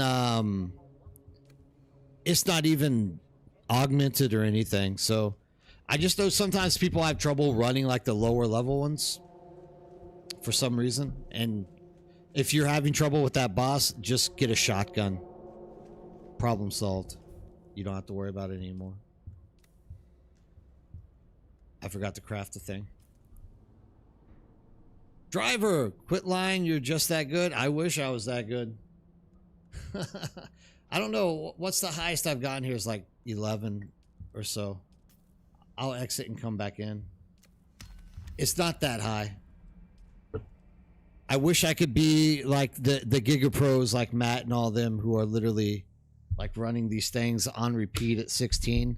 I'm just not that good.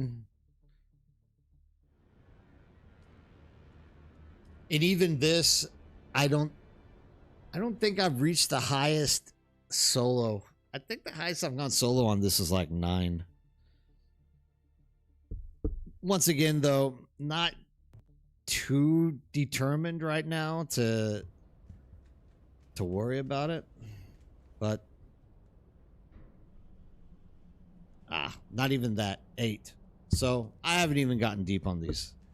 I wish I had more time to do them, like literally on top of, because running 2 characters doing these stupid Landsraad, like literally I don't have any time to do anything else outside of doing these things and sit down and talk to people and run freaking endless Landsraad quests. That's all I get to do. And now I don't even know which Landsraad quest I have to do. So I should just go back in there and see.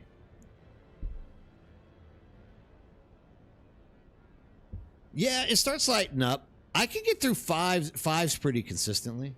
Let's try one. This is and this isn't even I don't know about this character. It's built for like sand crawling and shit. What are his stats? Like I dumped half the stats on sand crawling. But we might be able to get through this. I got at least, I'm not worried about the NPCs. I'm worried about the boss. There's my rifle damage. Where's my scatter shot? I think I might be able to handle it. I might do this though in the meantime. Just to get a little more rifle damage out of it. Or get a little more damage. I probably don't want to be doing this in a rad suit either. I think a 5 isn't too hard. Although I've heard that they buffed them as well. And everything in here is also literally like grade 1. We'll have to see. Let's see how lucky I am. I kind of feel like I should have spice or something as well. The mechanics don't really change. Yeah, that's the thing, right? If you're... I think I have an issue though. So, because I'm playing from Korea, I kind of think that you'll see what I'm talking about once the boss fight begins. Once that second phase starts where it starts spinning, I tend to, I swear I'm standing in front of the right area, but it's still shocking me. And it feels like it's past me. I think there might be a lag issue there for me. That's just me. That's just me trying to explain away because I'm bad. But you know, I think there might be a lag issue there for me. Whether it's true or not, I don't know. You guys can be the judge in a second. But at many times when I'm running through this thing, it just doesn't seem like that mechanic stays caught up with me. It seems like I'm always lagged behind it, which is what kind of leads me to believe that it's a lag issue.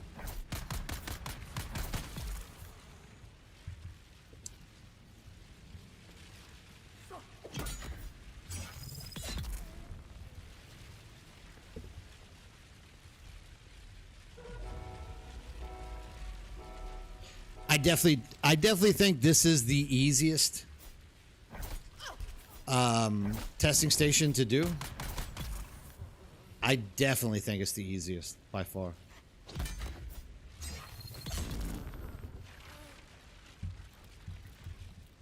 I don't have any bullet darts with me, so I'm having to collect them as we go.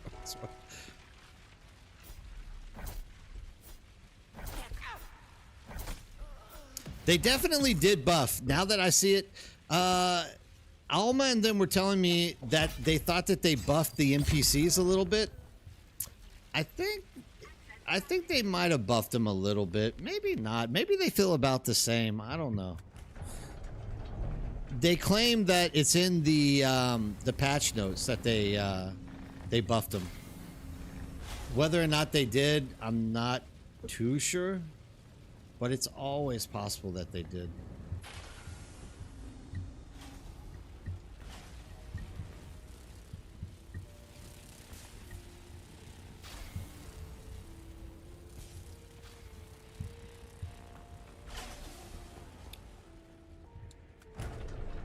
In my experience, in the solo, visuals are reliable. In duo, there are graphical issues. It seems the boss is shooting somewhere when he doesn't. What I find is if you dodge, he never hits you.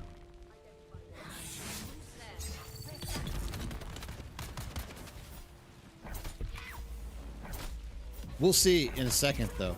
That's why I love daggers so much better than swords. You never miss with a dagger, dude.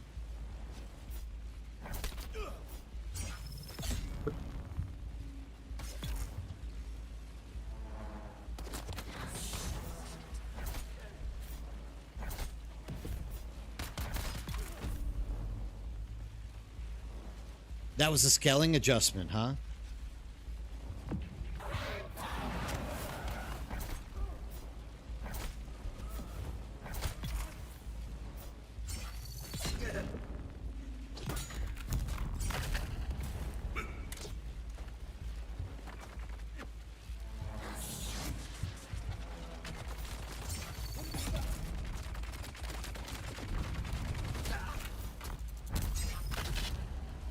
Ouch. That's getting a tad bit annoying as well here lately. They're literally just ignoring like all this compel and Bindu sidestep. It's really starting to kind of itch at me. There's a little place in the back of my head that's just like, I don't like this. Like I want them to fix this thing.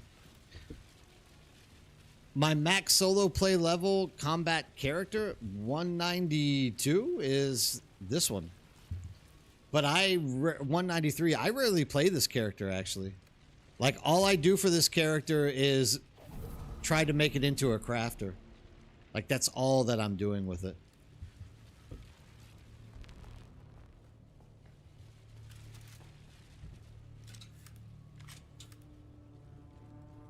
All right, wish me luck.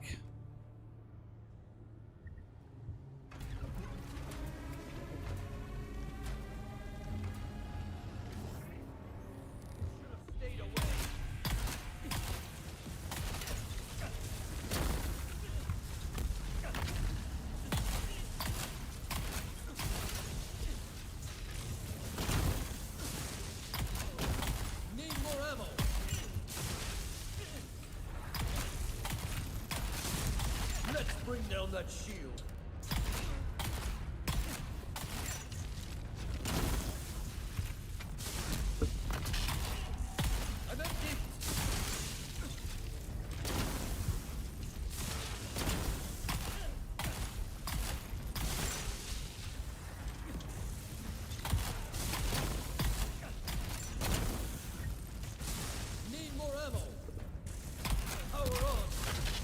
Match again.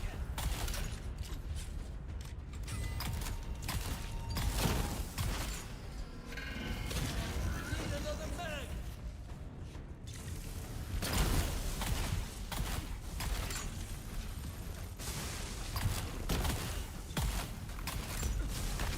Ouch. Let's bring down that shield.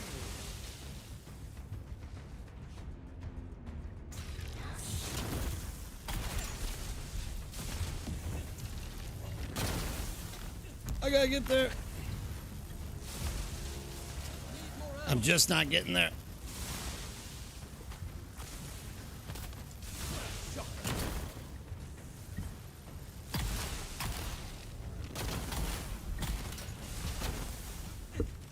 Aw, now.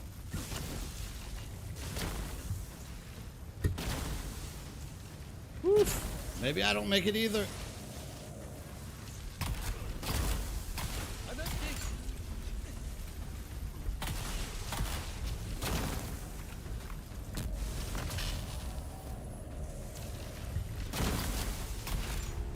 Need another mag.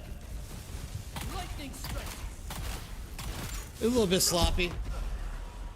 Well, once again, that's just like a level 1 perforator. You can see the damage that it does. It works out pretty well, even at the higher levels. So you still have the thing, and I was running that garbage. Like if I'm actually doing the mechanic right there, which I just wasn't getting to it, I think it runs out pretty easy. It's not too tough.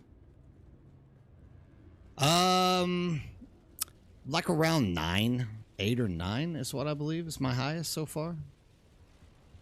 I haven't really been trying to push him though, Nick. I've more or less just been on top of doing Landsraad for 2 characters, setting up a Conan server for the community, and like real life stuff that I just have to do. I haven't had all that much time to jump in and do a lot of stuff. So yeah, I haven't really been pushing it. We got plenty of time. And I doubt I have what it takes to get that deep either, anyways, into these things. This is wild. You pretty much ignore the patterns entirely and just try to push through. This will, of course, not work on higher... Yeah, of course not, Omen. You have to... The electricity definitely kills you. But, yeah, you can still push through it. That's kind of what I'm trying to show to people, that you don't necessarily, you don't even have to do the actual mechanics, which I should be doing, going around in circles. I understand. I just can never get them right. And you can still go deep in it if you do it. And with that guy, that's what I understand from people who have done it multiple times is you don't necessarily have to burn them down. You can literally just I don't know what oh, I think maybe I'm back in over here. You can literally just like slow burn him down as long as you're following those mechanics. So it's not a big deal. Earplugs. Why earplugs? Was I being noisy?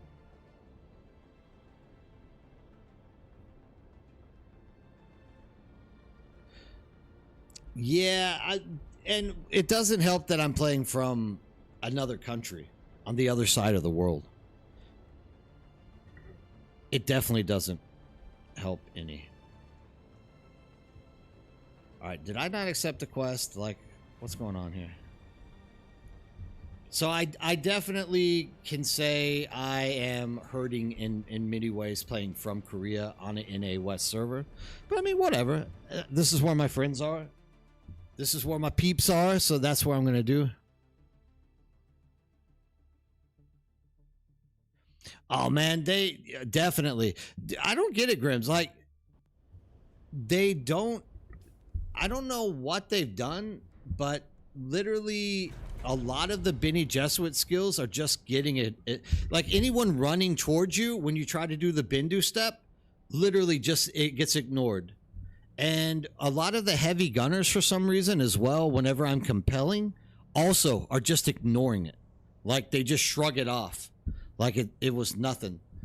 So I don't know if this is something that is like buried in the code and is they're actually like, you know, maybe they have a natural tolerance that we don't know about or something, or whether or not this is just one of those things that is just broken. I'm guessing it's the latter. The broken issue is probably going to be more or less the case that you're trying to deal with in this scenario. Like, I doubt that they've buffed the Bene Gesserit whatever your immunity to the Bene Gesserits, goes. Like, I seriously doubt that they've done that. I'm pretty sure that's not the case. Yeah, but that I get that, Zal. Like, it is break upon damage, but what do you do whenever you compel and they instantly break it without taking any damage?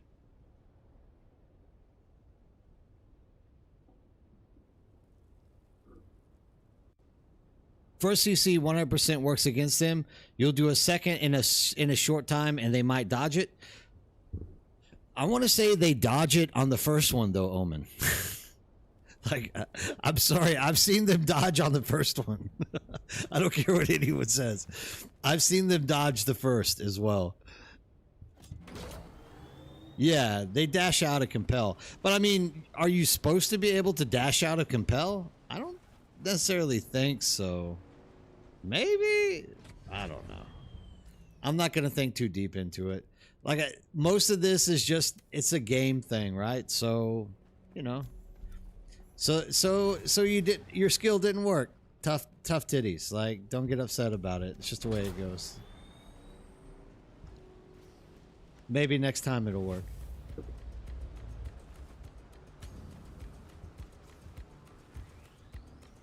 I've never seen anyone dash out of a compel, but I definitely take your word for it. I mean, I don't prefer it being the heavy gunners who are dashing out. I would like for them to be the ones who actually have to, like, face take the Bene Gesserit skills, but you know, whatever. You know, what are you gonna do? What are you gonna do about it? Drive on. That's what Hank. That's what. What's his name says.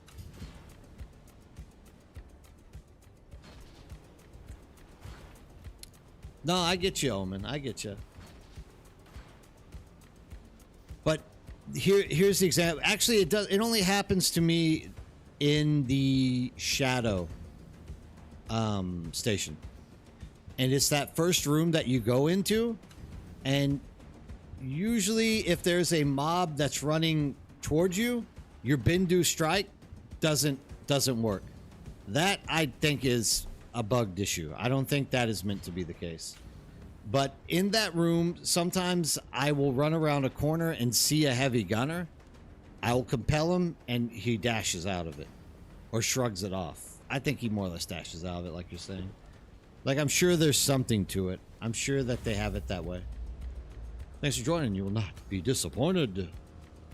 So, yeah, I mean, at some point it is just something, I'm sure that's a game mechanic that's working that way. But it is annoying when your whole game is based around those CCs and they break them on a consistent basis. I guess I'm not very compelling. That's right, Saucy. I could be more compelling. I agree. I'll be the first one to admit this. I could definitely be more compelling. It's that true love of the game, though, that I have, right? And I really believe in it. Yeah, I've had bosses shrug it off. But now, when it comes to the bosses video, Australia, I think this is leaning more on what Omen and Zal are talking about. Because it will literally be like the second or third CC that you put on the boss that they'll just shrug off. And there's no problem with it. Hellheart. First of all, Hellheart, how's it going, dude? Nice to see you in chat again. If they add more tasks, would you like to keep it to 3 choices of the mission screen? Or more if they add 5 or 10? It depends what type of tasks they're throwing in there. On a personal basis, On a personal basis, I would much rather see them incorporate group orientated missions. Like, for example, you could do a buggy race that you have to have somebody like shoot missiles or something out of the buggy. I mean, I want them to like make it group relatable. Currently, I get that the testing stations are group relatable, but once you add 3 or 4 people to a group, it becomes overbearingly impossible to complete the things. I mean, you can still do it, but it's not, I don't think it's being scaled properly. So I would like to see more things that are keyed in towards a group orientated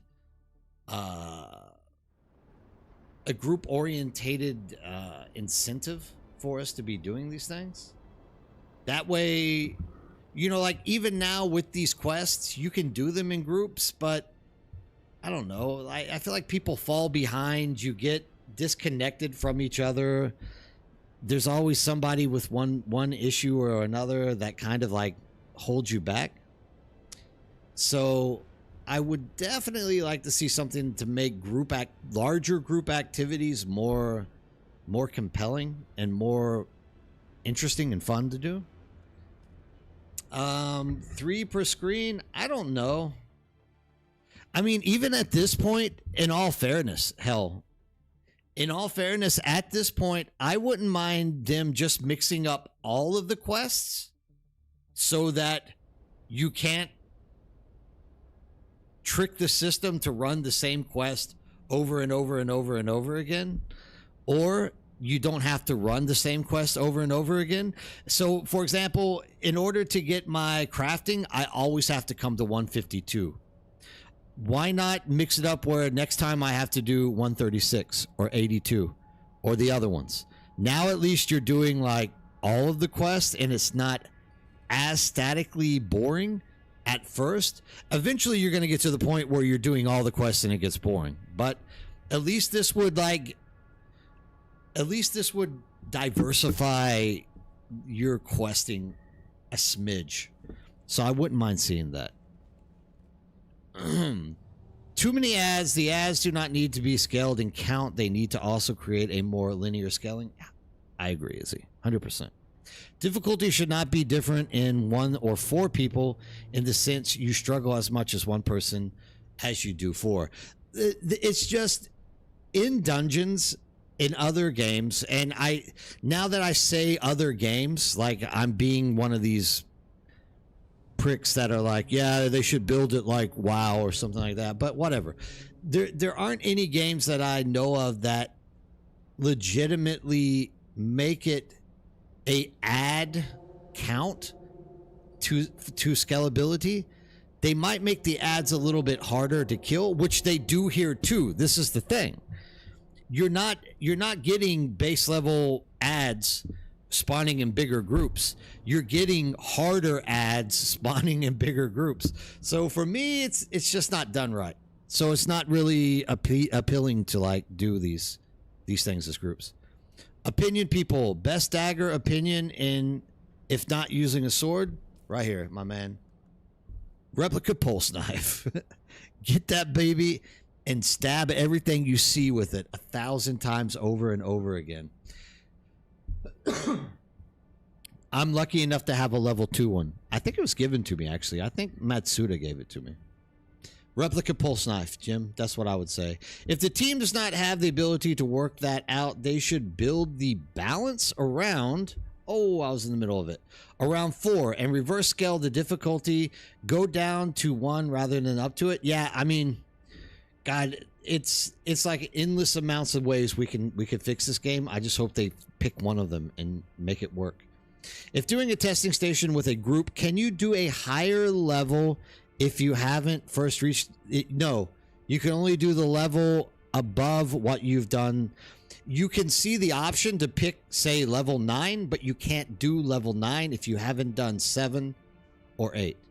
So if you've only done 7... I mean, if you've only done 6, you're only going to be able to do 7, but you're going to be able to see 8, but you're not going to be able to pick 8. We'll go have a look for it then. Replica pulse knife if you like daggers. That's your digs. The other one is like draws blood into the bag. You know, it's good if you're into that kind of thing. I think your best bet though is the replica pulse knife at the current moment. I just prefer them. I like the way they slide into people.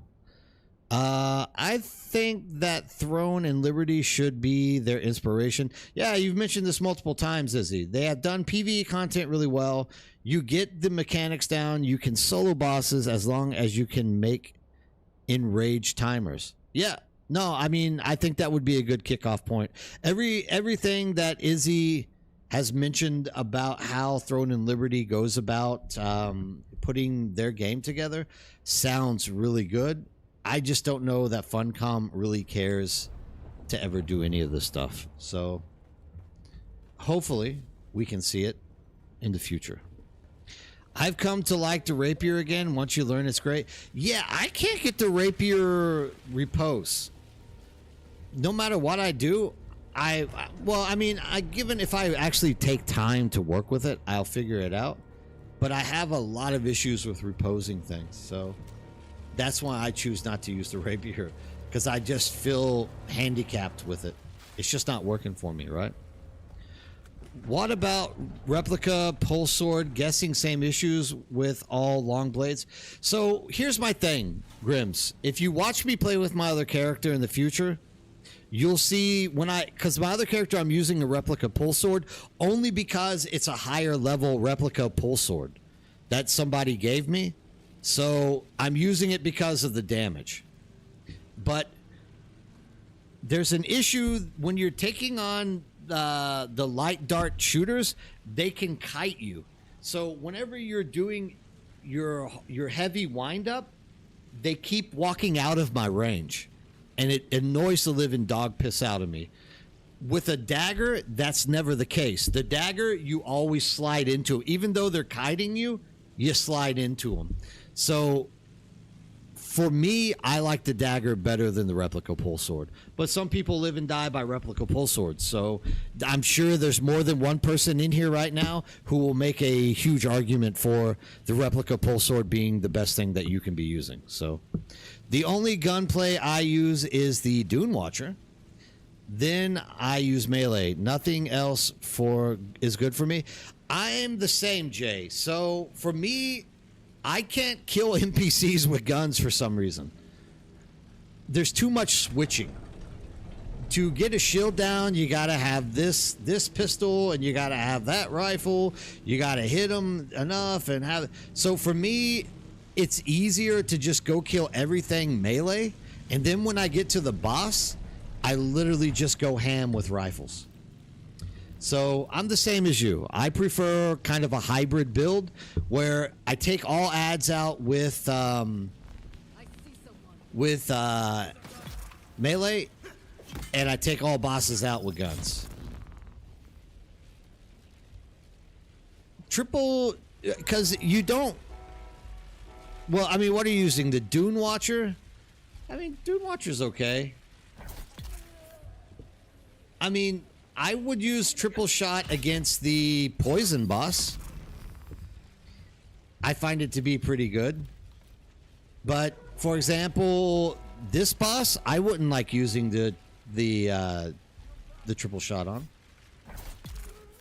He moves around too much.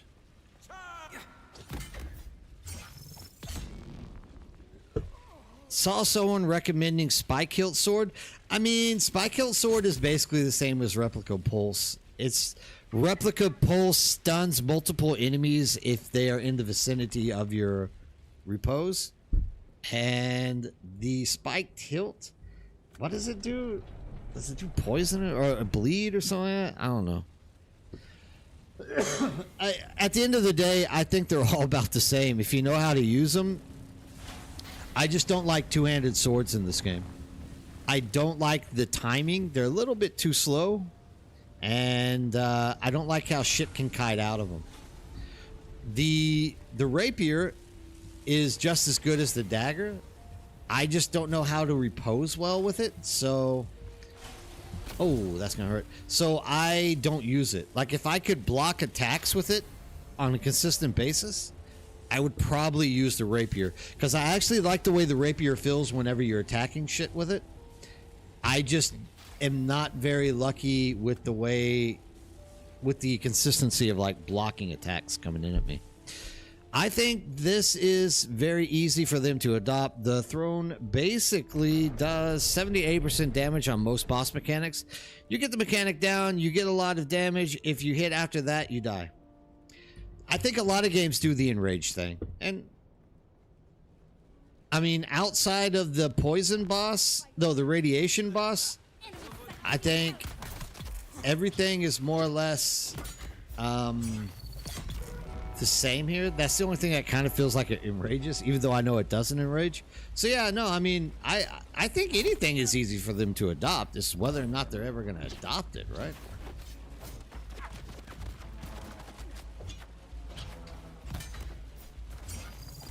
Because them actually choosing something to make the game run smoother for us seems to be one of the more difficult realities that we're just not getting our hands on yet.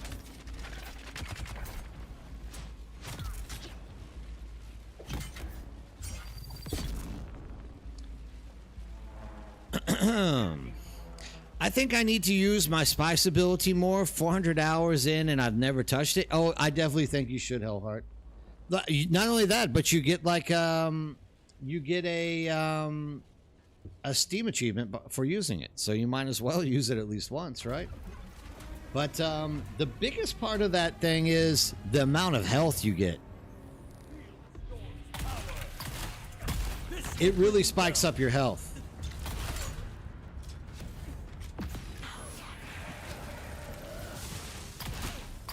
Initiating advanced sequence. Power on. Need more ammo.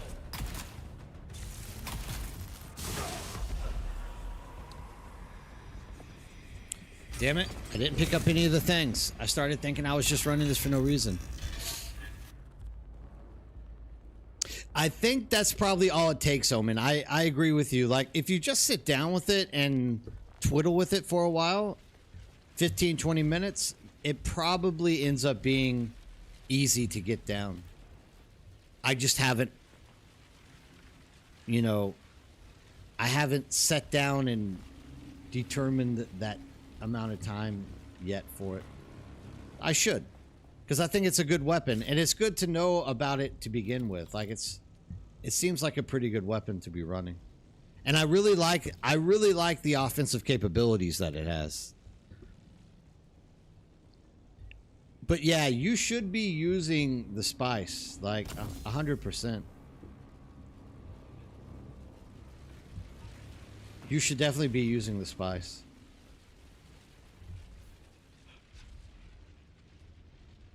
Especially, like, if you're struggling with things in the game.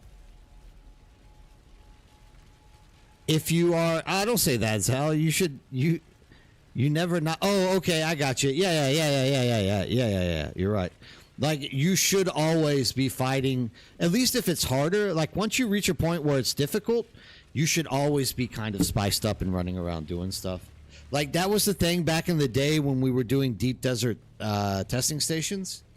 Like, if you were doing a testing station, you should be spiced up, especially if you're in the PvP area. And you could just, your survivability kicks in, your damage kicks in, your ability cooldown kicks in. Like, there's so many benefits to running spiced up that it just doesn't make sense not to. So yeah, you should definitely be running spiced up. Now, like, these level 1s or level 1s through 4s or whatnot, like, it's not that big of a deal, but the higher levels that you get to, you should definitely spice up. I think you'll see the advantage in it. You'll like what you see. You'll like the outcome for sure.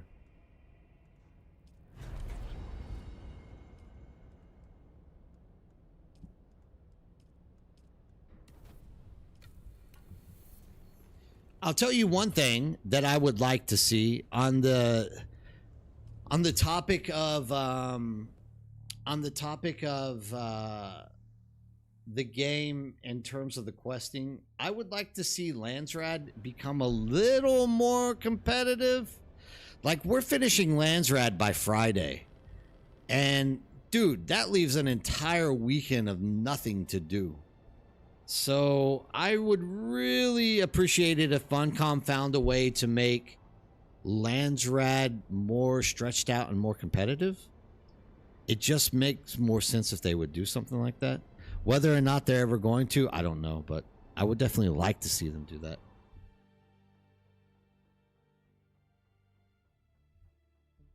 Yeah, there you go. What's the recommended capstone skill to benefit being spy? Well, it depends, Hellheart. It utterly depends on what you're doing, because there's so many capstone skills. I mean, it's not like there's an endless amount, but there are so many of them. It depends on what you're running. So I don't know. One that I'm trying to give up on these characters. Usually I'll run Screech, but nowadays I'm not. For example, if I'm running with a group of people, like a lot of people out there, I will adjust it to use Screech, because the bigger the group, the more ads that come at you. Therefore, Screech actually is useful. But I mean, it just depends on what you're doing. And I don't know. I mean, it depends on what you're trying to run into, isn't it? Because all of these things are going to be more or less better on Spice, regardless of whether they're a capstone or not. I think a lot of people do, Alma. Yeah, a lot of people do.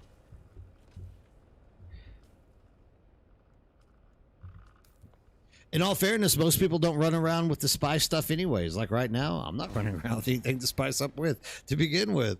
But I do have shit that I could be using. But I also know that I'm not going to be doing anything challenging here either. Try doing Landsraad solo now. Wish they had smaller achievements for smaller guilds, but that would be so exploitable. Probably, Jim. And I'm just saying, like, there's no reason for Landsraad to be finished Thursday night or Friday morning. Considering that half the week, the current end game is considered to be Landsraad. And considering that half the week Landsraad isn't even applicable because it's already finished, seems a tad bit extreme to me. Sure, it's giving people a chance to, like, get their... Ooh, this is gonna hurt. Sure, it's giving people a chance to, like, pick up their, like, house swashes or whatever. But, I mean, dude, you shouldn't be finishing Landsraad in a matter of a few days. Like, it should definitely be something that takes at least 6 days. 5.5, 6 days to complete. If you're able to finish that thing by Thursday night or Friday morning, there's something wrong with it. That's all I can say. Like, they need to fix it.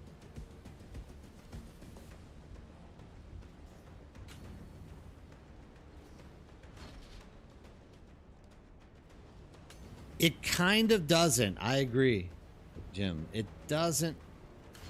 But, I mean, this is a problem with most games. I don't think most games factor in the 9-to-5 work lifestyle. Like, I think most games literally just... They're built under the expectation that none of us have real lives. And we can dedicate 40 hours a week to playing their game, and that's what they want from us. I don't know necessarily that that's what Dune does. I kind of think Dune is taking this lax perception of, yeah, if you get bored of the game, just stop playing it until we can make it better type thing. I wish it wasn't that way, but it kind of feels like that's what Funcom is doing with it.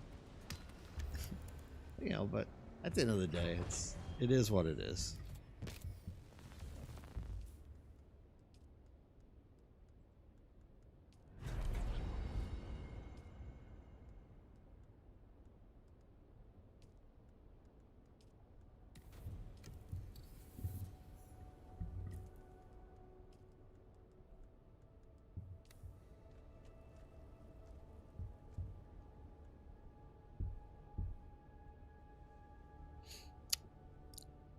I've often thought about that. I mean, I'm a streamer, dude. I work well, I don't really work 9 to 5. I usually work about 4 hours, 4 days a week, maybe at most. That's counting my outside work and the work I'm at now. What was it? Oh, this was the Taiki. But definitely I would say, I guess it does. I mean, that's where you're going to pull the most audience in, right?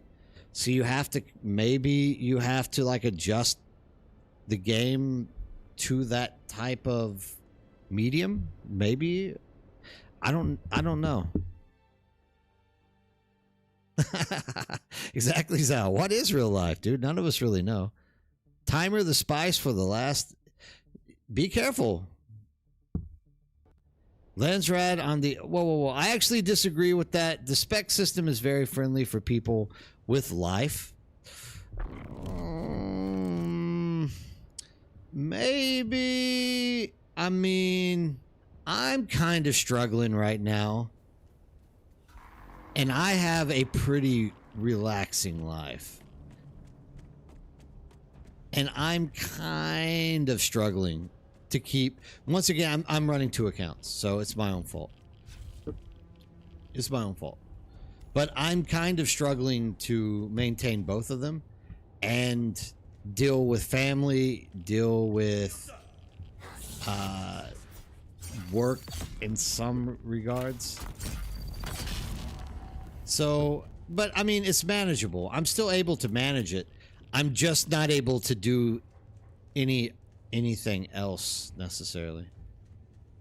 And maybe this is also my fault. So maybe I'm blaming them for something that I shouldn't. Maybe you're right, Omen. Maybe it is kind of friendly. I don't know.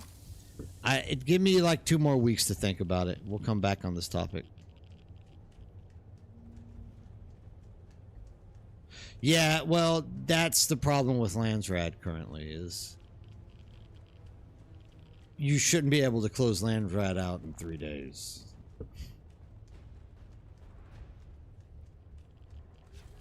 Where's my reinforcements? Die!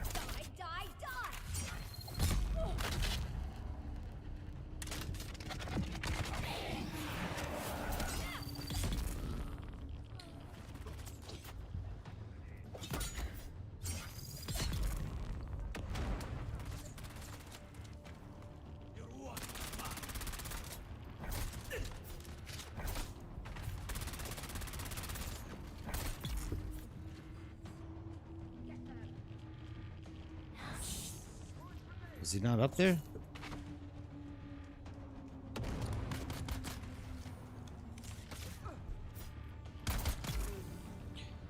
Shouldn't be able in 1 day like what happened on ours. So even they got through it in 1 day on your server is what you're saying. Yeah, I mean, that should not be the situation. Like, it should be more of a struggle. And the fact that it isn't kind of frustrates me with Landsraad. Even though, like, okay, so here's the thing. Like, once server transfers kicked in, we went on like a full-on recruiting spree to get more Harkonnen players to join our server. Because we just were getting wiped out by Atreides so much that you could never win. So we wanted to bring some competitive nature to the game. And we have it to where Atreides now are kind of functioning, but you still gotta try hard to beat the Atreides. It's still not as easy of a thing as you would think. So, you know, we're still struggling a tad bit here or there. But we can still, and they can still finish it by Thursday night easily, which is literally 3 days. And if somebody's finishing it in a matter of a day or two, even worse. Like Harco #1. Like, no one should be able to finish Landsraad that quickly. That should not be the case at all.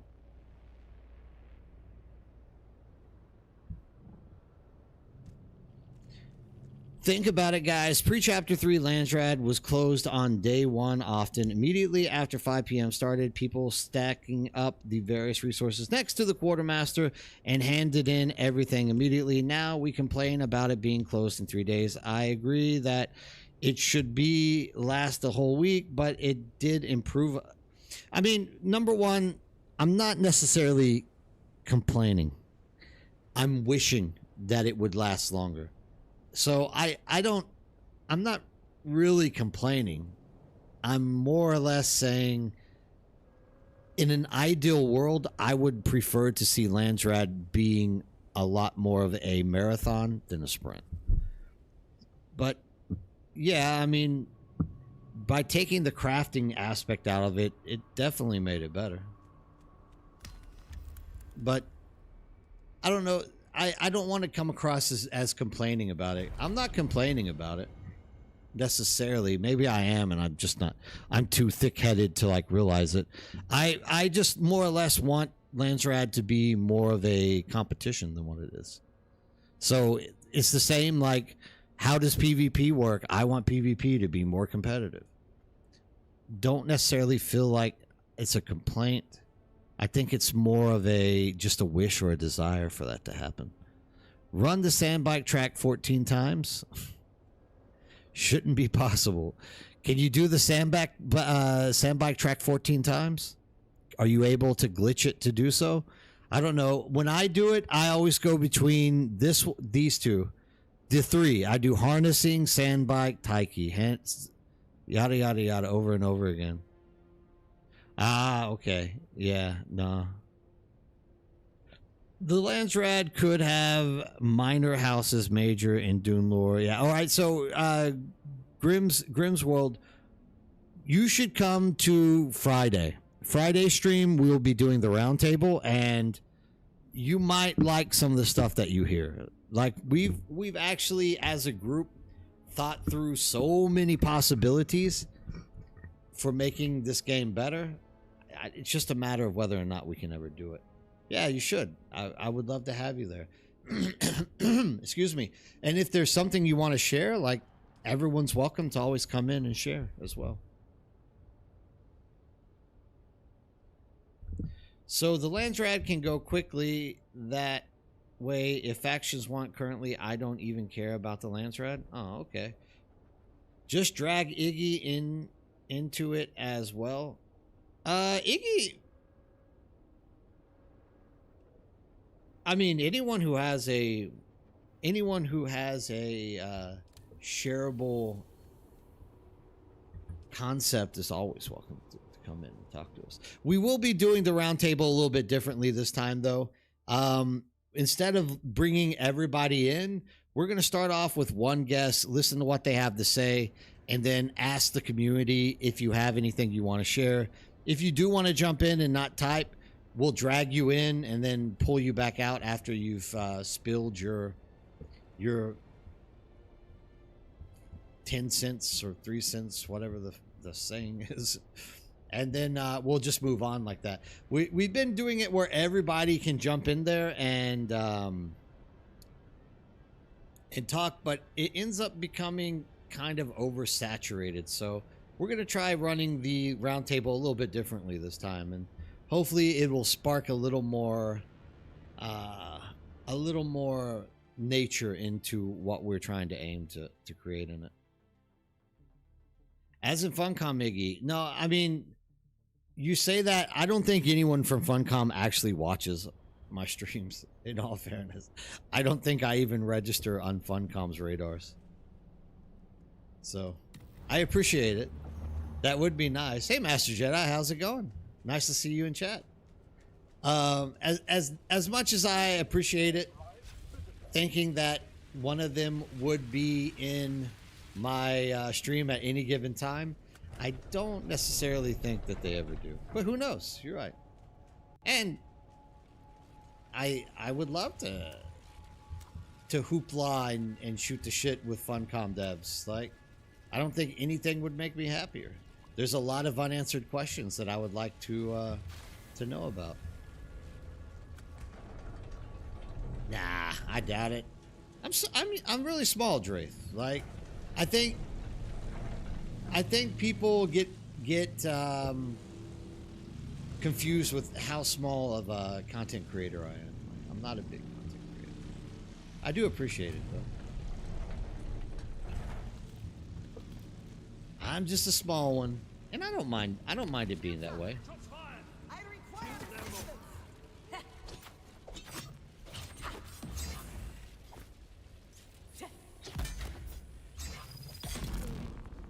Oh, Krezel, you're just too nice. Krezel, I'm glad that we were able to find you a home and you came and joined us on Cetus.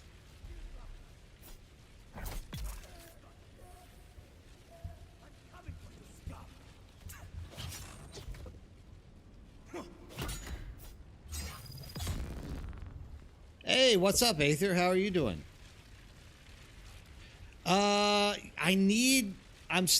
So I switched the HUD out of Streamlabs.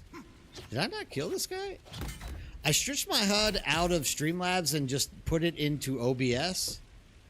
So it's still missing things, but at least it streams to all platforms properly now.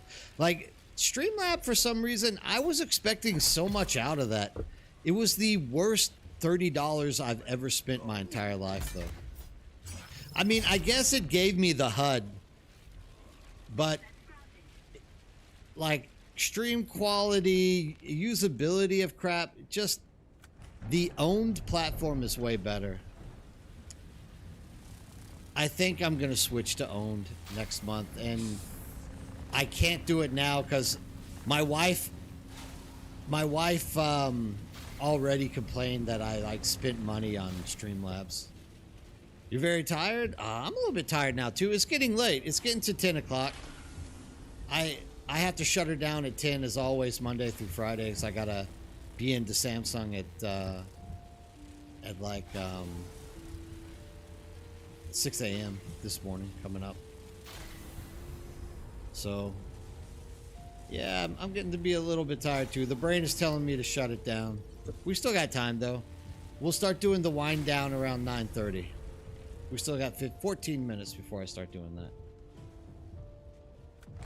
Oh man, I'm just so happy that you were able to get there and find a place. Like, I tell everyone, like, we're a great community. We have a great server. Everyone's there helping and protecting and building stuff up with each other. I'm just happy when people finally do show up. It always makes me happy. It means that we're all spreading goodwill in a very broad way, and I like that.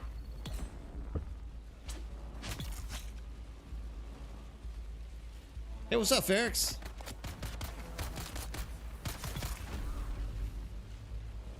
Oh man, yeah, work sucks. I'm sorry to hear that, dude.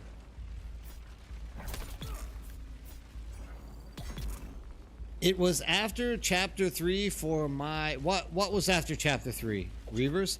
I think I might have missed another message that you put in. I'm not seeing the context of what you're referring to.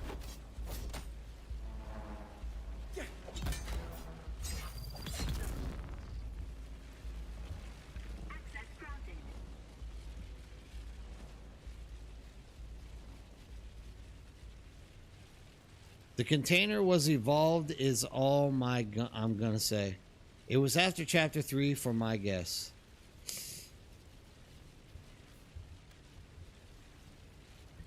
I don't know. I'm still kind of lost. It's getting late for me. My brain isn't working like it should. If that's all you're gonna say, I'm gonna be very confused. I'm sorry to say that, but I'm gonna be a tad bit confused.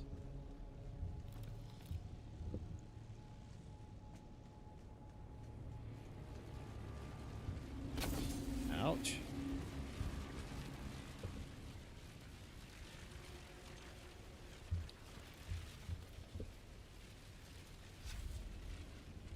You're awesome, Drath. Thank you. You're one of the best. You're one of the good ones. You're always giving support, dude. I always love that.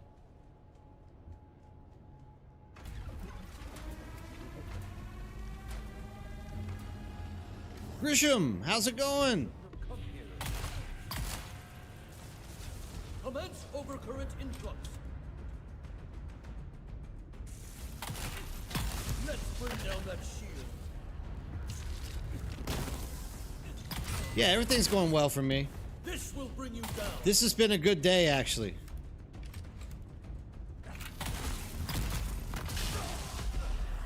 This has been a really good day for me.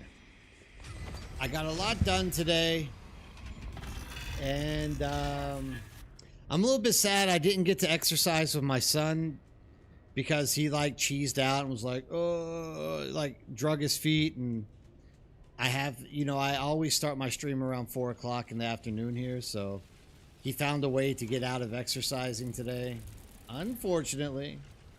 But his mother said that she was gonna like force him into some running a little bit later, so maybe she laid down the whip and forced him out there to do more stuff. I don't know. She does it to me all the time. I always listen. She's a small woman, but scary as hell. That's all I can say about my wife. She's like 5'6", 47 kilos. But I would not want to piss that woman off for any reason whatsoever. You might get a knife in your back the next day. You never know. Never make a Korean woman angry. But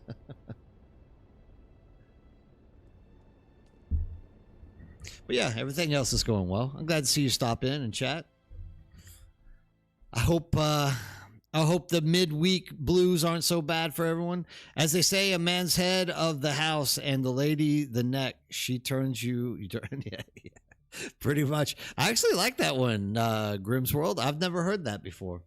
That's the first time I've ever heard that. It makes a lot of sense. I actually like that one. That one's good. I'm going to use that one later on when I try to look smart and talking to my peeps.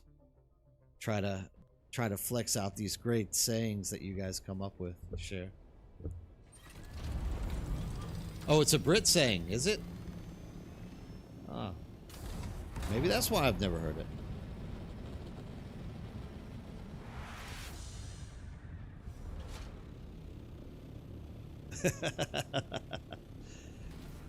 Kimchi points for me. We don't have brownies. I want to eat brownies like no tomorrow. You cannot understand how much I want to eat brownies. We're going to go with kimchi points.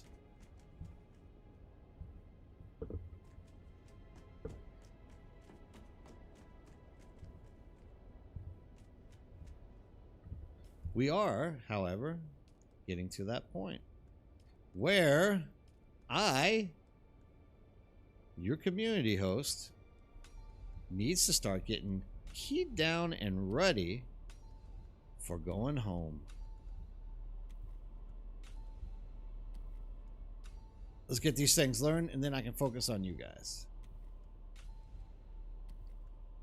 Is that it? Almost. Ooh, I did a lot of running.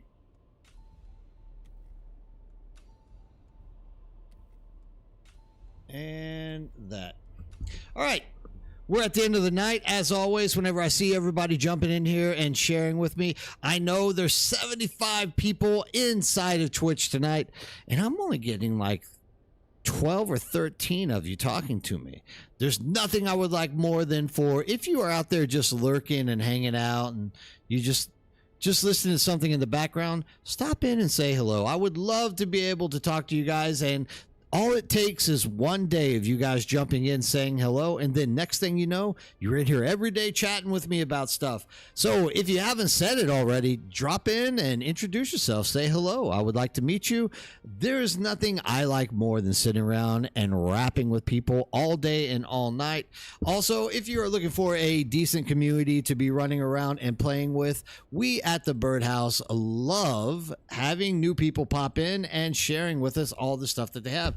Harky, we already know each other. If you've never joined our Discord, I promise you won't get a virus. That is exactly what a hacker would say.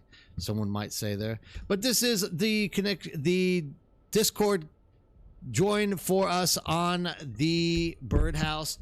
You come in here, you can join. Make sure that you pick whether you're Atreides or Harkonnen and you accept all the rules. Not only that, but this is a community of, well, heavy driven, very, very, very, very happy people that try to stay in this game for the long distance run that is becoming for us all now in 7.5 months. We are not going to leave the game. If you are having issues finding people to play with, or if you find people which might have left you alone on a server somewhere and you're looking for people to play with, you can definitely come and join us. Imagine not watching on YouTube. Oh, you like YouTube better than Twitch, huh, Fatelings? I can understand that. Well, I mean, in all fairness, we have 40 people on YouTube, and I'm only getting about 8 of you talking to me over there. So, like Fatelings really just did, come in and say hello to me. Let me know who you are. But either way, as I was saying, if you are looking for a community to run around with, we are a very, very, very nice group of people that try to help everyone out, and we really want to see the population of this game flourish and grow.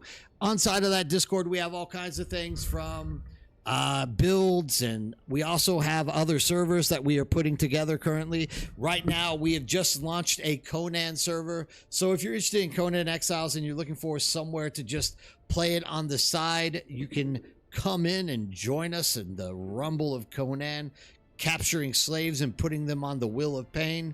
Also, as I said before, we are kind of that group that will not leave Dune. So if you're one of these people who really enjoy Dune and you're looking for a long-term committed group of people to play with, we should be your next stop. Come out and try us out.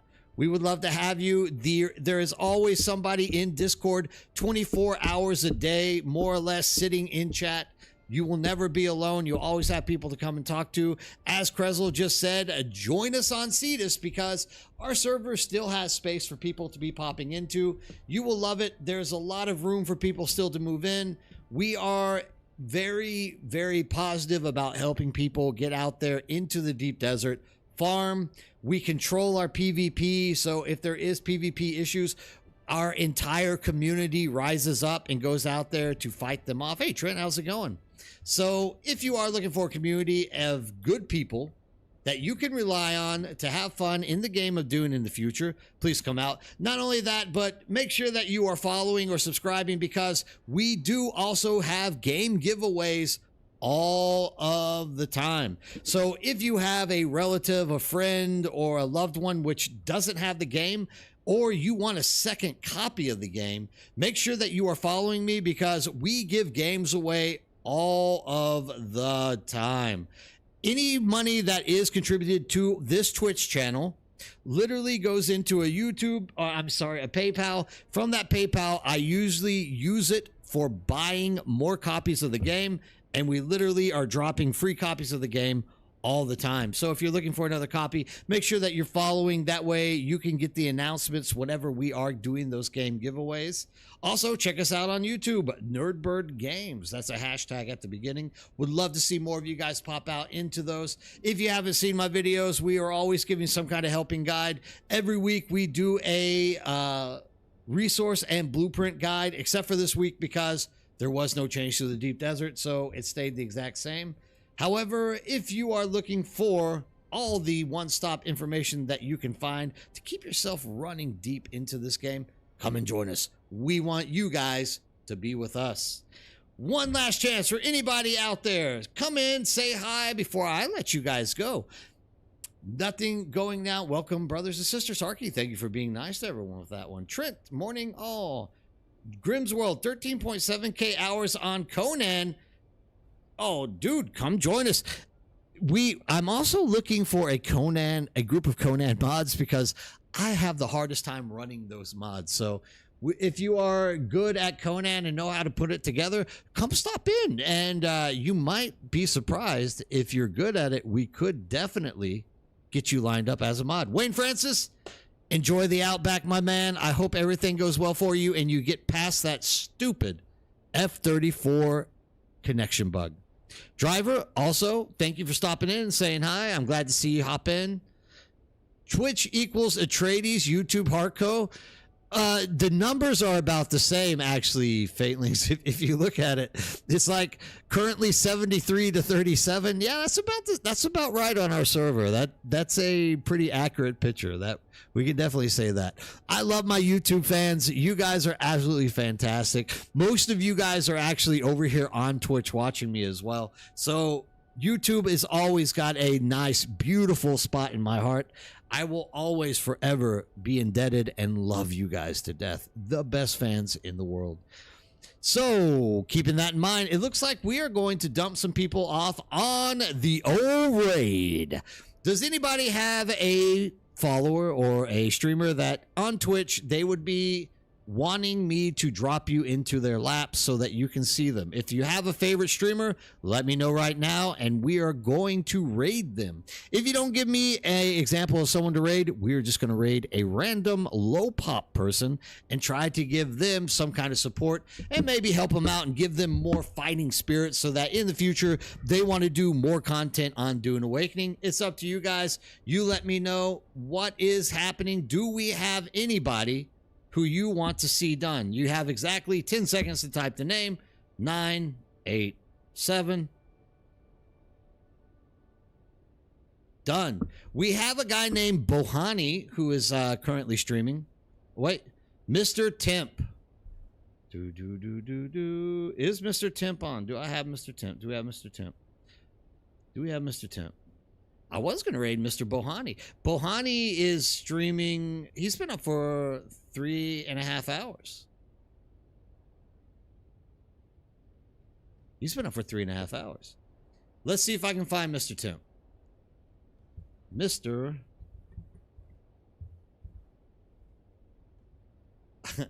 I got Mr. Toilet. That's what it came out with. Oh, there's an underscore. I got you.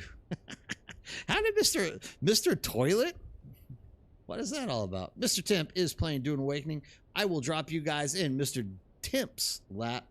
Remember to spread the love and tell this guy how great he is once you get in there. If you like what he's doing, follow him, because it's always good to share some support with people and give them a little more confidence to continue making these streams out there for us in the future. So make sure to spread the love. We're going to start that raid right now, and we're going to drop you there with Mr. Temp. As for YouTube, as always, guys, keep your still suits tight. Keep your crisp knives sharpened. Keep your leader Johns full, your eyes in the sky, and everybody, make sure to have a great day.